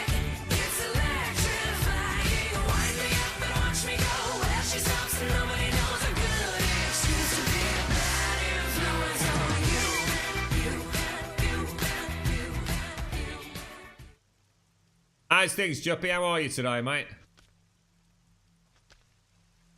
Yes, I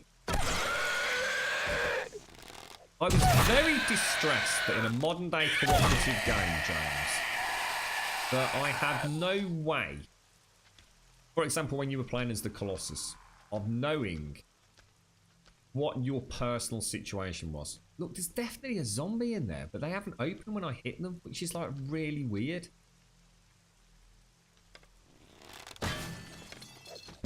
Oh shit, that could not have been the worst time, could it? Oh my god.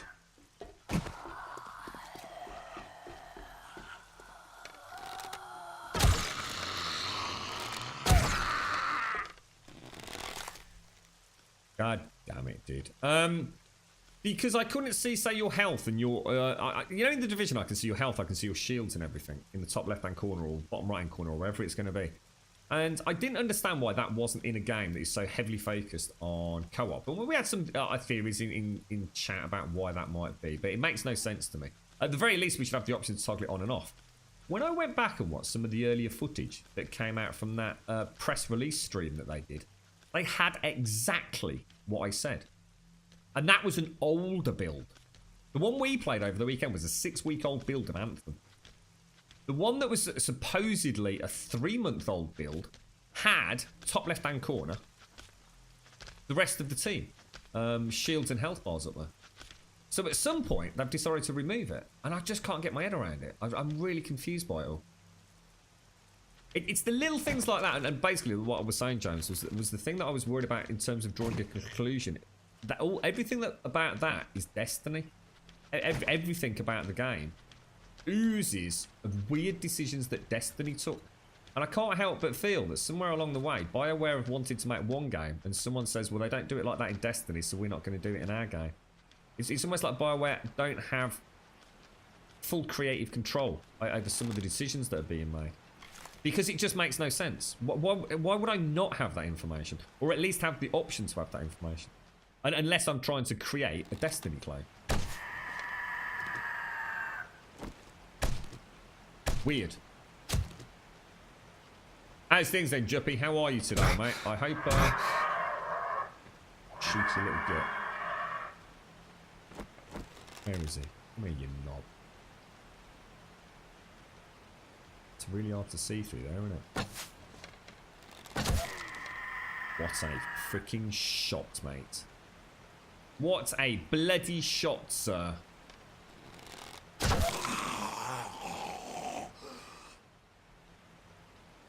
Not bad, Grubby. Not bad. Not bad at all. Right, this is where we're going to make noise going in and wake up the others bloody lot, aren't we? Right, I am drinking my coffee. In fact, I'm even going to do that so you know I am. Have I seen or played Generation Zero or whatever the new Avalanche? Avalanche Studios. Avalanche, who were behind Just Cause and everything. No, I don't think I have, Brazen. We're talking about the same devs behind Just Cause, or am I thinking of the Mad Max team? No, that is the Mad Max team. The Mad Max people did make Just Cause, didn't they? That was Avalanche Studios, right? You got me intrigued now. You got a link to it, Brazen. You're fixing to get the kids up and then you're on the bus to go to therapy. You feel a little bit more rested. I suppose, I guess your therapist will have a chat with you, won't they, Juppy, about whether or not things need to change or something. I hope it all goes well, mate. We've all been very worried about you over the weekend. You have to let us know how it all goes, mate. Feeling a little bit better, though, yeah? Is that one that's already out, Brazen, or is that something that's, like, in development? I might actually pick up Metro over Anthem. I might seriously think about it. I think a lot of my future gaming, either on or off stream, either way, is going to be determined by the Division beta. I'm going to be honest, I could definitely play Anthem. Although I find Anthem very, very busy and a very high-octane, action-packed game. There is something about it that I really, really do like. I do like the fluidity of it. And unfortunately, I did only play with the Ranger. You know, the Ranger is not going to be... Because the Ranger can't have... or the way I got mine set up, I didn't have Primer and Detonator. The primary primer for the Ranger, as we were playing, it was on melee. Which is not my playstyle. I don't really want to be getting in there close-up personal with a Ranger just to get the bloody primer proc, so... Oh, we got another rad remover. Oh, you beauty. Oh, you absolute bloody beauty. Now that is perfect. Now that is perfect. Still not taking a swig of my coffee yet. Message from Jax. Sorry, Grub. Release has been delayed. Oh. I spoke to him on Discord over the weekend, just very briefly, Shorty. And I thought I'll leave it. And I thought, well, the weekend's gone now. I wonder what's happened. Thank you.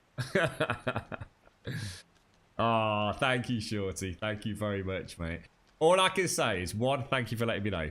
Not that it makes any difference, mate. You take as long as you need. But more importantly, I'm sorry to hear it's been delayed, because I can only assume it's come about as an unforeseen hurdle, which probably has meant, shit, you know, now we've got to redo something, or we didn't see this error or something. I hope it's not demoralised the team in any way. Thanks for letting us know, Shorty. How are you? You okay? You still playing that game, or was that a briefing, flirting affair with it?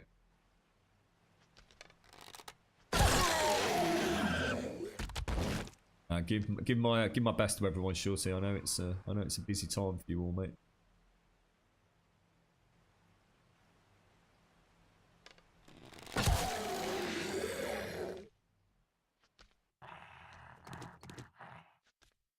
Right. Oh gosh. Look at all these dudes that I'm missing. This is what I hate. This green. I really hate it. But there's almost no way to go through stealth without it. We've tried all sorts. We tried torches, and they just... I'd probably be alright with torches now. We're actually quieter. We've got advanced muffles now, which I don't... in fact, I think we've upgraded to 2 advanced mufflers over what we had when we first tested torches as a stealth option, so...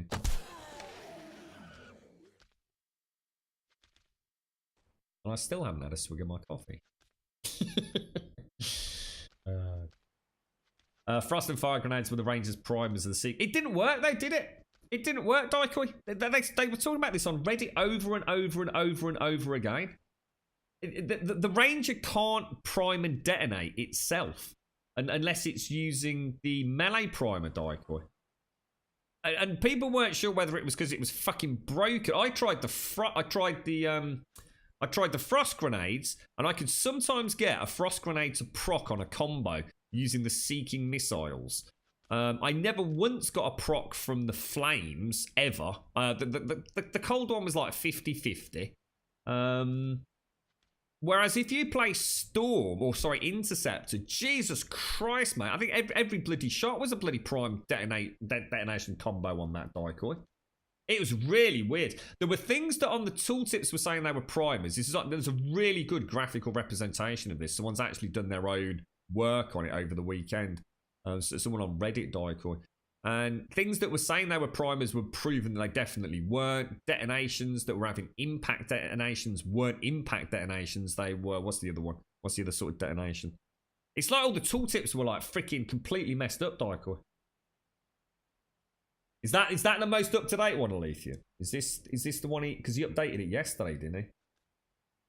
Yeah, he's still missing the Seeker grenade one. Yeah, see, the Seeker grenade, they didn't commit to primal detonator, did they? Yeah.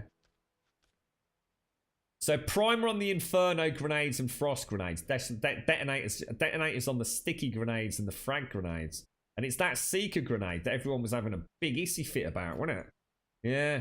This is updated from when I saw it. I think I last saw it on Saturday evening, mate. This is version 1, isn't it? Is this 1.0? They redo it as 1.0. Is this 1.1? Yeah, that's... If anyone's got Discords playing Anthem, you want to get this thing up. The people behind this are doing such a better job than BioWare and everything.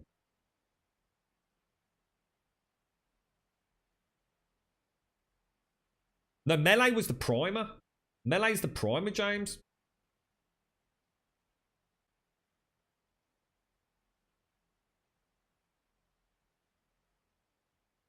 Not a detonator. Borderlands 2 is calling your name back to... Oh, I've enjoyed it. I love that. I love it. Borderlands is awesome, dude. Caramel digestives. Very nice. I would go say they're up with the mighty hobnob, to be honest, mate.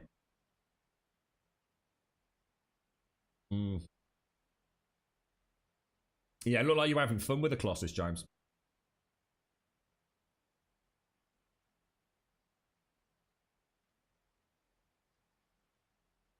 Oh, that nice one, Lethan. Link it up in, if you get a chance, Lethan, link it up in the Anthem section on Discord if you ever can be asked to go over there, dude. And I'll set it as a sticky.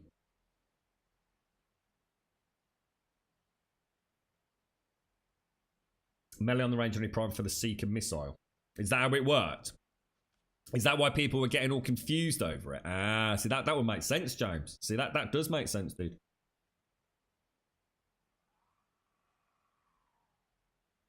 I actually hated that melee attack, James, and I played it a little bit yesterday. You probably saw me on it, and after the stream yesterday.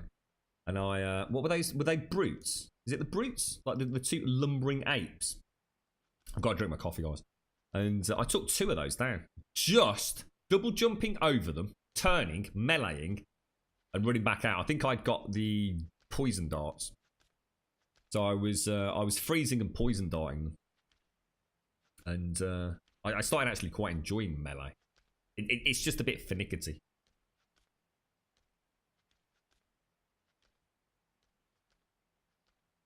Are you gonna pick it up, Daikoi? Or I mean, are you gonna invest in Division 2?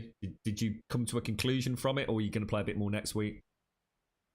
Take care, Shorty. Thank you very much for jumping in and giving us an update, mate. You look after yourself. You didn't need to do that, mate. Thank you, though. All my love. All my love. Have a top one. The Colossus has massive melee damage, but really hard to play. And what way is it hard? With timings, cooldowns, slow maneuverability. What was the biggest issue with it?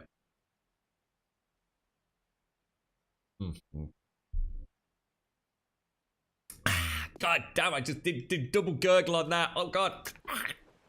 I just swallowed about 3 liters of coffee. Oh Jesus, that did not go down well. Way too big a mouthful. Sorry, I bet that's sad. You got to ASMR levels of weirdness there. I have to say, James, when I first saw Daikoi, I hope you don't mind me saying this, Daikoi.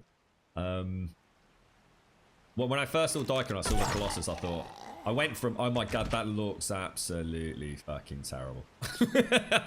I like the size of it. So first impression was, oh my god, that. And then I saw the cut. I thought, no, that is awful. When I saw yours, James, I thought, now that does look proper fucking bish bash bosh, mate.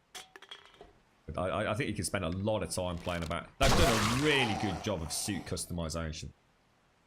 Color-wise, I was very impressed. I mean, Reddit,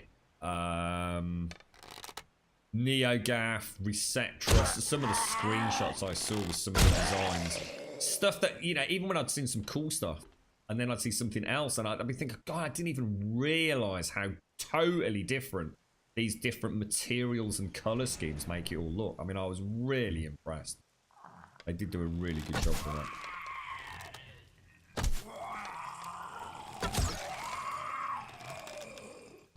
You can totally see a bit of an underground movement on some of the forums with some of the colour schemes with people saying exactly how to get them, you know? choose this, you know, these RGB levels for the colour. I think people will make quite a little name for themselves. A little bit like in the racing games when people did the decals and things. Yeah, that was my biggest concern, James, was the overall, what I felt, lack of individuality for the looter-shooter genre. I just felt like BioWare were making decisions that I personally, you know, like I said, you read into it as much as you want, can't you? It just didn't make sense. The loading screens in particular, that is a big no-no to me. I'm sitting there, I'm fighting alongside Daikoi or you. You know, I'm in the mission area, and I literally, you know, I can see the dude right there. And I go, right, 6 feet. And the dude is 6 feet from the boundary, and it puts me out of bounds. Return to the mission area. And I'm like, well, I'm all right. Bang, loading screen. Absolutely pathetic. That is utter shit to me. I understand why it has to happen, but in this day and age, in an open world game, to have these mission invisible walls is a big no-no. I spent as much time in loading screens as I did playing the game at one point. You know, you go through the tunnel, you get a loading screen, you do a little bit of fighting, you come back through the tunnel, you get another loading screen, then you get chucked out of the mission because you've gone outside the mission perimeters, and now you suddenly, now you've got a loading screen. You got a loading screen when you go back to the bloody fort. Oh god, it was doing my fruit and nutting, mate. Like, they need to, I don't even know if that's solvable, to be honest. Colossus Flamethrower, that was awesome. That was really cool watching Daikoi. Did you know that if you've got, like, say you're frozen, the Colossus can spray you with a flamethrower to unfreeze you, and vice versa with, say, like the Storm or whatever it is, or Interceptor, that can cast the cold to if you're on fire and things like that. It's actually really cool. So you can't play it as a traditional tank class even though it has an AoE taunt. Oh, right, okay. I was convinced I'd be getting to the Division 2, but now I'm not so sure. Really enjoyed Anthem. I think a lot of people did miss the video. Honestly, I really enjoyed it. I'm just very concerned that out of the box... To be honest, I think it's going to be like the Division. I think it's going to come out of the box. It's going to sell phenomenally well. They're going to get a lot of sales. And the player base will literally drop off a cliff after about 3 to 4 weeks. And what we'll see is we'll see a repeat of the Division, where a few months later... They start, you know, they'll have all the infrastructure tweaked out. They'll have all the optimization tweaked out. And we'll start seeing BioWare really keep moving it forward. It's obviously releasing a little bit too early, in my opinion. It's like any game. You know, I think it's been rushed out. They need a little bit of time. So I think over the first 6 months, what we'll see is the game really, really growing, expanding, becoming more streamlined, much more fun. They'll take back on community feedback, we'll take on board community feedback, start tweaking things, and after 6 months, we'll start seeing the game that BioWare really wanted to put out, and maybe after 12 months, it will be a really, really solid game. And like me with the Division, you know, I picked up the Division on release, I had a lot of fun with it, realised that the end game was almost just dead, not a lot of fun. Went back to it X number of months later, and holy balls, it was like a game I literally completely just couldn't get enough of. Polished all the way through. I just hope it goes through that. I really do, because I think Anthem has got a lot to offer. I couldn't believe people on Reddit talking about the graphics, saying the graphics were shit. What? I thought it looked amazing. I don't know what they were playing on. I mean, that you know, I assume they were playing on PC on super graphics settings because it was in the PC section, but. That game does not look shit to me. That game was bloody amazing. I did some wonderful exploration solo, free roam. Oh, the amount of crazy places. I even found a Titan, you know. I actually found a Titan, or I think they're called Titans, out in the middle of nowhere. They're not as part of a mission. Loads of like hidden valleys, waterfalls, little outposts. I did get really pissed off with things disappearing. That happened all the time. I'd be in free roam. I'd fly over like some sort of like abandoned base or something. You know, drop down there, have a look around. It all, you know, all looks intriguing. You know, lots of things to see. But every now and again, I'd come across what was essentially a populated base, and I'd start shooting things, and all of a sudden they'd all just disappear, all just vanish. It's like whoa. You know, literally halfway through a fight. Ever so weird. Definitely some technical issues with it. So you're definitely going to get it, and you're actually a bit unsure about Div 2. You'll definitely get it as well, James. Good. So at least we're going to get people that we know and trust playing it. You can give us some honest feedback, can't you? Destiny 2 does that as well. If someone reaches the boss even right in front of you, you'll get pulled into them. Another shit death. So again, it all points towards someone banging a drum about do it like Destiny, doesn't it, Alethea? It almost sounds like the shackles of Destiny are doomed to make Anthem conform to that strategy. It's annoying, dude. No, it's not, McGlashan. No. And that's the point, dude. That's the point, I think, that everyone's concerned about. No, it's not, because it's a demo. The demo is the full game, dude. You're just locked out. It's not... You're even getting sucked in loading screens within an enclosed instance, McGlashan. You see what I'm saying? It's not like you're out in the open world and you suddenly get pulled in. I can literally be in, for all intents and purposes, an instanced cooperative area doing a boss fight and suddenly go outside of bounds, mate. Have I watched the CPU spike? No, to be honest, for the first time in a long time, I ran no diagnostics on that. I normally do when I play a new game, mate. You have a strong feeling it will have a rocky start and take about 12 months to get its legs. I'll be playing through the growing pains, I think. I hope some of you do. I really hope. I mean, I won't have time to commit to it. I'll either go Anthem or Division. But I really hope you all keep in touch and let us know how it's going, because I enjoyed it. I played it again yesterday evening. I really did enjoy the game. If I was BioWare, I would have been a much more on the ball about giving some instructional videos. Though a lot of the criticisms I've heard are people that didn't know about the prime detonation systems and all that. A lot of people are playing it with their primary weapon being their primary weapon. That's not how you play Anthem. Anthem is all about your specials, your cooldowns, your combo rotations. Your weapons are just to mop up the little dudes. You know, that's the only reason you're using your machine gun. You know, to that extra little bit of burst damage here and there. You know, everyone's playing with the Devastator. Everyone uses the Devastator, right? I mean, insane damage. I mean, that is one weapon that is definitely worth it and very non-situational. But yeah, they really needed to do a better job of explaining. They should have just given people like a little demo area. You know, explaining how prime and detonation works. Not everyone reads gaming forums, you know. And there was definitely a huge element of the negative press, well, from players, because the demo didn't do a very good job of explaining things. And to be fair, it didn't. There's a lot of things I wouldn't have known if I hadn't been, you know, listening to other players on forums and whatever. Is that behind me? It is, isn't it?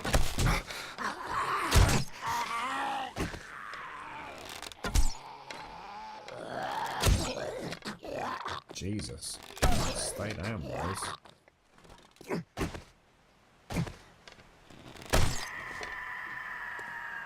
Come on, get some, mate. Where are you? Hello, fella.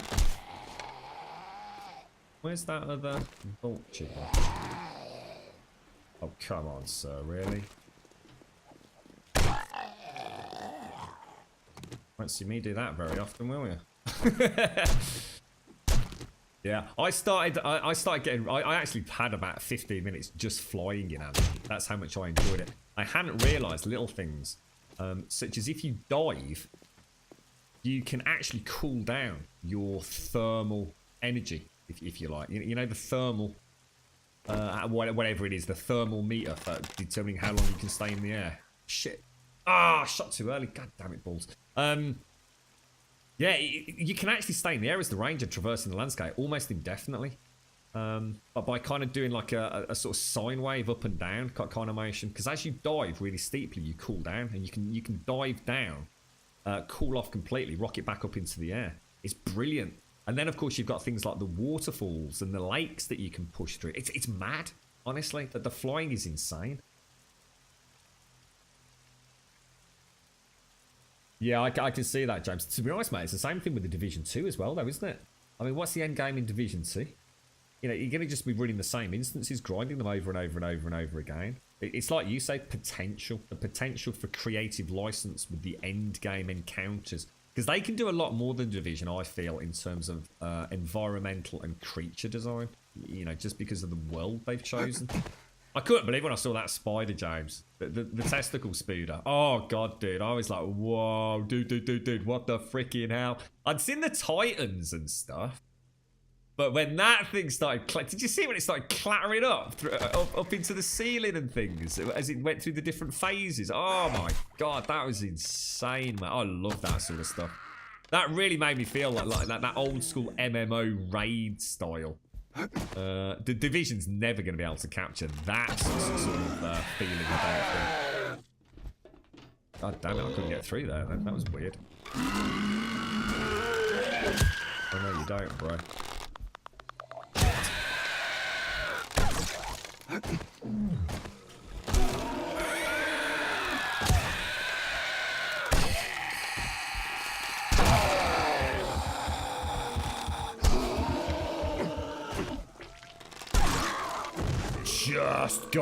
Just got him on the backflip then. Like a freaking ninja, mate.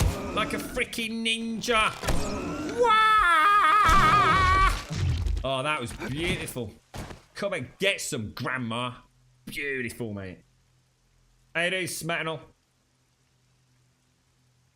So with demo, you access the whole map. No, not that. Well, I hope not. I bloody hope not, McGlashan. I hope not, dude. Better not be. I could traverse the whole map in a matter of minutes, mate. I hope not.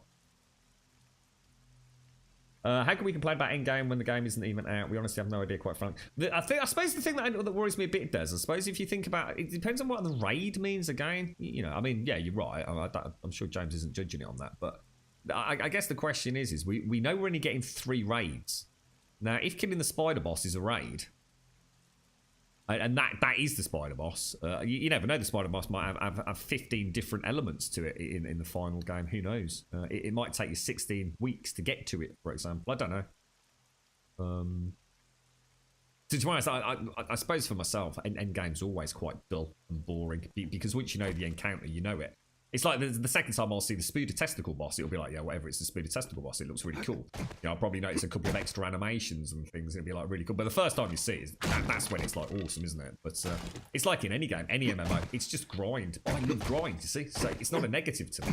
They don't have to keep coming up with 1,001 new raid bosses for me to enjoy it. As long as I get the odd new one as part of DLC, I'll be quite happy.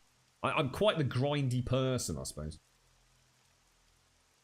The game will open up with a training mission since... Yeah, no, I know that, Lethan. Oh, no, yeah, don't... That's what I'm saying. That's exactly what I'm saying. What they should have done is given us access to either an instructional video showing the early game or let us go through a tutorial from the, from the base game and then let us play level 10. That's what I'm saying. They actually lost a lot of people's interest because people just didn't understand how the game is meant to be played. They could really have done with an in-game... Everything else you clicked on that opening... You remember the 4 things that come up horizontally?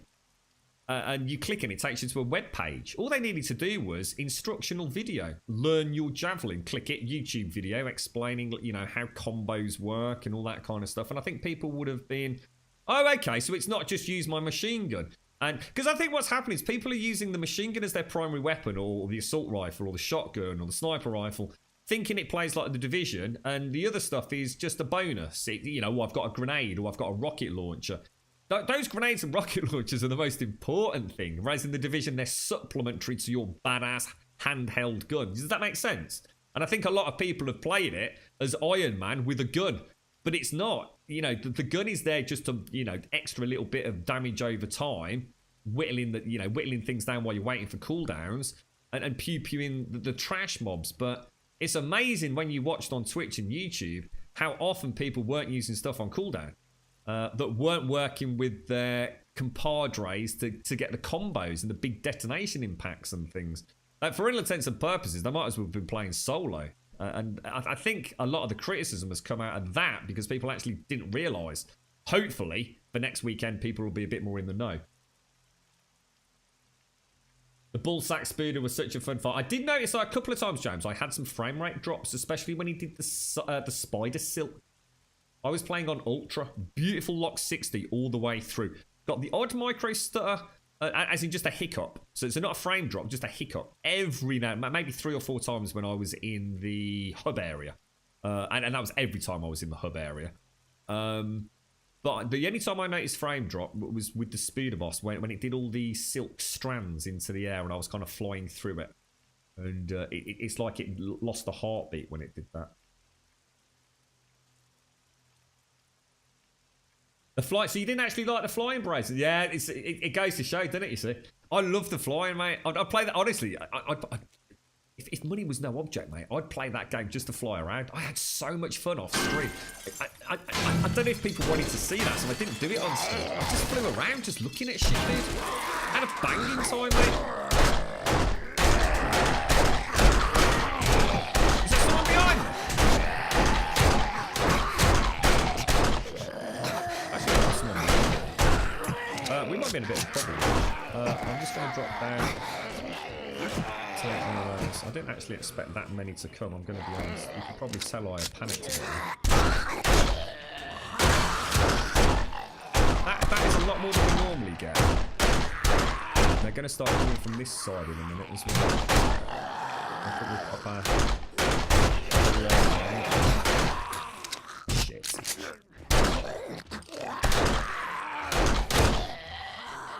Got to start aiming down sights more with the revolver. It's amazing how astray those rounds can go, even though that reticule isn't that big. Doing that makes such a difference. Well, obviously. I just think of it as a pistol. I don't need to aim down the sights with it. It's not going to be any more accurate, but it is a hell of a lot more accurate. I think we'll treat ourselves to one of them. How you doing, Alagon? You alright, mate? You alright, Meejin? How's things with you, bro?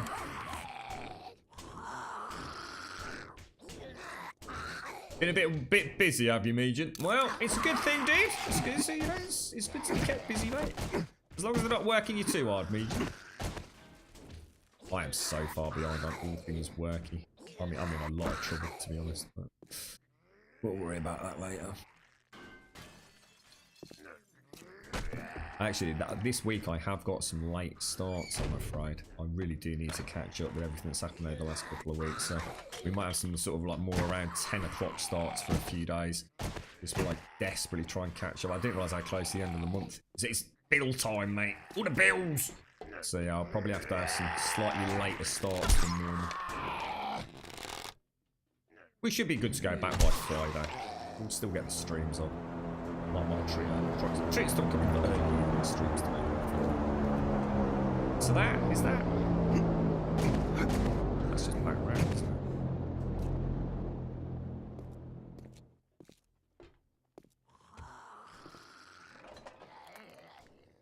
Yeah, but again, Alicia,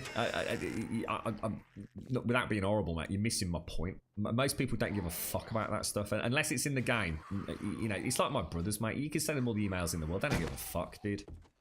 They only have an email account to get the fucking code in the first place. It's not good enough in this day and age, mate.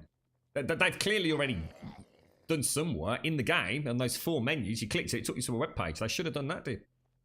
You know, not put it through an email. It's just not good enough in this day and age, mate. It's another example of where I think BioWare have created a game that they just don't... They don't know what they're doing. And I don't mean that in a horrible way. BioWare have never made a game like this before. And I think it's so outside of their comfort zone that they're forgetting things. You know, let's be honest, the whole heads-up display is atrocious. The in-game representation of primers and detonators, it's basically the Reddit community have had to fix it before the game is even out so people can understand it. It's terrible, Elysium. They're so outside of their comfort zone. And then this is what I was saying. Give them 6 months and hopefully they'll be able to understand what the community is struggling with. Right now, they seem to have blinkered vision. Destiny, Destiny, Destiny. Destiny does this. Let's make it like Destiny. And they need to realise they're not making a Destiny clone like that. You know, they need to tailor it for their own unique game. And yeah, you know, sending people out an email with a guide. No fucker's reading that shit. Apart from the diehards like us, Elysium, like you and I. You know, because we kind of care. You changed all the flying and swimming settings. I was going all over the place after that. Flying was amazing. Is that because of mouse and keyboard, Mr. Vial? All footage of launching from an aircraft. Oh, I haven't seen that, James. So that sounds kind of cool. That does sound cool. Ooh, aircraft. I must admit, I nearly missed. I mentioned it a couple of times on stream. You know when you first come into the game and you're standing up on what looks like a ledge? And I just thought it was a ledge. And it was only when I flew back, because I was trying to learn how to fly, that I realised we were on like one of those, like a walker. Like a mobile ATST or ATAT style thing. I hadn't actually realised we were on like this huge mech walker device. I thought that was brilliant. I thought that was really, really cool. Almost reminded me of a Killzone dropship. Oh, you're joking, Alagon. Didn't you get a chance to play it? Oh, dude. I'm gutted for you, mate. Yeah, you'll have to see if you can jump on with us next weekend or something. I'm sure some of us will be playing it again, mate. It's a lot of fun, Alagon. It was a hell of a lot of fun. It's just got... It's got a way to go, mate. And you know, I'm not even talking about any of the technical... I'm not once on my discussions have I spoken about the technical issues. See, the loading screens and things aren't technical issues. They are by design. Now, honestly, the tech issues that I had in that game, holy shit, where do you even start, mate? Now, infinite loading screens, you know, plaguing it all over. The fact they managed to DDoS themselves, which is just absolutely hysterical. Everything about, you know, I mean, I did mention about disappearing mobs. I was playing with Daiko, and Daiko was running around shooting shit all over the place. I couldn't see any of the mobs. There was nothing on my screen. Yeah. The matchmaking.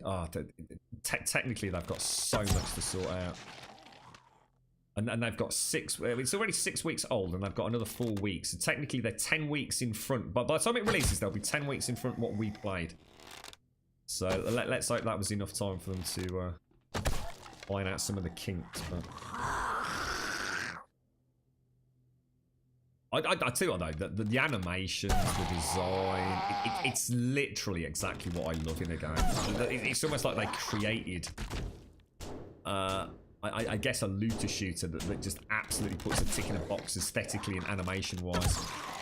But for exactly what I'd make. I love it. I love that Iron Man light mech, pew pew pew, fluid movement. When you're in the Ranger and you do the sidewards barrel roll, oh god, that feels amazing. You legit feel like Iron Man, just up there, you're just completely in control. Oh dude, it's so good. When you started learning how to stop dead or glide slowly, put the brakes on and suddenly hover in the air. Dash down into the water to cool down and back up into the sky. Oh, bloody amazing, mate. It's one of those games that just feels good. Yeah, it makes you feel like a badass. And sometimes that's all you bloody want in a game, isn't it? It's the opposite of what we were talking about earlier, about having a real slow, strategic, tactical armor squad style game. You can understand the desire to play something a bit more action. Oh god, I made that mistake last time. Oh, we don't seem to open up. That is a bit unfortunate, to say the least.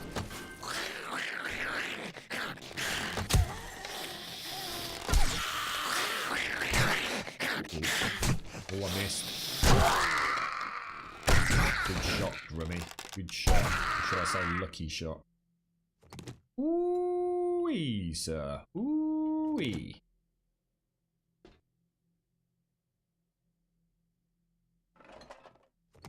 So to be honest, mate, I actually didn't elite him, but I think I'd already watched that much footage of it from the devs elite. There's the case in point. Even I didn't notice that, but that's because I think James sent me the code, so I don't know if that was in the original emails that maybe James had, but I already knew all about the prime detonation Your stuff. part is required. Flow of combat. You've been a most pre-streams. magnanimous host. You know what I mean? And you've waited too long for this moment. Even if I had seen like a little mini, I wouldn't have bothered. Because I thought, well, I already know everything there is to know about this game that's been officially and formally announced. So.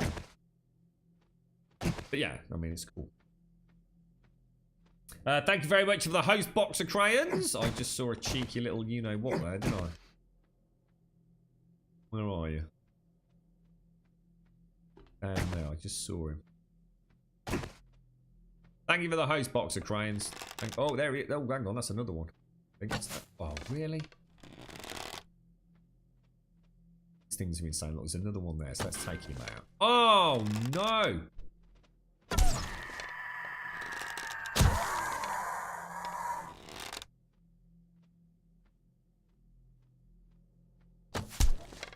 Beautiful.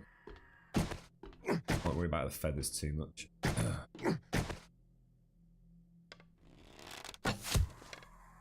Is that... Where the hell am I? Oh, we're going in through there, look. Very weird. Okay, let's twang that. So you just pre-ordered Far Cry. Oh my god, screw Anthem. What? What's that? So you've pre-ordered, what's it called? Far Cry? Is it called A New Hope or something? I actually really like the look of that, dude. When's that one come out? Hang on a minute. We've not taken that into account. We've got the preview weekend for the Division 2, which is the 7th to the 11th of February. Anthem releases around the 14th or 15th of February, doesn't it? We've got Metro Exodus, which I think is around the 22nd-ish of February. When the hell does New Dawn come out? I think I said A New Hope, which I think is Star Wars. Is it Far Cry A New Dawn? Something like that. I had zero knowledge and had a hard time, to be honest. I think solo is not the way to go. What? Hang on, I thought you didn't play it, Elegon. Hang on, what were you talking about here, mate? Are you talking about Anthem? I thought you said you didn't get onto the demo. Am I getting confused? I did think a lot of fakes went into it just like any other shooter. They did. They did. Yeah. You can tell from the Reddit posts, Alethea, until, you know, friendly people started trying to point out what they were saying. Yeah, it was amazing about how people came back on. So obviously what had happened, I mean, in a summary what I read, Alethea, I don't know if you had the same. I don't know how much you read and how interested you are in other people's opinions, but I'm kind of obsessed with it, with gaming forums. And I went on a Friday evening after I'd epically failed to get into the game. And, you know, as you can imagine, there was a very sour taste in the forums. Played it all day Saturday because we came on early, so I didn't get a chance to check out the forums until late Saturday evening. And there was so many people that were just slagging the game off because they just didn't know what the game was about. They just didn't understand what they were supposed to be doing. You know, moaning about bullet sponge enemies and the complete inability to do anything. And when I went back yesterday, the same people that had been helped out by kind people on the forum saying, why don't you try this loadout? Get in a team with such and such and go give it another go. And Sunday, completely different, mate. But the whole tone of some of the posts on sort of Resetra, for example, had changed. You know, people are like, oh shit, I had a much better day today. You know, Sunday, the number of posts that says, oh, it finally makes sense, was probably a classic that I'd repeat in a discussion. It was like suddenly the penny had dropped. So yes, it's certainly indicative of them having created a game that is way outside people's expectations and comfort zone for that style of loot genre or looter shooter genre game. Pretty cool stuff. I love analysing all this, or analysing, having a chat about it. Bit of a tune way. I think it's fascinating. You know, how people change their tune. We're all so used to picking up a game, aren't we, and being the hero, just being the badass. I've got a gun, therefore what am I going to do with that gun? I'm going to fly around in my Iron Man suit, I'm going to shoot things, I'm going to shoot them in the face. And shooting them in the face does more damage. And actually, in something like Anthem, there's so much more to it. There's so. If all you're going to do is fly around and shoot things with a bloody assault rifle, you're going to have a really hard time of it. Like a really hard time of it.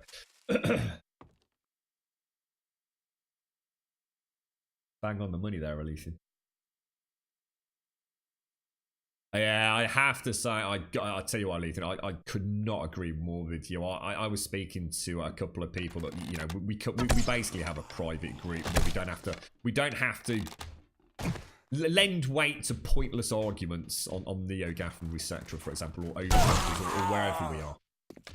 And we were saying the same thing. Absolutely sick and tired of the. How many times did you read over the weekend? People that had played the demo or hadn't played the demo says, anyway, I don't give a shit, I'm not buying it because it's only a matter of time before microtransactions ruin it. I mean, come on, for God's sake, you know? I mean, yeah, AA have earned a bad reputation, but let's not start jumping to... There was even one, like, giving a broken down analysis, right, saying, well, if this build is 6 weeks old, right, so that means it's 6 weeks. So what they're going to do is they've put out the demo for this weekend and next weekend with no sign of microtransaction screens. But trust me, when it releases, they'll have had another 4 weeks, technically 10 weeks because he couldn't do maths. Technically another 4 weeks. And when you actually buy the game, that's when the microtransactions will be in there. They're trying to bluff you by doing the demo. It's all part of a marketing strategy to hide microtransactions in the main game. I'm sitting there just thinking, Jesus Christ, dude. I've never heard so much utter fucking unfounded bullshit in my entire life. Get a grip, dude. Talk about being on a hate train without any substantive bloody, you know, evidence to point towards that. I mean, everything we've heard says the exact opposite, you know? I mean, EA might as well just, well, they'll never give up because they've got FIFA and everything, but, you know, EA ain't stupid. You know, they are there ultimately to make money. They know they can't just suddenly stick in pay to win microtransactions in Anthem. There'd be bloody rioting in the streets, wouldn't there? Absolutely crazy, mate. Oh, you managed to get 30 minutes in. Oh, so I just thought you'd not even had a chance to get in it at all, Elagol. Sorry, dude. Yeah, I played a little bit solo actually, just to get accustomed to the controls more than anything, mate. I had a little play with Z. That sounds a bit cheeky, doesn't it? She was she joined me for a little bit. We did the Titans. That was a good fight with the Titans actually. I couldn't figure that out. I don't think anyone in the team could figure it out. I could, oh my god, that was awesome. Fell through that one block down. That's amazing. That ragdolling is so superb. Yeah, the Titan fight was really good fun. We just couldn't get into a rhythm as a team. There was no focused DPS on any one Titan, so we were just constantly getting those flame circles just coming out time and time and time again. And of course, it overheats you. It wasn't about doing damage, it overheated you, which meant you lost maneuverability. As soon as you've lost maneuverability in that game, you are dead. Oh shit. I cannot afford to keep missing those shots like that, bro.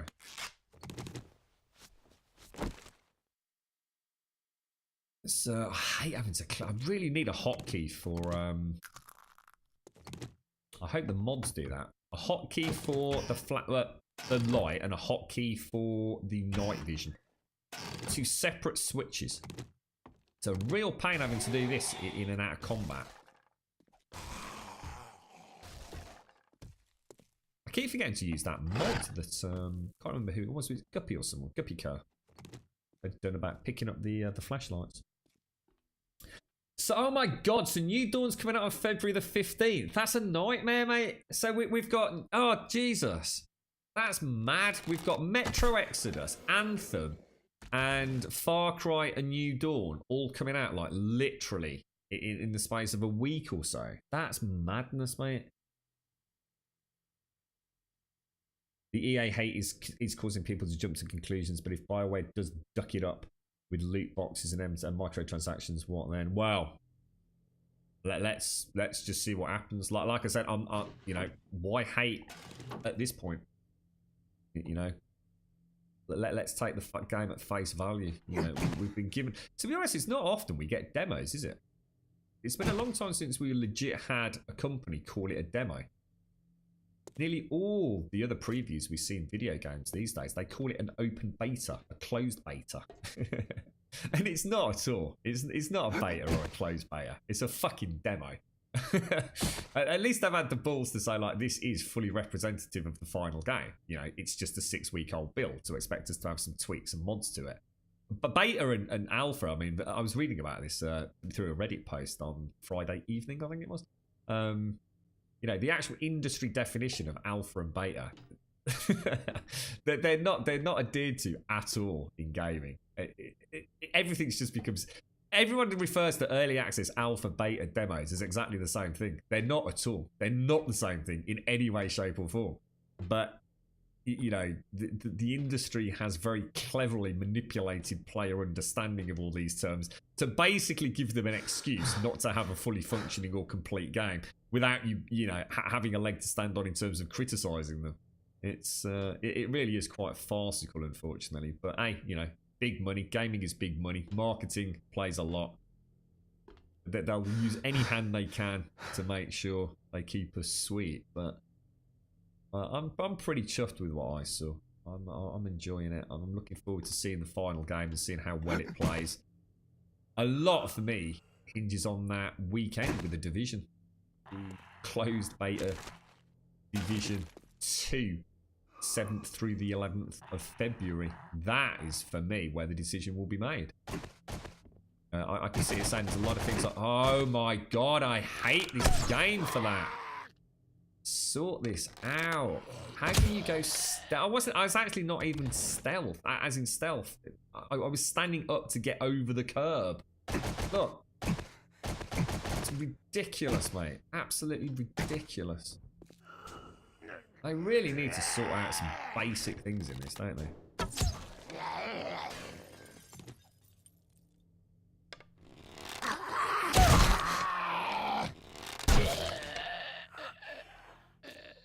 Cheeky muppets. Right, let's do some scrapping. We're all over the place here, aren't we?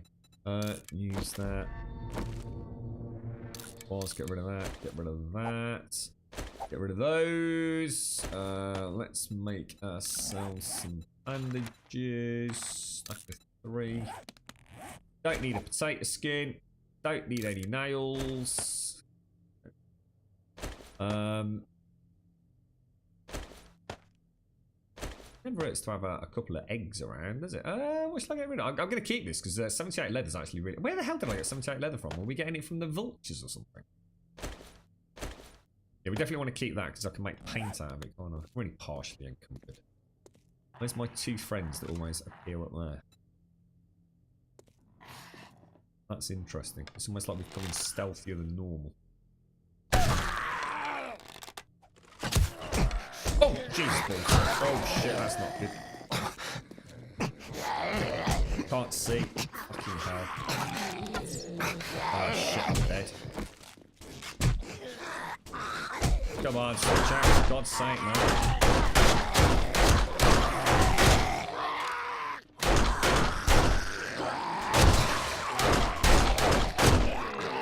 Shit, I've got a problem, boys.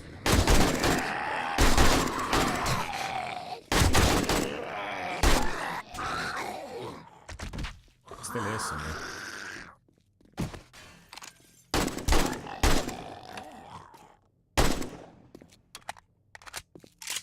That did not go according to plan. I don't know what I thought I was doing there. I even said the 2Ds hadn't come out, so I knew we weren't locked and loaded and ready. This was getting quite badly damaged as well.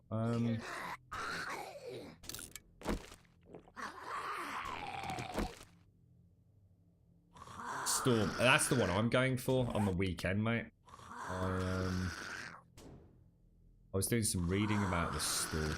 I didn't even unlock it yesterday, actually. I thought I'd leave it just in case anything else comes up. Because I think your progress carries over to next weekend, doesn't it? I thought I'd wait to see if any changes happen. That's why I saved that second slot. That's why I didn't unlock it this weekend, to be honest. Just in case there's any radical changes to the Ranger or anything from, you know, the demo information they got. But yeah, Storm is definitely the one that I think I'll have the most fun with. It's much more my playstyle. Although I have to say, the Ranger is something I honestly thought I was going to play the Colossus. I really thought the Colossus was going to be the one for me. But I don't think it will be ultimately.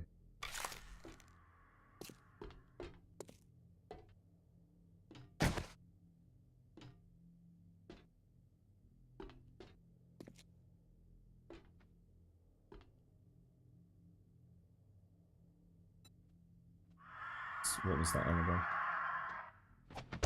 Oh, Jesus. Bloody hell. You couldn't make stuff up. Where did you come from? Did you follow me all the way in, or are we actually out in the open? Oh, right in the open. You have to confess I played like a normal mech shooter, but I'm also aware that it's not the game's fault then. I simply haven't had the time to get into it, and I'm happy to hear that it's a good game, as I enjoyed the 30 minutes a lot. Did you play it on the Shadow by any chance, Elegon? Did you get a chance to check it out on that, or...?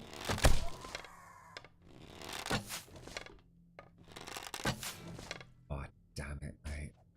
I'm making silly mistakes now.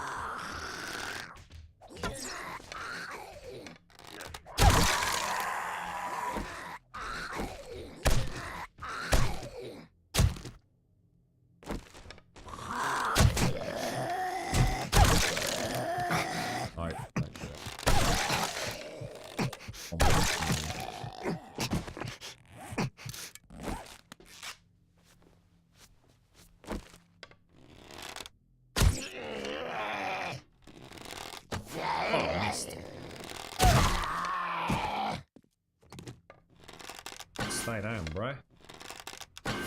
Just missed the game. Damn! Gotta stop. We got so close to the end without cocking anything else because I'm bursting for a drink. Storm is a javelin that'll get most in-game hate. Really? I can just hear all the Inceptors now. Get out of the sky, you pussies, and come and fight. I thought it's the. Did anyone play as the Interceptor? I can't remember if it was Evil or Z. I think one of them was the Storm and one was the Interceptor, weren't they? So I'm not sure if they had any feedback on how they found it.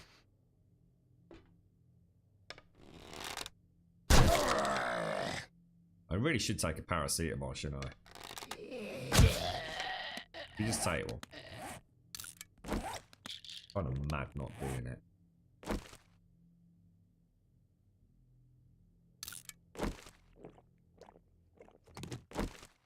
So what's that, McGlasson? Don't knock what, mate? Don't knock stable. What was that? Are you talking about this? Good luck, Juppy. Good luck, mate. Have a top one. I hope it all goes really well. I hope the therapist is super happy to continue as is, Juppy. I actually freaking missed that shot. I'll tell you what was... Oh my god!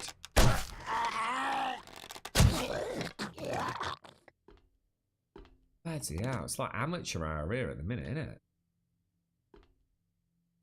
I hate this section. You might as well just go lit up like a bloody Christmas tree.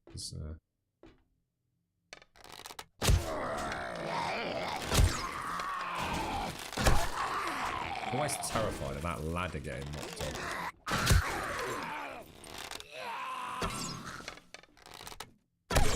Such a sharp angle, it's really hard to get the...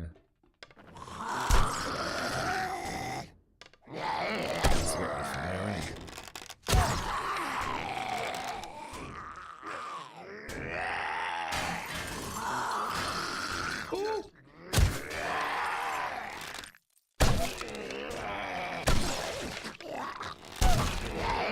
There's loads of the buggers.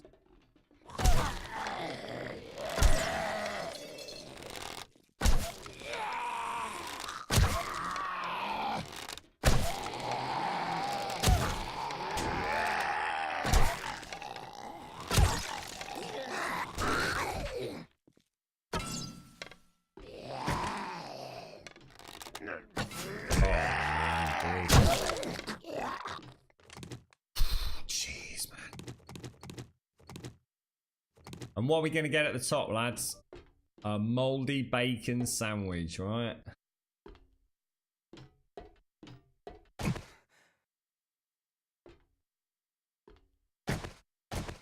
You actually really like the Interceptor, did you, Pervy? Any reason why, mate? I mean, what was it that drew you to it? What was everyone's impressions? So for those of you that actually did, one of the criticisms that I read the most about was, and again, it's a little bit like me talking to Alethian about, I wish they'd done a better job of kind of informing the player base in game of how the game is played, how it differs from your normal shooter. I think it would have helped people have some more fun on the Saturday before word got out, like, you need to play this a bit differently. But one of the constant criticisms I read was that the Ranger was easily the most boring and pointless, to some people, class to play. Now, I actually quite enjoyed playing... we're infected. That's not good, is it? I actually really enjoyed playing the Ranger. I didn't have any concerns with it, but then again, I haven't compared it to anything else. So, I didn't feel like the Ranger was boring. I didn't feel like there was anything lacking.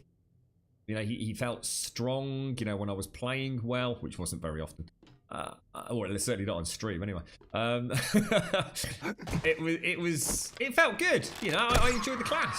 I felt like I could stay in the air a good amount. I'd got reasonable DPS. Throughout the entire stream, I didn't use melee. But for 9 hours, I think I used melee just a couple of times, which is really not the way you're supposed to be using the Ranger, obviously. He's definitely hits hard as a melee, or at least is viable in some areas as melee. Whereas I was backing off, going into the air, hovering and shooting them with a machine gun or an assault rifle, I could easily have been mopping up and setting primes for my cohort using the melee weapon. So I was very much playing the game incorrectly as a Ranger, as a very poor Ranger. But yeah, I was very surprised to see so many people saying that the Ranger was, it's a pointless class, no one's going to play it. I thought, well, I think people were suggesting that people will rather than have a Ranger, why wouldn't you just have 2 Storms? Why have the Ranger when you can have another Storm in the party? I can't comment because I didn't really play that much in that sense. With the team dynamic at work. The Interceptor reminded you, the speed and attack damage with melee. Oh, I see. Right, I got you, Pervy. So so it's really about your play style. It just suited you, yeah? Yeah, we said it'd be bacon, Grimbo. Yeah, we were talking about an AD&D campaign comparison yesterday, weren't we? At least the DM gave you a bacon sandwich. It might not have been the holy +5 Avenger for the Paladin, but at least you got a bacon side out of it, mate. Now, when I go up there, this is where it all goes Pete Bamalama Ding Dong, innit? Gonna have to jump up. We're gonna have to see just how bad a spawn we've got.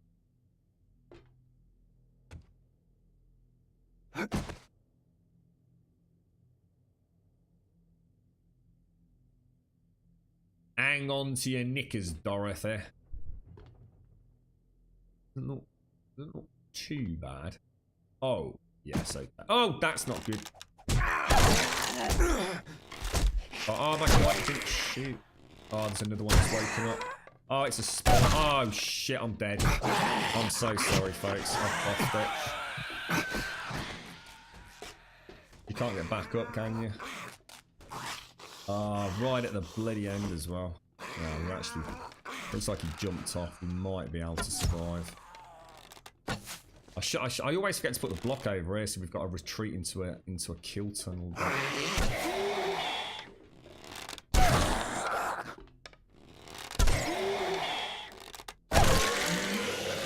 Damn, we're lucky. How are they going to come running back round? Let's get that escape route set up. From this far, let's not off it. This was the problem, isn't it? I've kind of almost designed it so it's hard to get.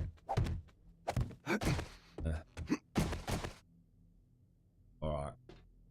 Got half a chance. I actually walk across that.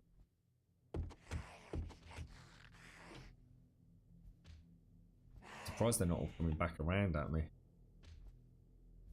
One up from normal, I think, magnetic. Just one up from normal. I was going to play the whole Alpha 17 on normal so we could really gauge what the baseline for the game is, mate. But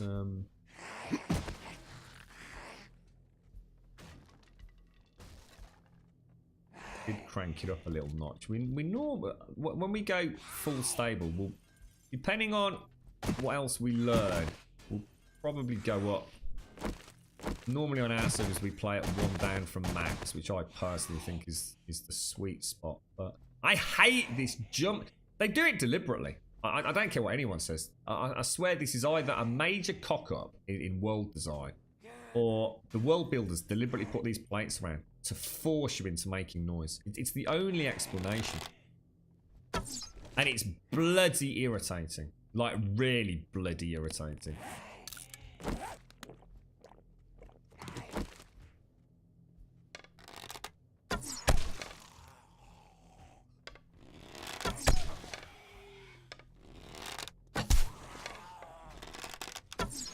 Shit.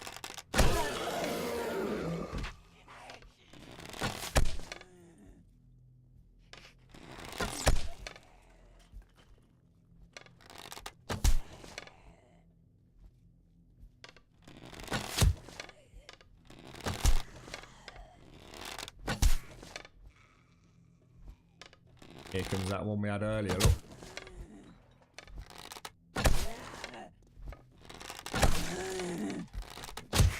Don't give a shit, does she? God damn, they take some freaking taking out. Jeez, man. We scare you, pervy.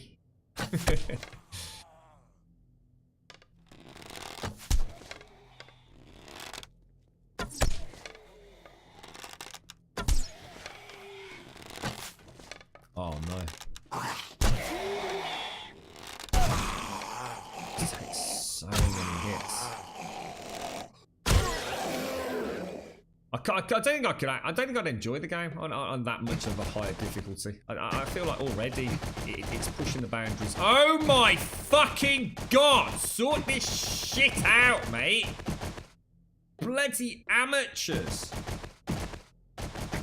I can't even get off it. I can't even get off this fucking ladder, lads.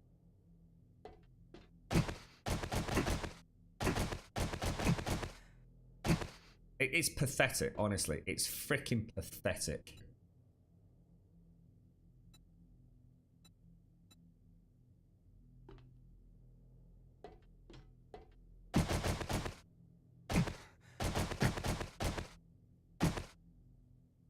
And you wonder why sometimes I get fucking pissed off, right?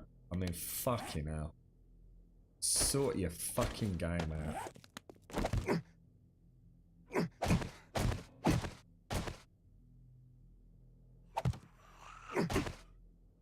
Right, okay, let's try that freaking game, shall we?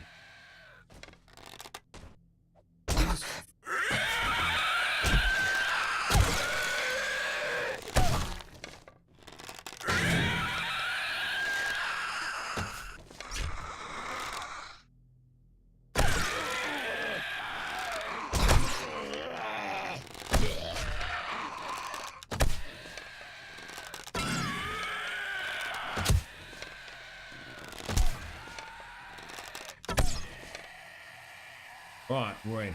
Thank God for that. Oh, that was driving me potty. That was driving me potty, mate.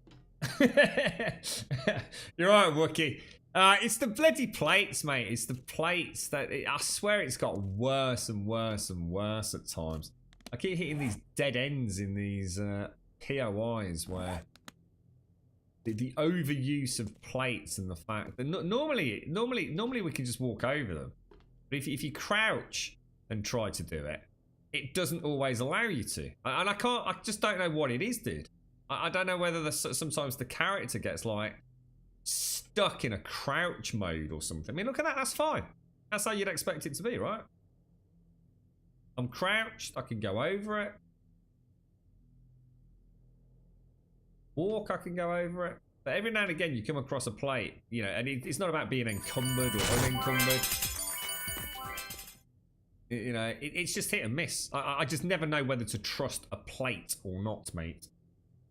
You're right, Mega Ninja. I said Mega Ninja. Mega Ninjax. Mega Ninja, how you doing, mate? So basically, it's not actually a mod in the sense that there's nothing here more than the heads-up display.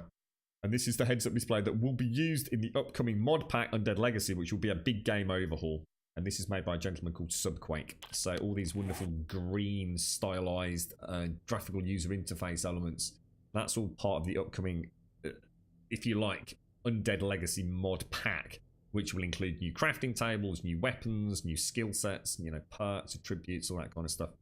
But you can't actually get it just yet, mate. We've just been very, very lucky that Subway allowed us to sort of show it off a little bit, really, mate. Thank you very much, Paprika. Thank you for the bits, sir. How are you doing? Happy Monday. I hope the week's off to a good start for you. It's a feat. It is. It is. Honestly, I wouldn't surprise me the slightest if it is going to become a feature and that people start adding it so that you can't stealth everywhere. It wouldn't surprise me in the slightest, mate, if they start calling it a feature. Because after all, it is a stable build, right?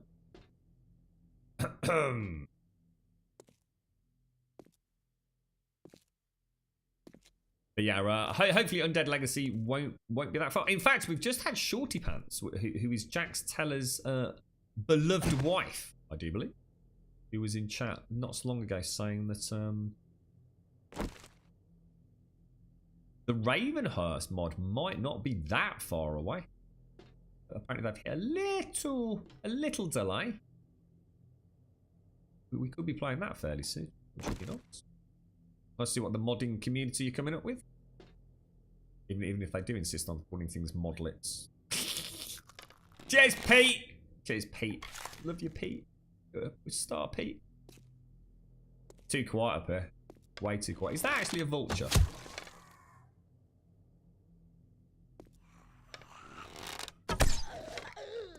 That's unusual.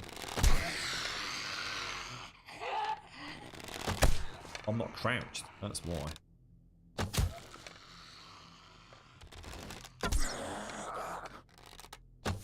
Oh, that's it.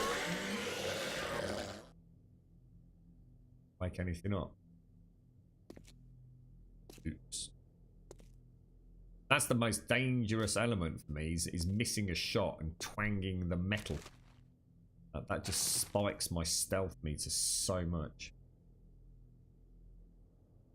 As stable as your arse after a night of Guinness and curry. I love it. It's very colourful, very vivid, Wookie. That's what we like. Lovely, jubbly. Very nice indeed, sir. Guinness and a curry. God blimey. Imagine the bowel movements after that, sir.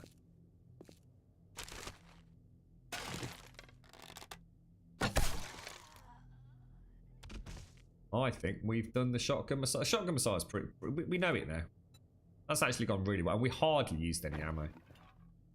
Well, we've actually, I say we've hardly used any ammo. We've actually used quite a lot of arrows. I think we have used like, is that dead? 250, well over 250 arrows. Because I think I had a stack of 250 and a secondary stack of about 60, 70, didn't I? So you can see how much ammo you do get through.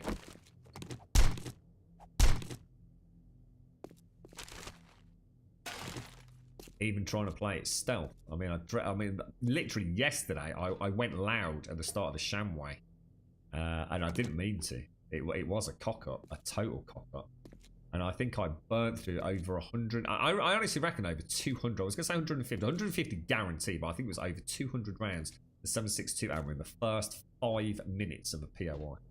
That is not sustainable ammo consumption. Not even close.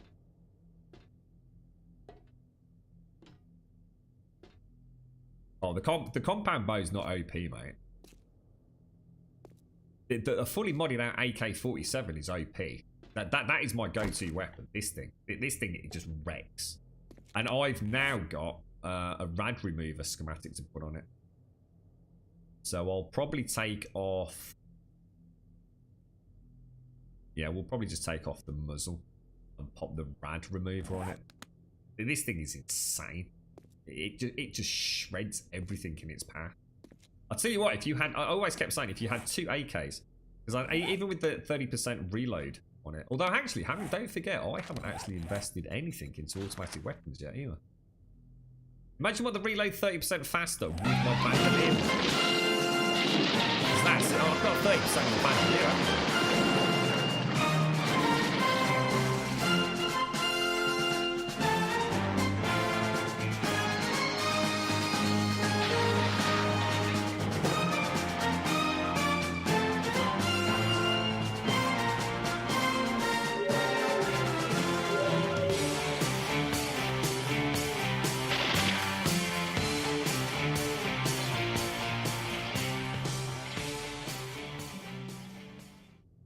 Well, badass. This is where I die now, Mojo. I'm not finished yet.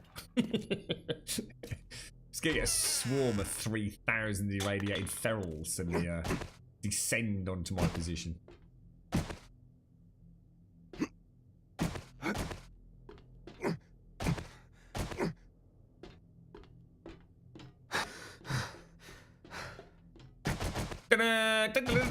Oh look, I can't get up again. Joy oh joy. Bothers. Oh, what was that? That was another schematic, wasn't it? Did I just see another schematic? Shotgun duckbill. I don't know if I want the duckbill. Your tune has automatic weapons at 5. What's that? I'm not sure what you mean there or anything. Your tune has auto weapons at 5. Both the fire rate and reload is amazing. Anybody have them both at 5? Fuddled. What do you mean? You looking forward to the Division 2 then, Mojo? Oh my god, is that more mufflers as well? Oh, custom. No. This is the first time we've had good loot up by one of these, isn't it? God. Wait, it's better than the sham one, let's be honest. Yeah, I mean, if I was going to go for the ultimate killer loadout, I don't even know if you can put a suppressor on an AK, but I wouldn't have thought so. But I'd say 2 AKs and a silenced 22 mag pistol. I don't think much is getting through that.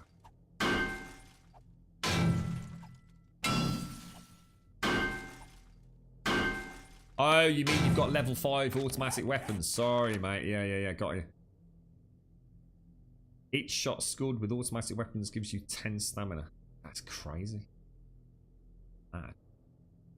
So basically, you could wear heavy armor and backpedal, or run around quite a lot with that, then, couldn't you? That's interesting. So you can actually create like a heavy gunner. What am I doing? I'm trying to get into this chest, mate. We'll get this, and then we'll. I'm going to save the weapons stash for last.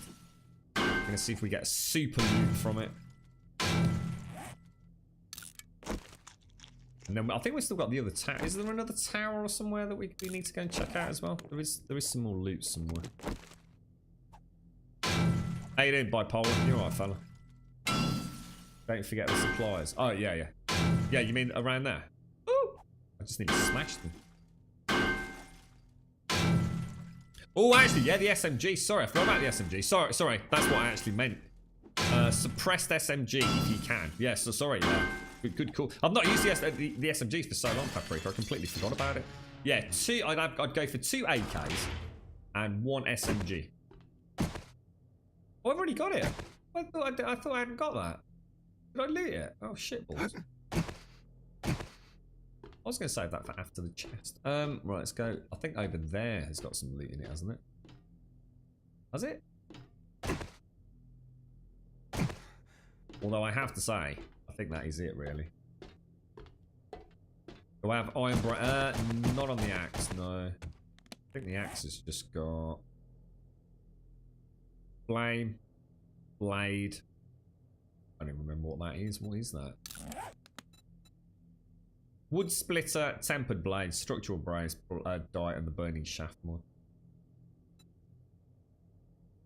Now I've got another bunker buster. I don't think I've had the iron one. I think I've got 2 bunker busters now. At least we got some mods this time. It's a bloody pleasant change, isn't it? Normally the loot is like completely irrelevant. I mean, I could argue it's irrelevant at this stage in the game anyway, but at least we got some mods. You could, I suppose, running the shotgun Messiah isn't a bad idea if you can get in here stealthy. I mean, 250 arrows per run isn't too bad, but then again, I have used a few of the old AK rounds, and I've used a few of the old 9mm rounds as well. Satos was saying yesterday, wasn't he, that he put points into looting because he was getting more ammunition from the ammunition supplies. So instead of getting like 6 7.62 rounds, he was getting like, you know, X number. I don't know. I don't remember reading if he said how it's scaled, but yeah, I mean the shotgun Messiah. There's no point in doing the Shamway. The Shamway is an utter waste of time.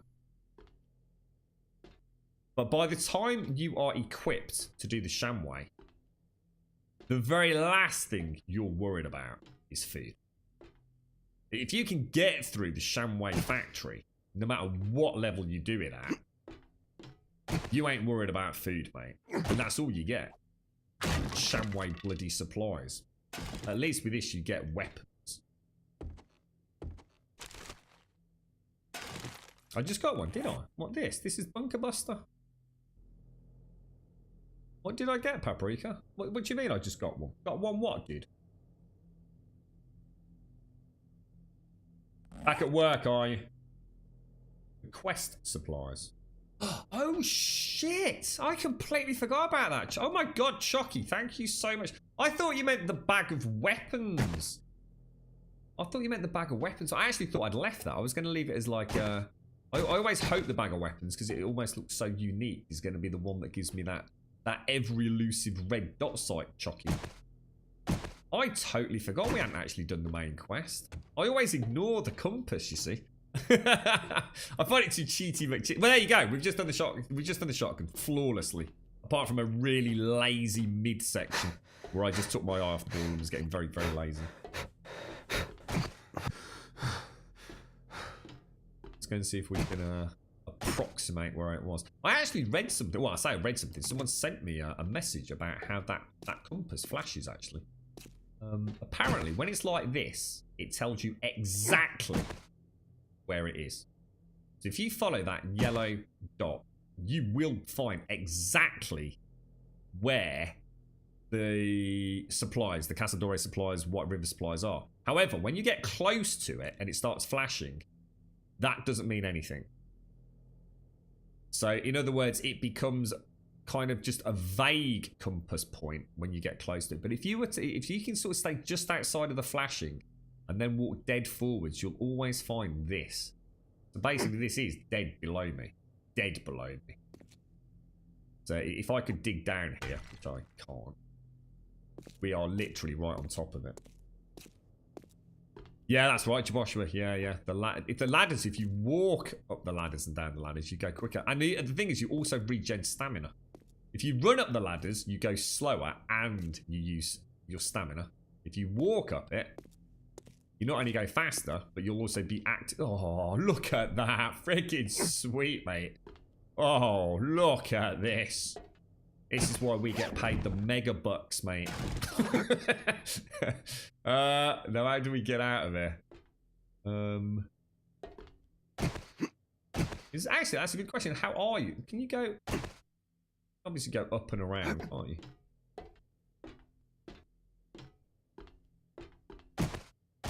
I don't think it's even about quests, is it, Paprika? All I can go on is what someone had sent me on a message about a week or so ago.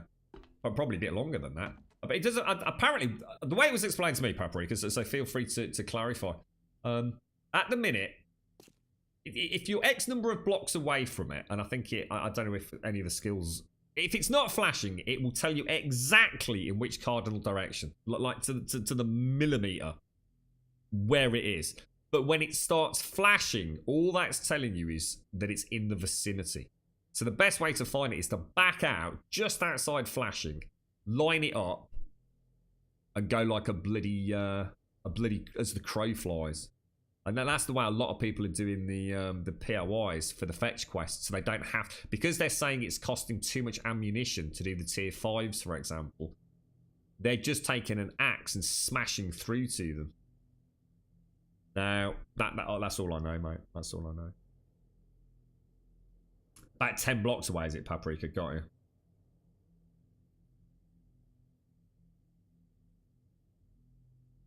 But yes, Joshua, that is a good tip, that is. It's worth pointing out, that, mate.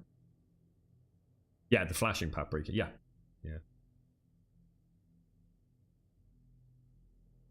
What's that, Zura? Imagine if civilization breaks and you are one of the only survivors. Okay, fix that chemical and nuke plants. What's that, dude? I'm actually quite heavily encumbered.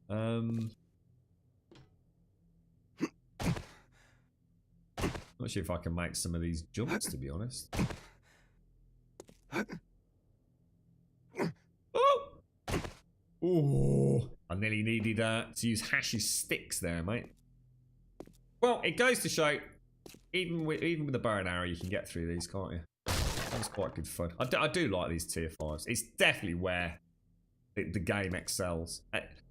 It's the only way, you know, I think an experienced player that's got a bit of time in the game, doesn't mean you're any good at it, but anyone that's actually played the game and knows a little bit about how it all works under the hood can actually have a challenge. It's that or just play super carefully all the time, which I think I'd just find a little bit boring. You know, we could come into these POIs proper kitted out, like super kitted out, spend skill points, you know, go with the best of the best. You know, there's nothing to stop me making another AK and keeping it on that tool belt. That's 90, because it's a lot quicker for me without skills to go from that to that than it is to reload. Now, I don't know what it's like with skills. In fact, I wonder if you could comment on that, Alethea, because you've got 5 out of 5. Because I've got 30% reload speed with the bandolier. Does that stack with an additional 30% with skill 5 or tier 5 in automatic weapons? Is it a direct cumulative increase? Like, you know, am I going to be reloading 60% faster? Or does anyone know? I mean, we could test it. There you go, we missed one, lads.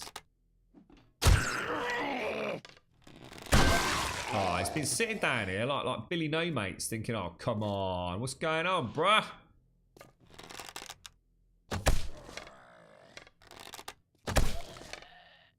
Come on, bruh.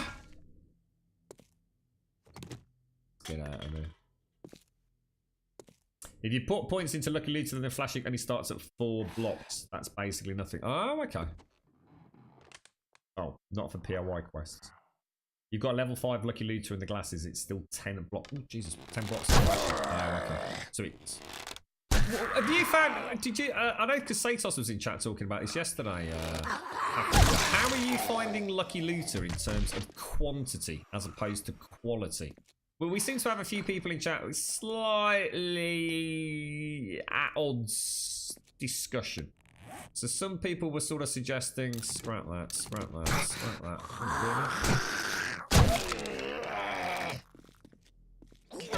So some folks were saying that with maxed out Lucky Looter, they were definitely getting better quality loot.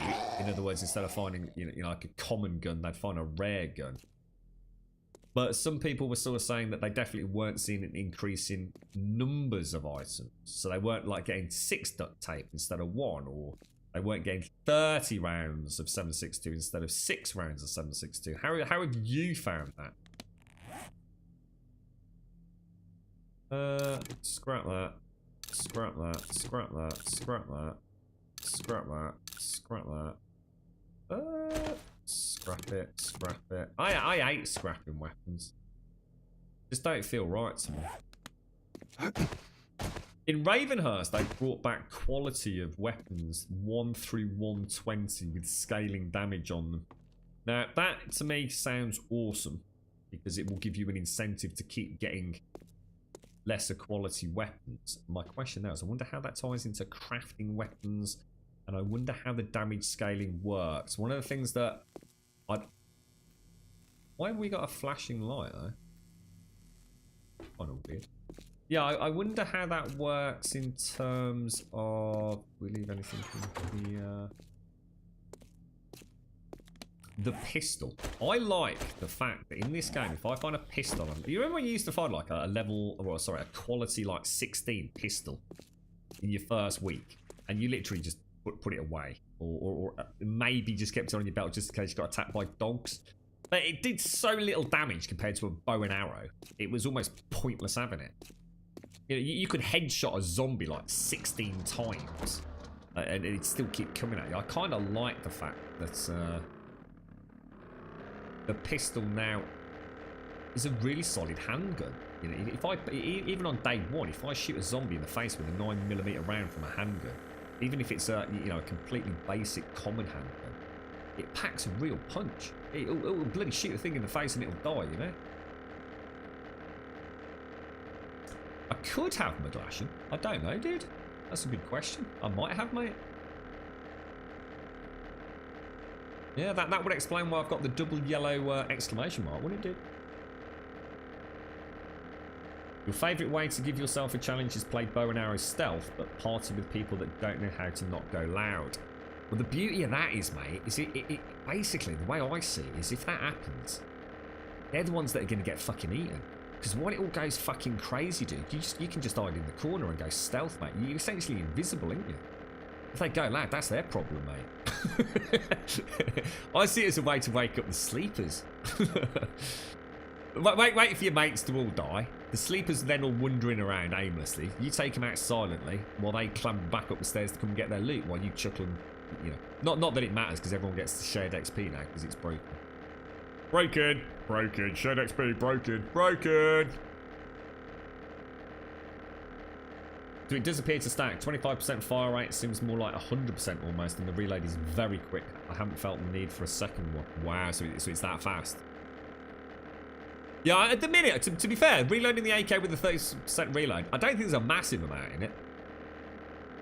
To be honest. It's just, I think, doesn't reload... I think switching weapon... Am I right on this? Hang on. I'm sure we had a discussion about this and I forgot. The reason we were talking about having 2 AKs, it wasn't so much about the reload speed. Now we've got the bandolier, because that's 30% straight off reload increase or decrease in speed. Well, increase in speed, decrease in time. What was I going to say? Doesn't reloading slow you down? Isn't there a perk that you have to take in order to be able to reload and move at full throttle? And I think that was why we were saying we'd take 2 AKs, wasn't it?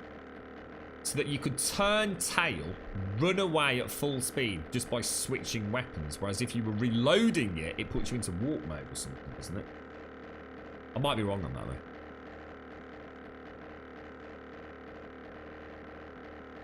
You're having a drink, are you? We were talking about whiskey earlier, exterior. You're having a nice little tipple, are you, mate? I'm rather partial to a little cheeky scotch once in a while, mate. Oh, hang on, I'm going the wrong freaking way. Shit, hang on, I'm going to the yellow... I think I'm going back where we just came from, you know?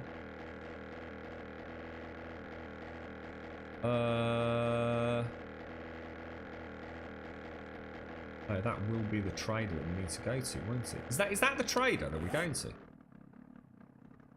Oh, God, I don't know what the hell's going on here. According to that, I've got a yellow exclamation mark about a bazillion miles away in this direction. Oh, Jesus, it is as well. Freaking miles away. I think you were right, McGlashan.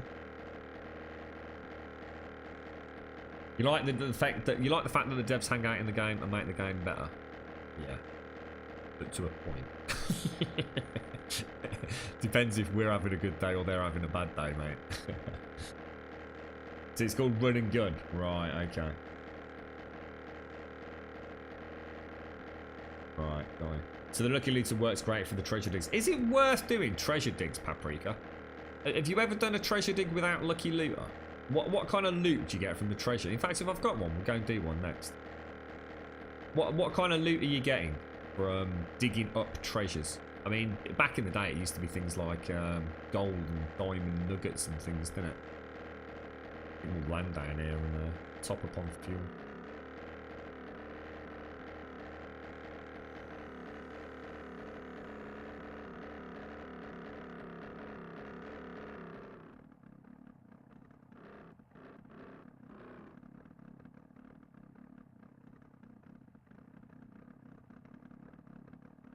I was watching a YouTube video in the early hours of this morning about gyrocopters, and there's I don't know if he's quite famous on the gyrocopter scene, whether it's just because it's a channel around maybe some of his gear, but there's a gentleman who has made something called I think it's pronounced the Gyrino, and him and his wife apparently both have one. I'm guessing it's in America from reading some of the comments, and his actually is able to take off with 0 runway. So whereas nearly all gyrocopters require basically those primary rotors aren't powerful enough to provide sheer vertical takeoff thrust, if you like, or lift, should I say. His Gyrino actually can take off from a standing start, and it goes off in an almost perfect 45 degree trajectory. Ever so interesting. Yeah, and it's built almost like, imagine, you know, like the stealth bomber, which is all kind of like angular. his Gyrino actually is encapsulating what I can only think is some sort of like super duper perspex style, but it's all kind of plated, almost like it's all like made out of polygons, triangular polygons. It's not quite as detailed as say something like a stealth bomb, but it looks mad. It's freaking amazing.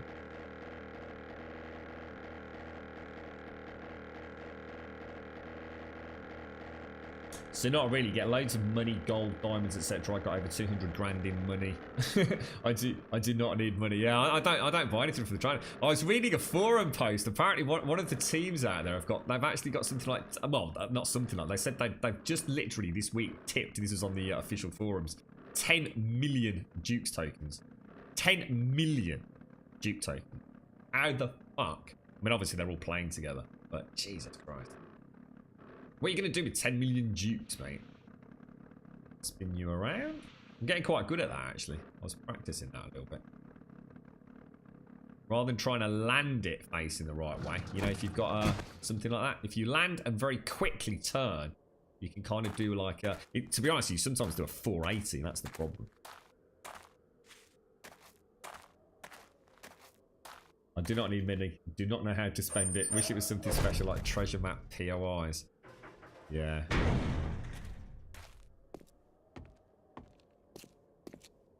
I think Dukes tokens should be used exclusively. You should only be able to get Dukes tokens from. I wouldn't mind doing it the way we do it. So you can only get Dukes tokens from 3 methods, and Dukes tokens are used for primarily one thing: to purchase ammunition to top up that you get from mining.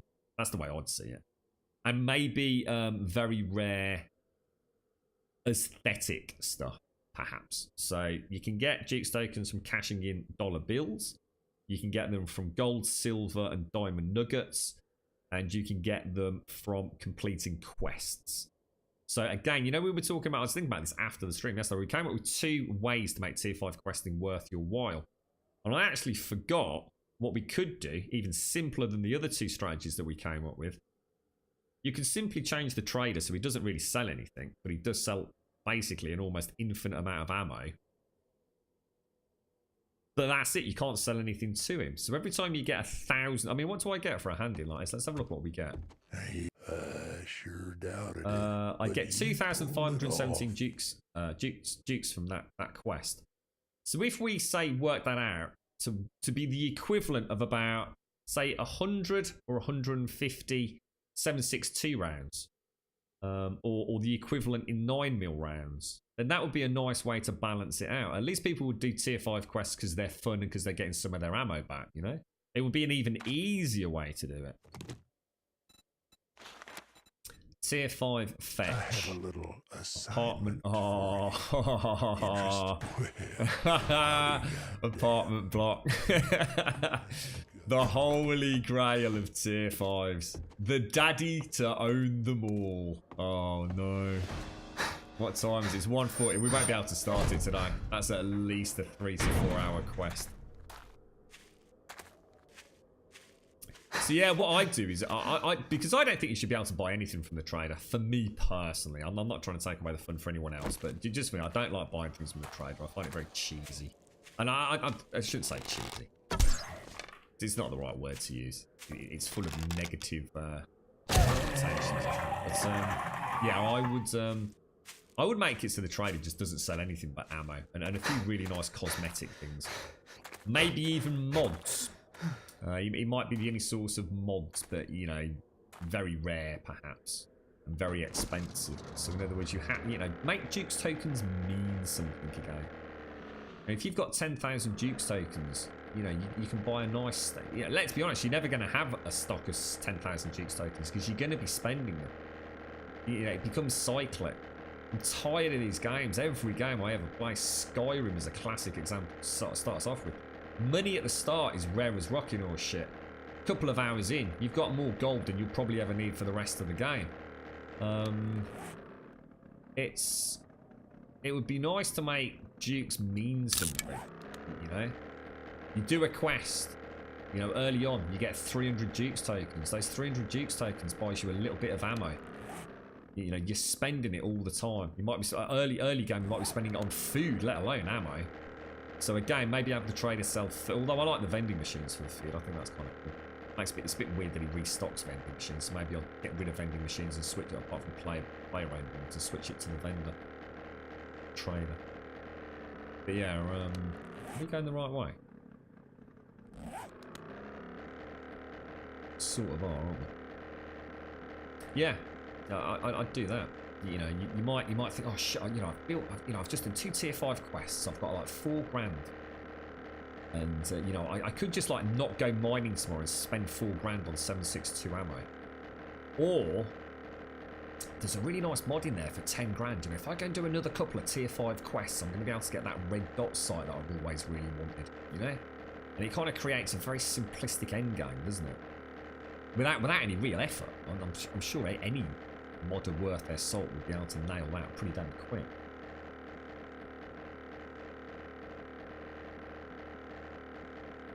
The awesome sauce. Is that the one that gives you, like, is that the one with enhanced XP gain, Mega Ninja? Is that like the granddad sauce and stuff? I've never gone deep into cooking, because all that stuff seems, like you said, it does actually seem really OP to me. But yeah, that's right, Paprika. That's all I'm ever allowed to say. Until I play a mod where they change the way dukes work. That's all I used dukes to... I played from week 1 to try and see if because I had real issues with food. Because of that ridiculous change in build 238, 240, where max stamina degradation was through the roof. But, you know, doing so much as sort of like doing a hop, skip and a jump, you know, you'd suddenly be starving to that. So I played a game where I was doing low-level questing, basically out of the gate, like literally on week 1, to try and get some money to buy food from the vending machines, and I really like that style of gameplay. You know, you're at the mercy of the trader and his food, extortionate food prices, until you can get a farm up and running. And I found that was a very enjoyable gameplay loop. And then later on, you start building up a little stockpile of cash. And you can use it to cut out, you know, you're not gonna, you might not be able to maintain constant tier 5 questing, because a lot of them are quite slow. But again, I'm talking about single player. I don't know how well that would scale with multiple people questing. I really don't, you know. Home sweet home. Lovely jubbly, mate. Lovely jubbly. What have we got in there? Let's throw a little bit of... Oh, actually, let's just pop surplus food back. Scrap that to get some military fibre. Why are you developing strategies to change what dukes do? What you can do is limit the treasure dukes, increase the rarity. Limit the... No, you can't. No, that doesn't make sense, Addicted. That's the problem. Because the trader is so open to abuse, because the trader just accepts anything and everything, mate. I don't think I'm understanding what you're saying. Hang on, let me reread it. Why are you developing strategies to change what dukes do? We're not. But that's not what we're doing. What we're trying to do is reduce the amount of dukes you can get by forcing you to do things that are risk versus reward. I think you're looking at it the wrong way, dude. We're not trying to change what dukes do. We're trying to stop the broken... again, I shouldn't say that either, because some people like the trader game. I think it's ridiculous that I can sit at base camp manufacturing one of 3 or 4 items and just go and constantly trade them in across a series of 5 traders with 3 drops per trader and come out with, say, 200,000 dukes tokens, and then just buy all the gear that we're supposed to be earning experience points to unlock perks to craft. That's what I'm saying, Addicted. And I think we're coming at it from the wrong way. Or rather, we're coming at it from 2 different angles. You're right, Advina. How you doing, mate? What's the story today, Advina? Are all the little ones okay? By the time you do the quest, his inventory has changed and the red dot is gone. No, that's what I'm saying, Lethan. I think we'd fundamentally change the traders. What I do is maybe have it so that certain mods unlock based on the tier quests that you've unlocked. So maybe tier 1, he'll never have any mods. But by the time you get to tier 5, maybe he'll start having, you know, each week he'll add another mod to his list or something like that, perhaps. Or again, we could even go down that, you know, tying a secondary element of it where we can choose which mods he'll unlock with a secondary style of currency, perhaps. Maybe we put in an order. So maybe, as you know, maybe we do a tier. Stick with everything we've just said with Paprika. What we could do is not only from a question, we get something called a blueprint. So think when we go into a tier 5 quest, we actually find in there for completing it, so say a schematic, a blueprint schematic. And if you get 5 blueprint schematics, you can take them to the trader and tell the trader to learn a mod of your choice. And then you can buy that mod for Dukes tokens. You know, you could like double barrel it, the progression, couldn't you? And then that might work nicely multiplayer as well, because different people could unlock different mods perhaps that were, you know, specific to their style of play, but share them across. But you still got to get the Dukes tokens to buy them. I think that would work quite nicely, actually. Let's do an economy mod where food only can be bought from the vending machines. You can sell nothing and the trader will have nothing but ammo, cosmetics and like... Yeah, I think that's what I'd do, Paprika. Yeah. I think that we've basically narrowed it down enough. You know, we had some really good ideas yesterday about implementing all sorts of much more advanced elements, but that requires even more time spent to mod them into the game. I think what we're talking about here, Paprika, is relatively straightforward. Ravenhurst stopped you selling... Remember that Ravenhurst build? They stopped you selling everything. Ravenhurst already did it at one point. They did have to reintroduce it back because there was uproar. I don't think you could sell weapons to the trader. People were, what? I can't sell weapons to them. What the fuck? People were not happy about it, but I actually support that kind of change. Yeah, do you see what? Yeah, I think we're just coming at it from different sides of the equation. I think Addicted. We're probably both saying the same thing. It's just just a different perspective. But yeah, you sell level 6 clubs for money. Yeah, there you go. You see. Yeah.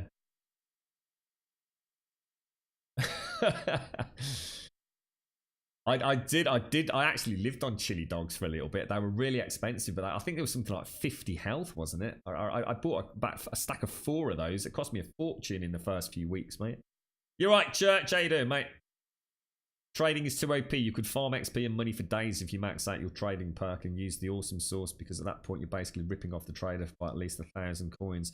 Yeah, I mean, I don't know what it's like now. I know things have changed dramatically with some of the more recent builds, but I mean, we were hearing about people in chat that were making 30,000 Dukes tokens per... What was it they were selling? Does anyone remember? They were actually getting 30,000 Dukes tokens for...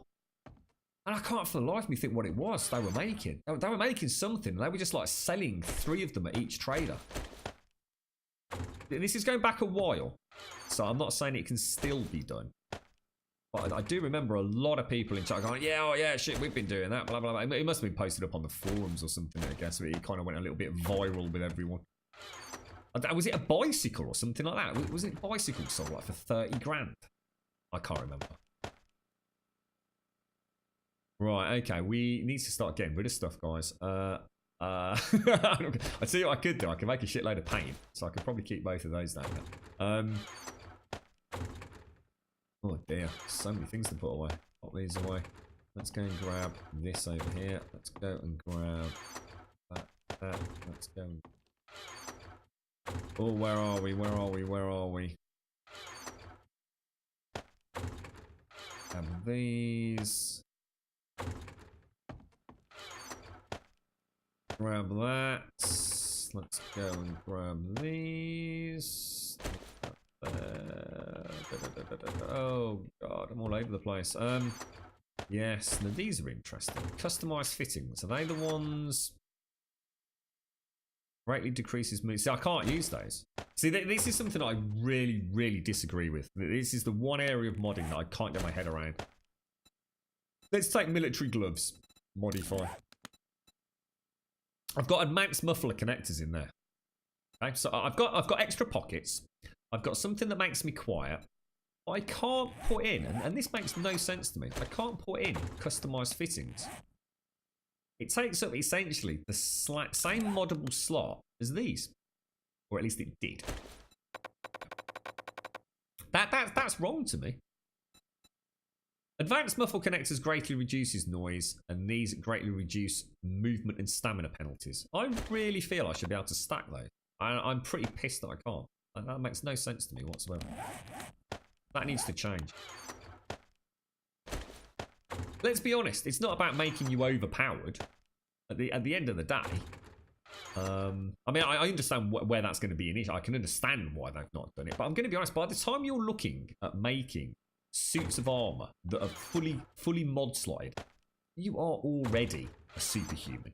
I mean, that shotgun Messiah at this game stage used to rip my butthole apart. We pretty much just breezed through it. I mean, even when I got lazy, we weren't in that much trouble. I'm not saying the apartments are going to work like that, by the way. We've only ever done the apartments once. That was a nightmare. Right, that is getting made, though. That is definitely getting made. So, iron springs, glue, and mechanical.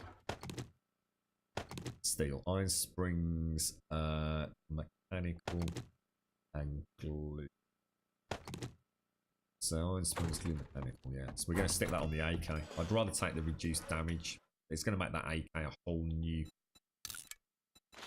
anti-irradiated super weapon, is it? Do you think I should put the duckbill on the shotgun? I might as well, right? Oh, hang on, I've already got one on it. What's this one do?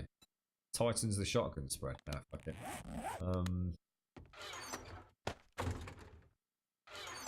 Bish, bash, bosh.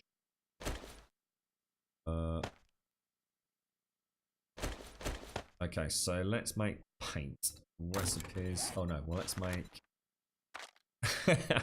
Let's not do that. Let's make. Oh Jesus! Don't freaking press craft on that. Whatever you do. Make 10 of those.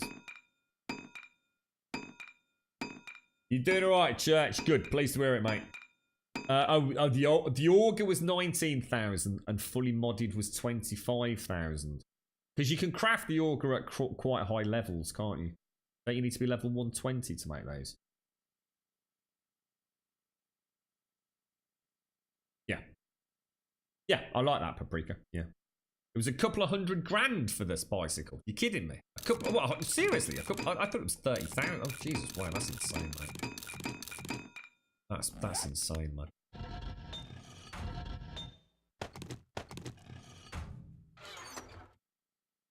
I still don't understand why they're calling it a stable build. I think because I think what's happened is that the community is going to get a bit of a shock. Because I think what's happening is internally they may have changed their definition of what a stable build is. Stable build was normally the one that lasted you the entirety of that alpha, didn't it? I think as development now has ramped up, getting closer to, if you like, the end of production, because we're pretty. I mean, most of us believe that they're in the final throes now, aren't they? Getting the game gold. I don't think it's going to be like another 7 years before the game goes gold. I don't think so. You never know. But yeah, I think what's going to happen is we're going to see Alpha 18 drop fairly soon. I really do. I don't think it's going to be even more than a couple of months, if I was to be honest with you. And I think that's gonna really throw a spanner in the works for some of the modders working their ass off. But you know, that's not the fun pimp's problem. You know, the fun pimps aren't there to make the modders happy. Unfortunately, I'm gonna get rid of that. I'm gonna get rid of that. Don't need them. You can go back in there. But yeah, so I think that's why they've gone stable again with Alpha 17. Because let's be honest, we know there is no way this is stable. And what they're doing, it's because they don't want to break save games. They know they're trying to keep independent alphas, nomenclature on the alphas, as save game compatible. So I think everything they're working on now is fundamentally going to break save games. And that's why we'll get, rather than getting like Alpha 17.1, build this, build that, stable, experimental, we're just going to see a big jump to Alpha 18, Alpha 19. And then we'll hit beta. I was sort of doing a bit of thought about this in the early hours of this morning. Otherwise, it doesn't make sense why they're calling things stable. And I think that's why we had a stable build going into Christmas. We were all talking, oh, it's a scam for sales, and it's all about, Actually, I don't think the fun people subscribe to that. I think we did them a disservice there. I really don't think that's what it was.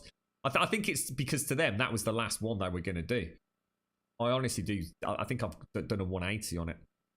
And I think they genuinely felt that was the stable build, and that the little patches they were going to have were just going to be You remember, like in Alpha 16, we got Alpha stable 16.1, 16.2, 16.3, 16.4, I think it was.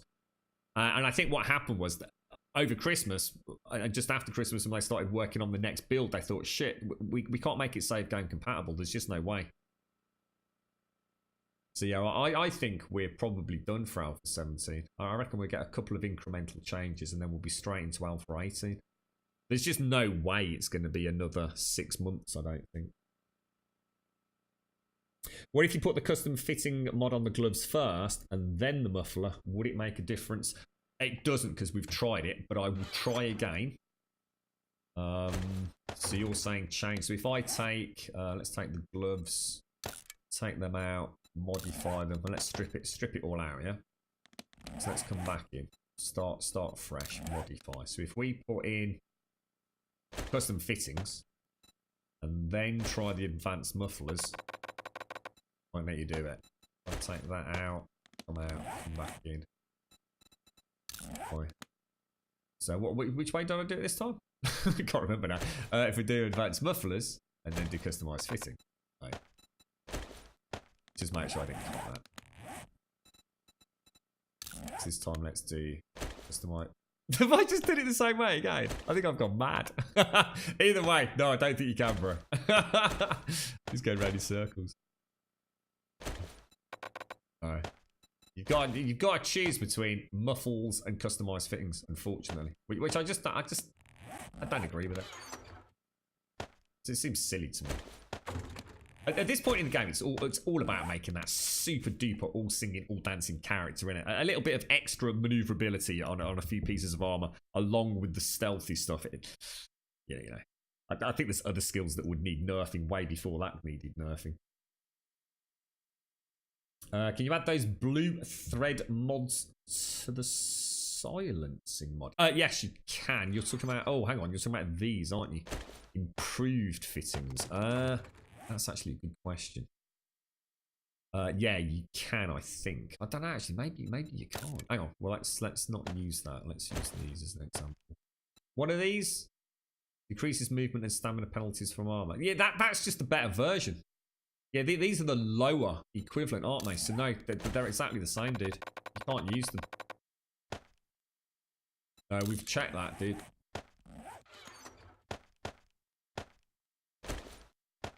Yeah, that's not an option, mate.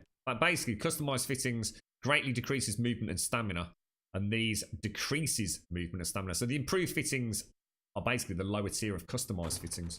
For all intents and purposes, they take up the same mod space as the mufflers. It's a shame, innit? It's a bit frustrating. All right, Razor. You look after yourself, mate. Thanks for joining us, bro. Have a top one. Have a top one, fella.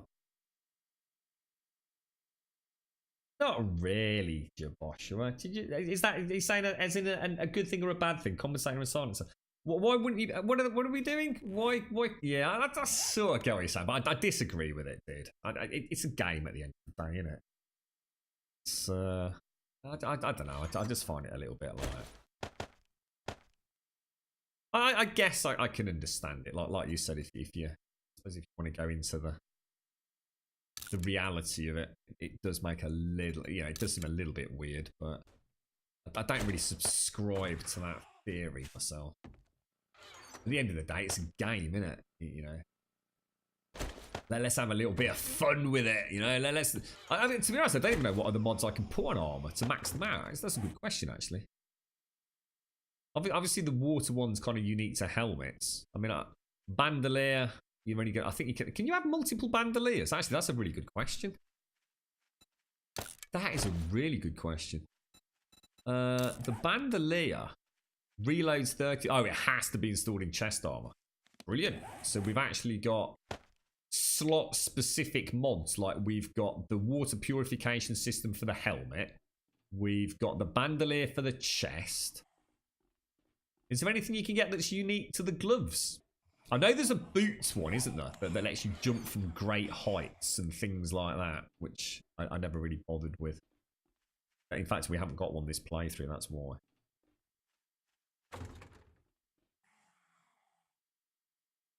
Right, I'm going to go and grab a drink. I'll be straight back, folks.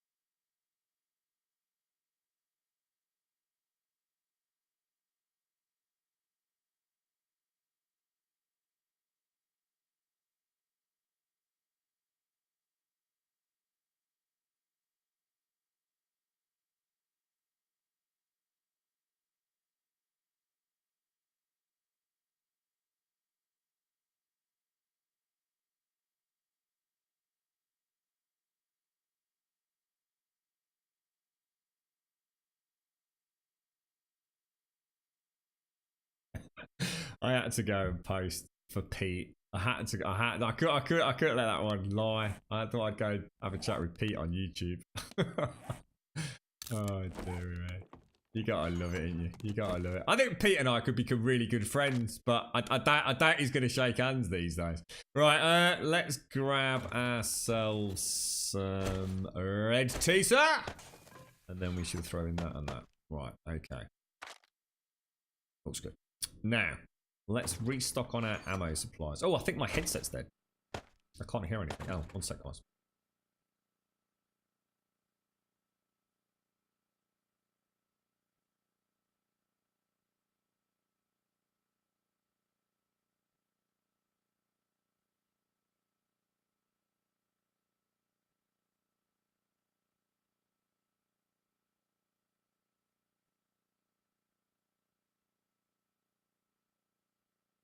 I'm back. That's better. I think I can hear. Let me just check. Oh no, I can't hear anything. Oh no. Why can't I hear anything? Give me sound, bro. Let me turn something on so I can hear the crackling. It's happened yesterday as well. But what happened?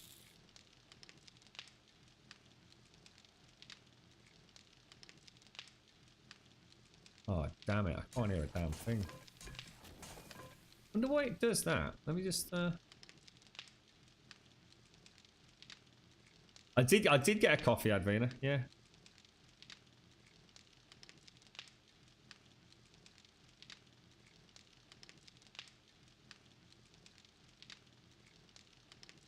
Yeah.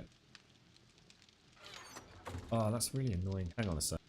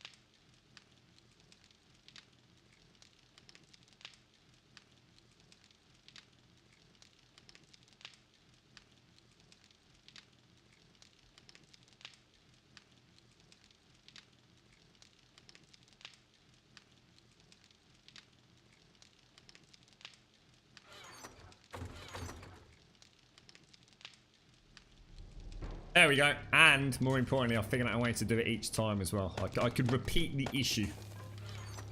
Because that happened yesterday. So now we have a workaround for that, which is a nice weight off my mind, because it's never nice having a technical issue on a stream, especially while you're streaming live and not having a workaround for it. We've had quite a lot of breakthroughs this year, or back in the last year. Remember the old issue we had with sound bites not working? And I used to have to literally stop the stream in order to get them functioning again.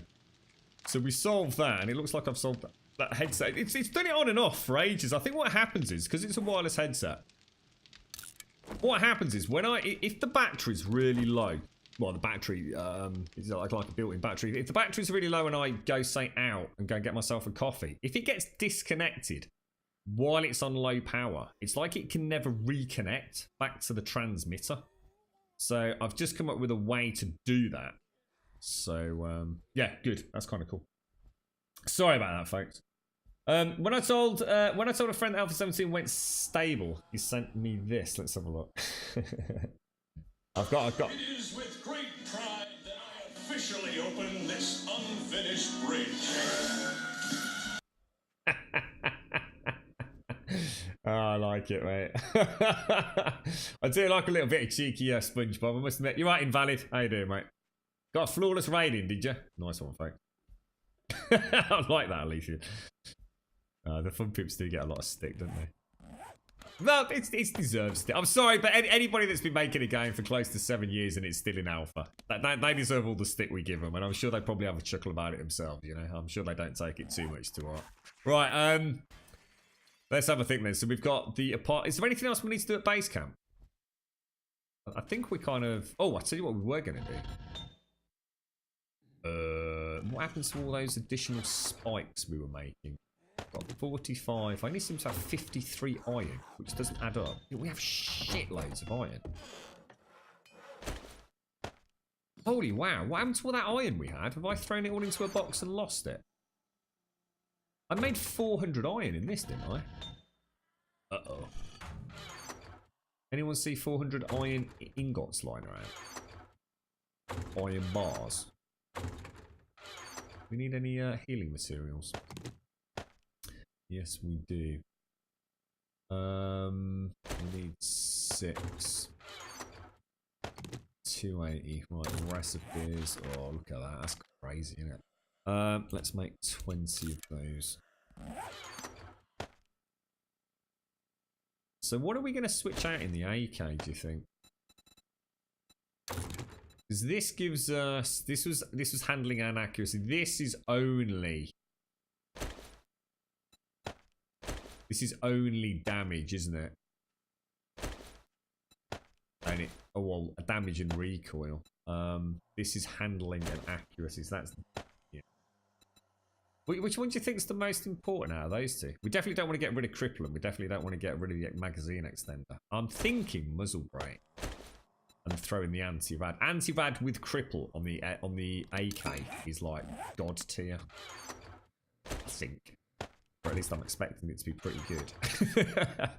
When we get ravaged in our first... when that's reloaded.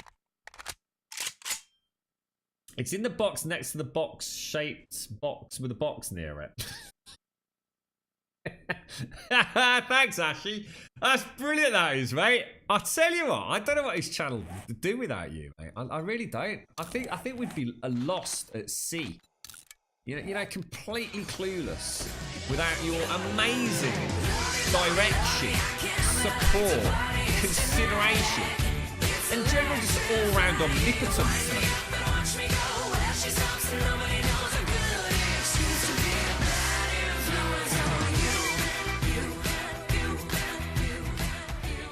Which box in the bottom right hand corner? 53. No, I'm looking for... Oh, there it is. Nice one. Very much. Right, let's throw those down there. Let's take off of those and let's go back for... Ooh, shoot, sir. Go make some more of those.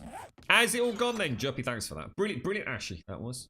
I could tell you it's the brains of your relationship, mate.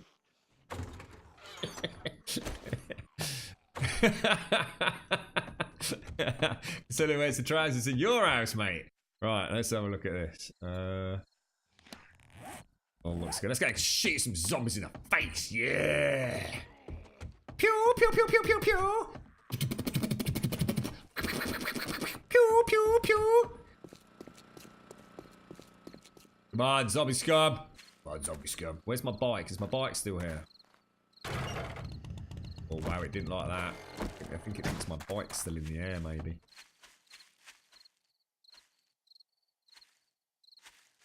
How's it going then, Juppy? You're back and it went so-so. I regressed, but he said that's normal. I was going to say, after what happened, mate, I'm freaking hell. Oh, I really want to shoot this, but I know that I can't really afford the ammo, so I'm not going to. We're going to shoot some zombies in the face. Oh. Maybe load... Yeah, load the shot. Oh my god.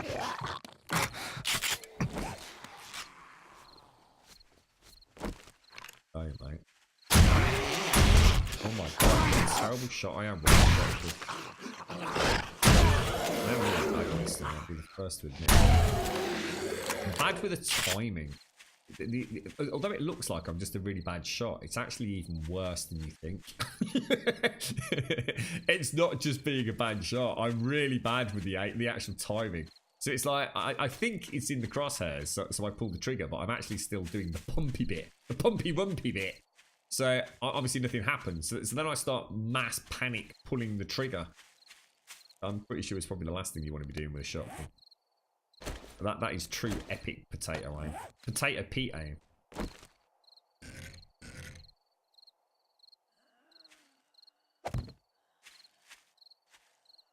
Have a nice one, Chucky. Have a nice one, mate. Thank you for the box solution. You gotta call the vet now, Juppy. Oh my god, mate. What's happened now? Wait, let's wait till she gets back. Juppy's not having a good time with it, is she? It's the best way to be, Ashy. I discovered that a while back, mate. I think I was putting up a good fight for many years, Ashy. I could have just had such an easier life if I'd folded all those years ago, mate.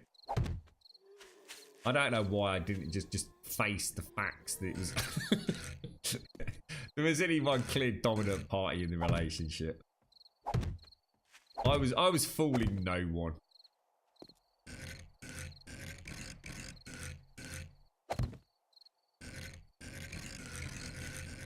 Oh no, I went past it. Oh, I so wish I could go back. Someone in chat was saying that they went back by pressing shift yesterday, didn't they? And we tried it, but it was having none of it, wasn't it? That would just be so... Imagine that shift mouse wheel or whatever you use. I use the Steam controller, but... Hello there, sir.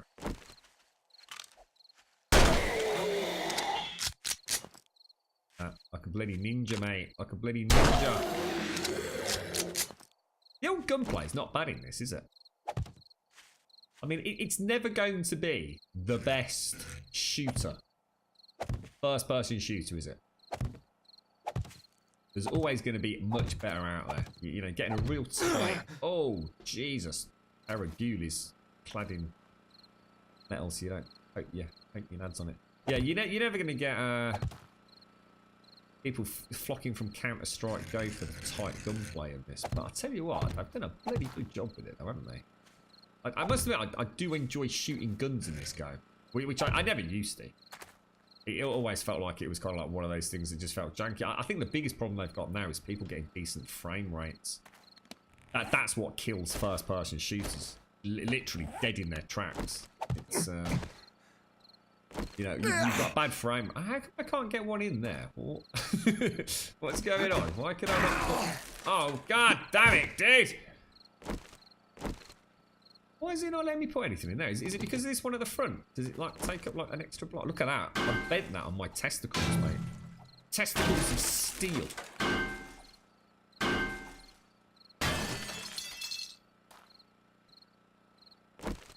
No, it won't let me put anything in there. What the hell, dude?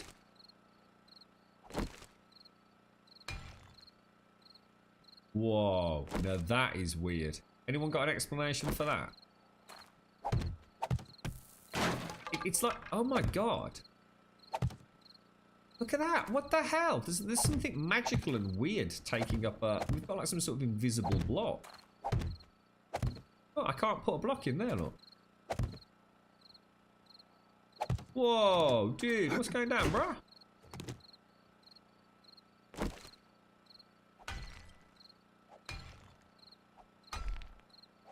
There's nothing there like blocking it, is there? It's like, you know, sometimes like you used to get like a little piece of rock, like a tiny little dot floating there. That is really strange. Well, that just that's it then. We're gonna have to demolish the whole base. You've got a dead spot on your nav that's going as well. Really annoying. 2 blocks high. Anybody else come across it? Anything that you can think that we've done?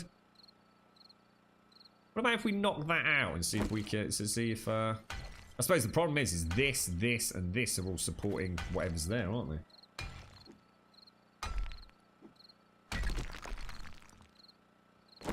Holy balls! It looks like it's infinitely high. Well, not infinitely high, but it looks like it goes down as well. I can't replace that block now. Actually, that's a really... Oh, shit, that's serious. That's a problem, dude. Well, that's actually a serious issue. Oh, crap, I should not have done that. Uh-oh.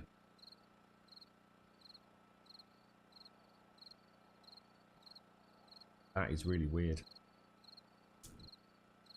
I don't know what you mean, McGlashan. Don't know what you mean, dude. At the start of the stream, that person came into chat and apologised that they were wrong, incorrect. Not the person I'm talking about, Pete. Pete doesn't think he's incorrect at all, mate. I don't know what you're on about, bro. I like Pete, actually. I like the fact that Pete stood his ground with me. I actually admire the dude. It's just a shame that we'll probably never see eye to eye. You have a stupid question. Why is everyone I see using the axe for all applications like destroying metal? Does it? The only reason that I am, mate, twofold. If I'm gonna go out and I'm scavenging, if inventory space was not an issue, mate, I'd take the pickaxe and I'd take the axe and I'd take a wrench. I am quite slot limited. Although I have the infinite backpack, I've deliberately not tried to unlock too many more slots than we would have. In fact, I deliberately didn't actually unlock any more slots than you would in the vanilla game. My extra slots have come from my additional storage. All my armor has additional storage in it. 2 slots per piece, I think, or something like that. So, if you've got to choose between the pickaxe and the fire axe, you're better off taking the fire axe, because the fire axe is also quite a good melee weapon. So that's the only reason, mate. The person said you can go back on the block cycle. Oh, did they? Oh, right, got you. It was, I can't remember who. It's Spray Art Trick, I think it was, wasn't it? Yeah, no, you know, it happens. Oh, yeah, I'm not talking. Yeah. No, Spray Art Trick's the same as a pound, mate. Yeah, it happens. Thanks for that, man. I must have missed it, dude. Yeah, because he booted up the game while we were streaming yesterday, wasn't he, to go and check it for us. I was actually really hoping that he'd got this, like, really weird install of the game that actually meant that we could shift-click backwards rotate on block rotations, but, yeah, never mind. So hopefully that answers the question, Gape. Yeah, that's the only reason, mate. Was it Gape who asked that? Or was it? Yeah, it was Gape, yeah. The dead spot vanished after a while. I'm just trying to think. I wonder if that's got anything to do with why we had the collapsing farms. I wonder if there's something weird happening somewhere. I can't think. I haven't done anything strange here, though. I haven't, like... You don't think I'm missing bicycles here or something, do you?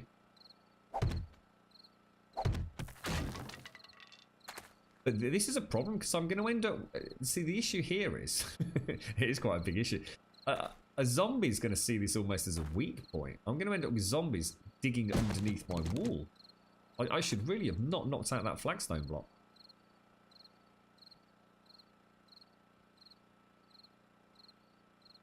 You've had the issues earlier on in the alpha round. Leave the chunk and come back. Well, that's simple, yeah. Go for a bit of a midnight flight. The problem is I've already left the chunk once today and come back, and we've still got the same issue that I had. It's just I've now made it even worse because I've knocked out a bloody flagstone block. Oh, hang on, it's over there, isn't it? Let's go. Where do we know is going to be outside chunkiness? Anywhere we can go just, what's this over here? Let's see what that actually is. So I'll tell you what, let's go and do one of these diggy up quests like Paprika mentioned. How do I find out what quests I've got? Page 2. Claude's treasure map. 1.1 clicks. Show on the map. And do, oh, that could get I hate bloody digging. I don't mind digging if I'm building something, but I hate just digging. There's nothing worse than being on a server and finding big holes everywhere, because we had a slightly overzealous treasure hunter digging holes everywhere. Oh, you little buggers. That's my good one. Let's take that, and let's take a little bit of steel. Right, so we're going to do something, right? So if I throw you, and you. Can have a look. It's empty, so we will throw those back in there, sir. Really? That was weird. Why did that just go from 43 to 1? That was weird.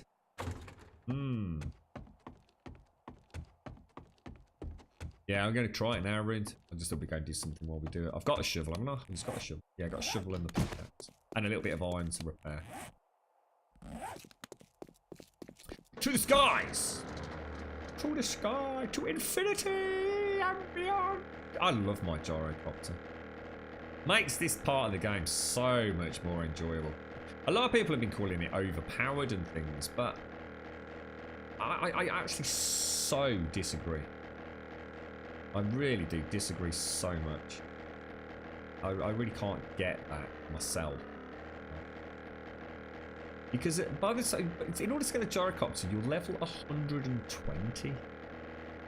You know, I would be guaranteed to have a Jeep or a motorbike before I'm going to have a gyrocopter. And they are just as OP as the gyrocopter. The beauty of this is I get to see the scenic landscape. I get to have an aerial view of everything. You know, on a motorbike, I just jump on a road. I'd probably get there faster on a bloody motorbike, to be honest. All the faffing around I do in a gyrocopter. It's certainly more energy or fuel efficient using the motorbike in the car. I don't see this as OP at all. But all vehicles let you basically bypass the horde. So there's no issues there. It's not like, you know, it's a cheat to get on top of the buildings. Anyone with a bit of wood can nerd pole to the top of a building. And good luck getting this on top of a building unless you're a good pilot, and even better luck taking off again. If you just follow around, this is what I was saying, invalid. People literally just drive around on the mini bike all night. You can basically make yourself like a NASCAR track and light it up and just go round and round and round and round and round and round on the mini bike, dude. Or you can do it on the motorbike. You can bypass Horde Night with anything. You can bypass Horde Night just without a vehicle. You know what I mean? Why take? I don't get it personally. Everyone's got their opinions, and I respect that. But I'm just gonna try and land it somewhere I can take off again. I haven't really found anyone. We'll just stick it here.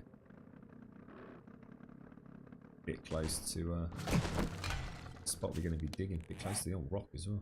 Right, let's grab that. So we'll smack you out of the way.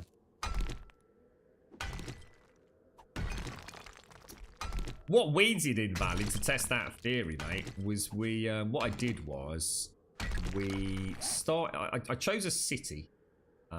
We did this back.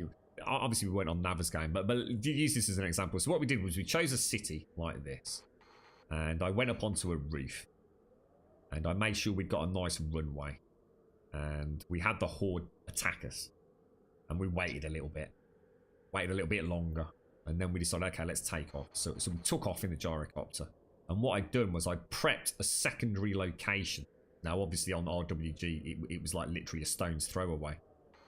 And what I did was I had another building with another roof that I'd prepped with torches all around it so I could actually see to land. And we landed on the roof of the second building, and that was it, dude. Just sat the horde out. But like I said, the same thing can be done with a motorbike, mate. You know, wait for the horde to hit. Jump off the roof on the motorbike. Whee! Disappear into the night, mate. Nothing's getting you. So like I said, if you're going to use the argument that gyrocopters are overpowered, you might as well remove all vehicles from the game. All vehicles are OP. That's why I used to play and refused to use the mini bike. You know, I flat refuse to have anything to do with the mini bike. Back in Alpha 16 Vanilla in particular. I just found it too easy. Just getting around day to day, to be honest. Right, so this thing could be anywhere. Does it matter about depth? Is depth still 2, is it?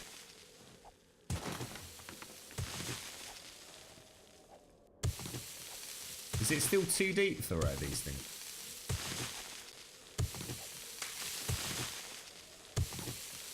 You've seen Alpha 17? Oh, I've heard about these floating bases, Maglash. I've never seen one, because to be honest, I don't like looking at such things, because I think sometimes it makes you wonder, like, oh, should we go and build one? I'd rather not know, to be honest. Yeah, using... I mean, to be honest, we've used them ourselves in the past for tests and trialing.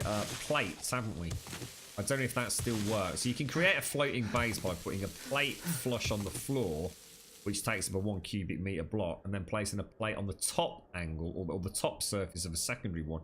So you can actually create... I think you still have to crouch underneath it, if I remember. That's the way it works in Alpha 16. But doesn't it just freak the zombies out? And I'm guessing people just do drop traps and stuff, don't they? But yeah.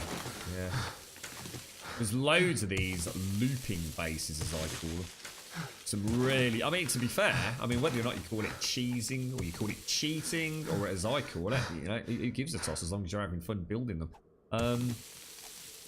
Yeah, some really clever loop bases where the zombies just go round and round and round and round all night. I think it's quite funny watching it. I think it's very clever. It's very, very inventive. You know, if you want to do that, do it. Why not? Quite clever what people can get the zombies to do. Oh god, we're going to be here all day. I'm already bored of digging. Oh dear. What do I, Bradley? I've learned from this game, if you don't like something in it, just don't use it or mod it. Exactly. Yeah, that's right. Yeah. That's what I'm saying. But what I wouldn't do is take away things. I think the only thing that I feel really strongly about, the only thing, Bradley, and I know it would upset people if I had any creative control over the game, which I don't. I'm all for choice. I don't, you know, anything. You know, like I said, the mini bike. I chose not to use the mini bike because I found it completely broken. I choose to use the gyrocopter because I just find it really cool flying around in the gyrocopter in the game. I love it. I think it's brilliant. Love it, love it, love it. It's awesome. You know, it's lend some credits to the build because we've got like a little silly runway to land it on. I love that. But the only thing that I actually would really feel strongly about is the trader. I really, really feel that this is supposed to be a survival game, and that anyone that is abusing mass production of items in order to create lots and lots of Dukes tokens in order to buy their way through the tiered progression, to me, I couldn't play like that. I just feel like I would be cheating myself out of some content. Now, like I said, therefore I choose not to do it. So as we said, oh, I just found it. What's that? Cooling, man. I don't think I've seen that. Oh wow, these are actually pretty good. That's a nice chunk of Dukes. Holy shit, and that's with no loot or anything. That's actually really good. Imagine finding that on day one. Holy shit balls. Not bad at all, mate. No, I'm actually quite impressed with that. I think we'll do another one of those someday, maybe next year. I hate digging for treasure. A pirate game this is not, mate. Give me a cutlass and a peg leg and I'll be all over it, but yeah, not in a survival game.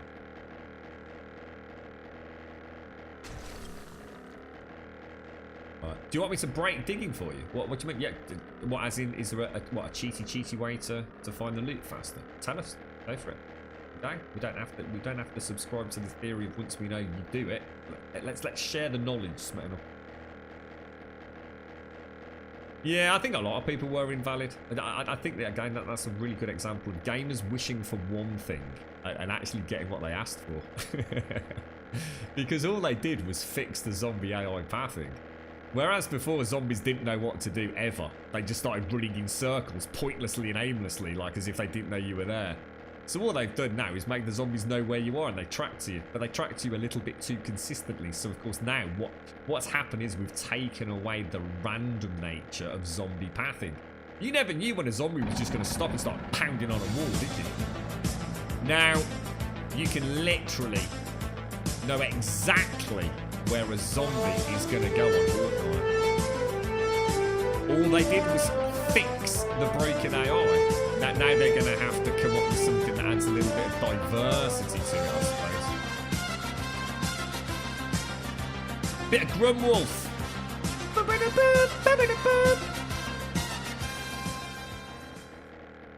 Yeah, go on, spill the beans then, mate. You're right, Clay. Oh, sorry, Claymation. Did I just miss something? Sorry, mate. Did I miss a question from you? What's the name of the heads up? I'm so sorry, Claymation. Is it Claymation? Claymation? Sorry, mate. Quick summary. Thanks to everyone in chat for explaining as well. 7 Days to Die, there's a mod coming out called Undead Legacy. That's going to be like a big mod pack.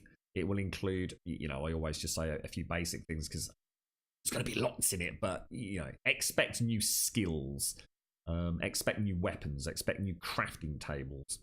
So that will be the Undead Legacy mod, made by a gentleman called Subquake. All I have access to is the actual heads-up display that will be used in Undead Legacy. So, for example, I don't have access to any of those weapons, those new crafting blocks, those new skills. All I have is the visual representation of what Undead Legacy will look like from a heads-up display, graphical user interface perspective. Now, it's not available yet, so you can't download it, even just this heads-up display element. But Undead Legacy is in the making, and you know, may very well be playable shortly. Sorry, mate, I missed that. Oh, jeez, careful. See, this was funny yesterday, wasn't it? Right, let's drop down here. Oh, Pete's back. Pete's back on YouTube. I kept it open so we could catch up with him. Oh, you can actually go in the water. Look. I didn't. I think when you said that in chat, honestly, I said yesterday, I honestly thought you were trolling me. It's going, oh, you bunch of assholes. Now I've got to swim down and try and get my gyro cut. So I said, you bunch of knobbers. And lo and behold. Lo and behold. There we had it. Good thing you can pretty much go without ever buying off. Yeah. I played a deliberate game. I did talk about it earlier, Epic. I don't know if you're in chat. I actually really enjoyed the early game. A lot of people didn't do questing. A lot of people just didn't bother with questing. Like, they thought it was too, not necessarily difficult, but just kind of pointless. But I actually did the early quests. I was getting around 250, 300 Dukes tokens, if I recall. I might be a bit off with that. And I don't know if anything's changed. It's been a while since I did the early game. Look at the time! Yeah, Half past a quarter of sunset, and I still haven't done any warming up on. Those 250 to 300 Dukes tokens provided me with a nice little bit of cash to buy food for the first couple of weeks. So, you know, doing a little bit of hunting, a little bit of scavenging, which is really hard. I actually did all right. And I kind of liked that. I kind of like using the trade, actually using the trader for what I felt was a realistic purpose, rather than just bulk selling to get Dukes to, you know, get really good gear, maybe a bit too early on. Just waiting to see what. You want Pirates go to? Well, I tell you what, I've actually been quite interested. I watched a bit of Sea of Thieves again yesterday. I've sort of just put Atlas on the back burner completely, but I actually quite enjoy watching Sea of Thieves, which I couldn't before. I hated Sea of Thieves. I used to be really against even, you know, discussing Sea of Thieves. I didn't see the point in it. I have to say, I've actually really enjoyed watching it recently. There's some really clever stuff in it now. I don't think I'll ever play it, but... sorry, Avila. Did you ever play Undead Legacy in Alpha 16? Yes, I did. I enjoyed it hapless. Yeah, we don't. There was a lot of criticism, a lot of people saying you're going to hate this one, grub, blah, blah, blah, blah, blah. There's way too much loot in it. And I actually didn't find that at all. I think people that were saying there was too much variety in loot probably just were missing the point.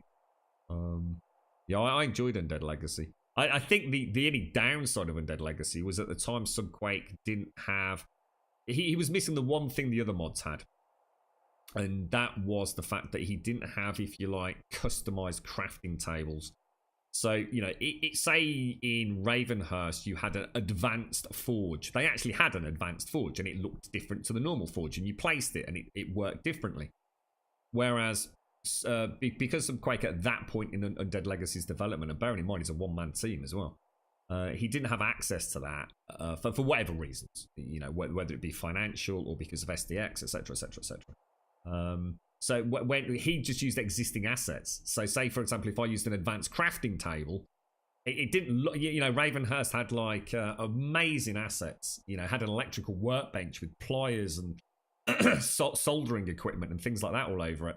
Whereas Undead Legacy, he had to just make a wooden table or a steel bench or something, you know, which was the vanilla game. So it just took a little bit of an aesthetic shine off it. So some of the stuff that you could make in Ravenhurst, asset-wise, actually made it feel like a fully fledged mod. But I think the most important thing to take away from a mod is not what it looks like, but how does it perform? That's really important. There's no point having the best mod in the world if everyone's playing at 12 frames per second. And secondly, what's the heart of the mod? What's it trying to achieve? Because not every mod's going to be for every single person. And I think Undead Legacy and Ravenhurst both subscribe to that kind of, let's make the early game of the game, which is the fun part and the tricky part, before you get to the crazy endgame creative stuff. Let's prolong that, but let's give you a constant carrot on a stick. And they both do that quite well, I think.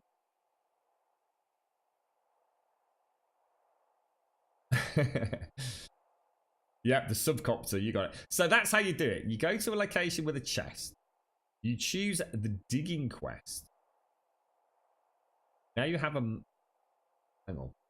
What do? You go to a location with a chest. Choose digging quest. Now you have a meter to your chest. Get close to about 12 to 13 blocks. And you orient yourself directly at the north, for example. If the treasure is somewhere north. Now you strafe right and left until you are closest to the treasure on one of the world axes, so to speak. Now you place a block on where you stand. Do the same for the west, east, south direction. Now you stand between them and dig. I don't get it. I don't get it at all. I'm not following you, and that's my own me being a. What I used to do was, let's say dead in front of me now there was a flash. There was the let's say I'm standing here and I've got a red box dead in front of me. So I'd move forward and it would stop it. It'd go white. So I'd say, okay, that's as far as I can go that way. And I'd go back this. It'd be red, white. Okay, I'd say, go. Okay, let's put a block. I put a block there. And then I'd go red, white. Okay, I'd say red, white. And I'd put it there. And what I'd do is I'd do that all the way around. I'd sort of create almost like a circle, and then I'd go to the middle of the circle and I'd dig. And 9 times out of 10, it was pretty much there. But I also had occasions where we followed that theory and we found the treasure was right freaking here. Like literally, like 1 block in. So I was never sure whether it was just like legit random and our theory crafting. What you've just said there, I can't get my head around, mate. It's very late in the day, Smyrnal. Next time we go treasure hunting, you can talk us through it.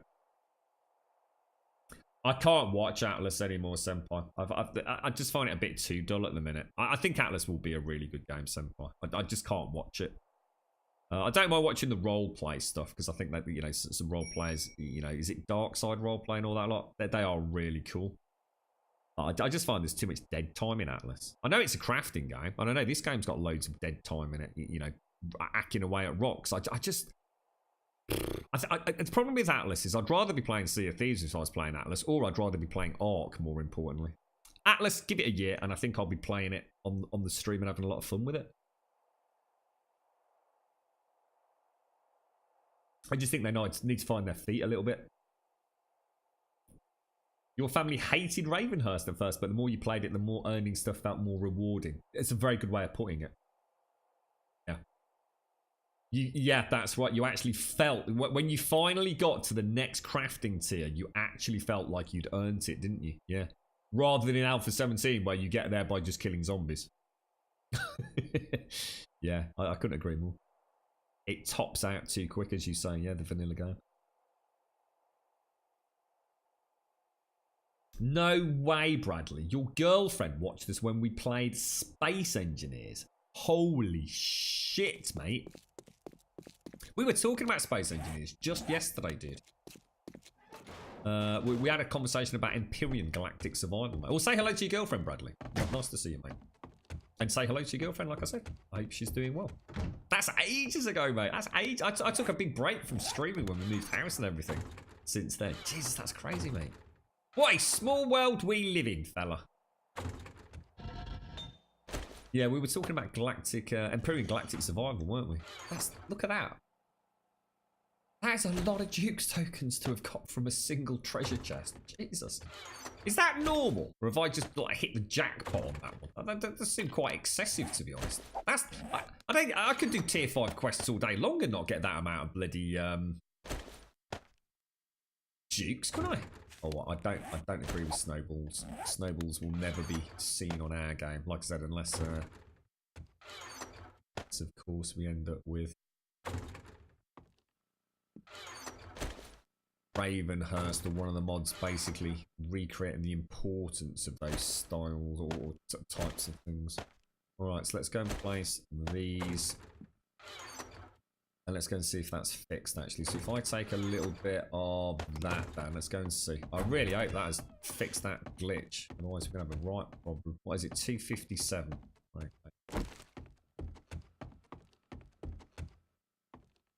Let's use your hatch as the treasure. In Alpha 17, they will have a range finder from it.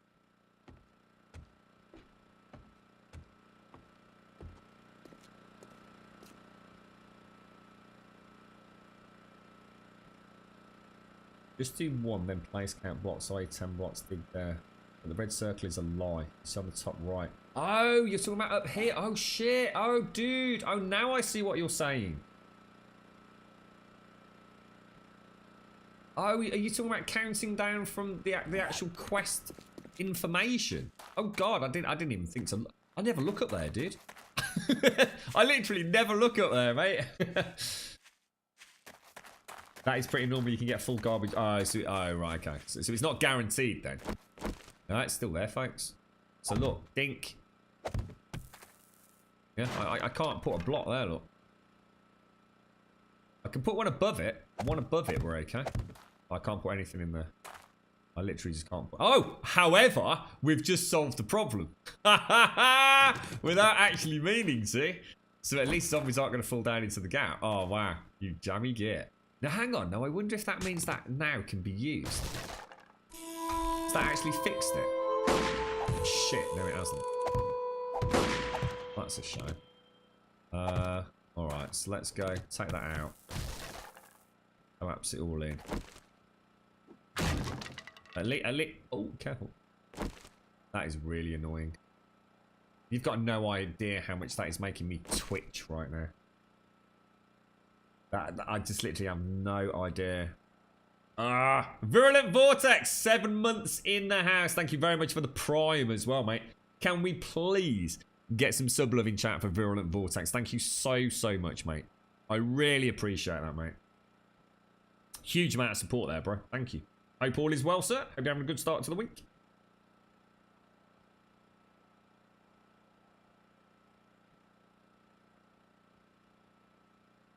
Oh, there goes the alarm. Yeah, I can't think how we could possibly fix that. It's clearly not chunk related, is it? I wonder what's caused it then.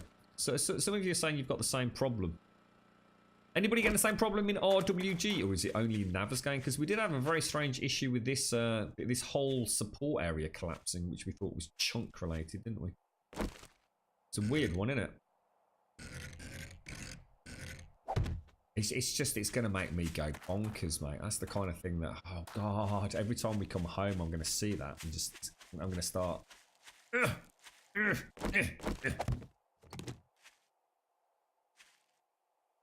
Oh yeah, we need to dig that out, actually. We need to do a second row around there.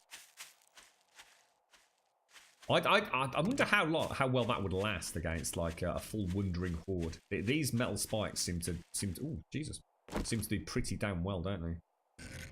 Pretty robust. I mean, I don't know how much durability they've got. Well, that one's damaged there. Look, that one's nearly broken. Each one would take out possibly 2 standard zombies. Do you think?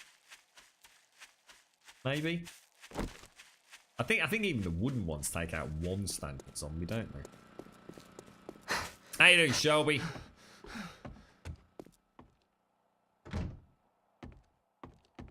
Yeah, if anyone can think of a way to fix that one little block, I was kind of hoping when we drop something into it. I wonder if we could drop something into it all the way down. That might work. To start at the very top and just keep dropping blocks. Look at the time. Half past a quarter of sunset, and I still haven't done any warming up. I didn't want to dig any further down, Bradley, because I was worried about making an even bigger hole and then having zombies dropping in. But now we have a way to backfill it. We could try that, Bradley. That's not a bad idea, actually. Thank you, Virulent. Snowstorms, really. I'll take your snowstorm and you can have my crappy grey weather. It's not even raining.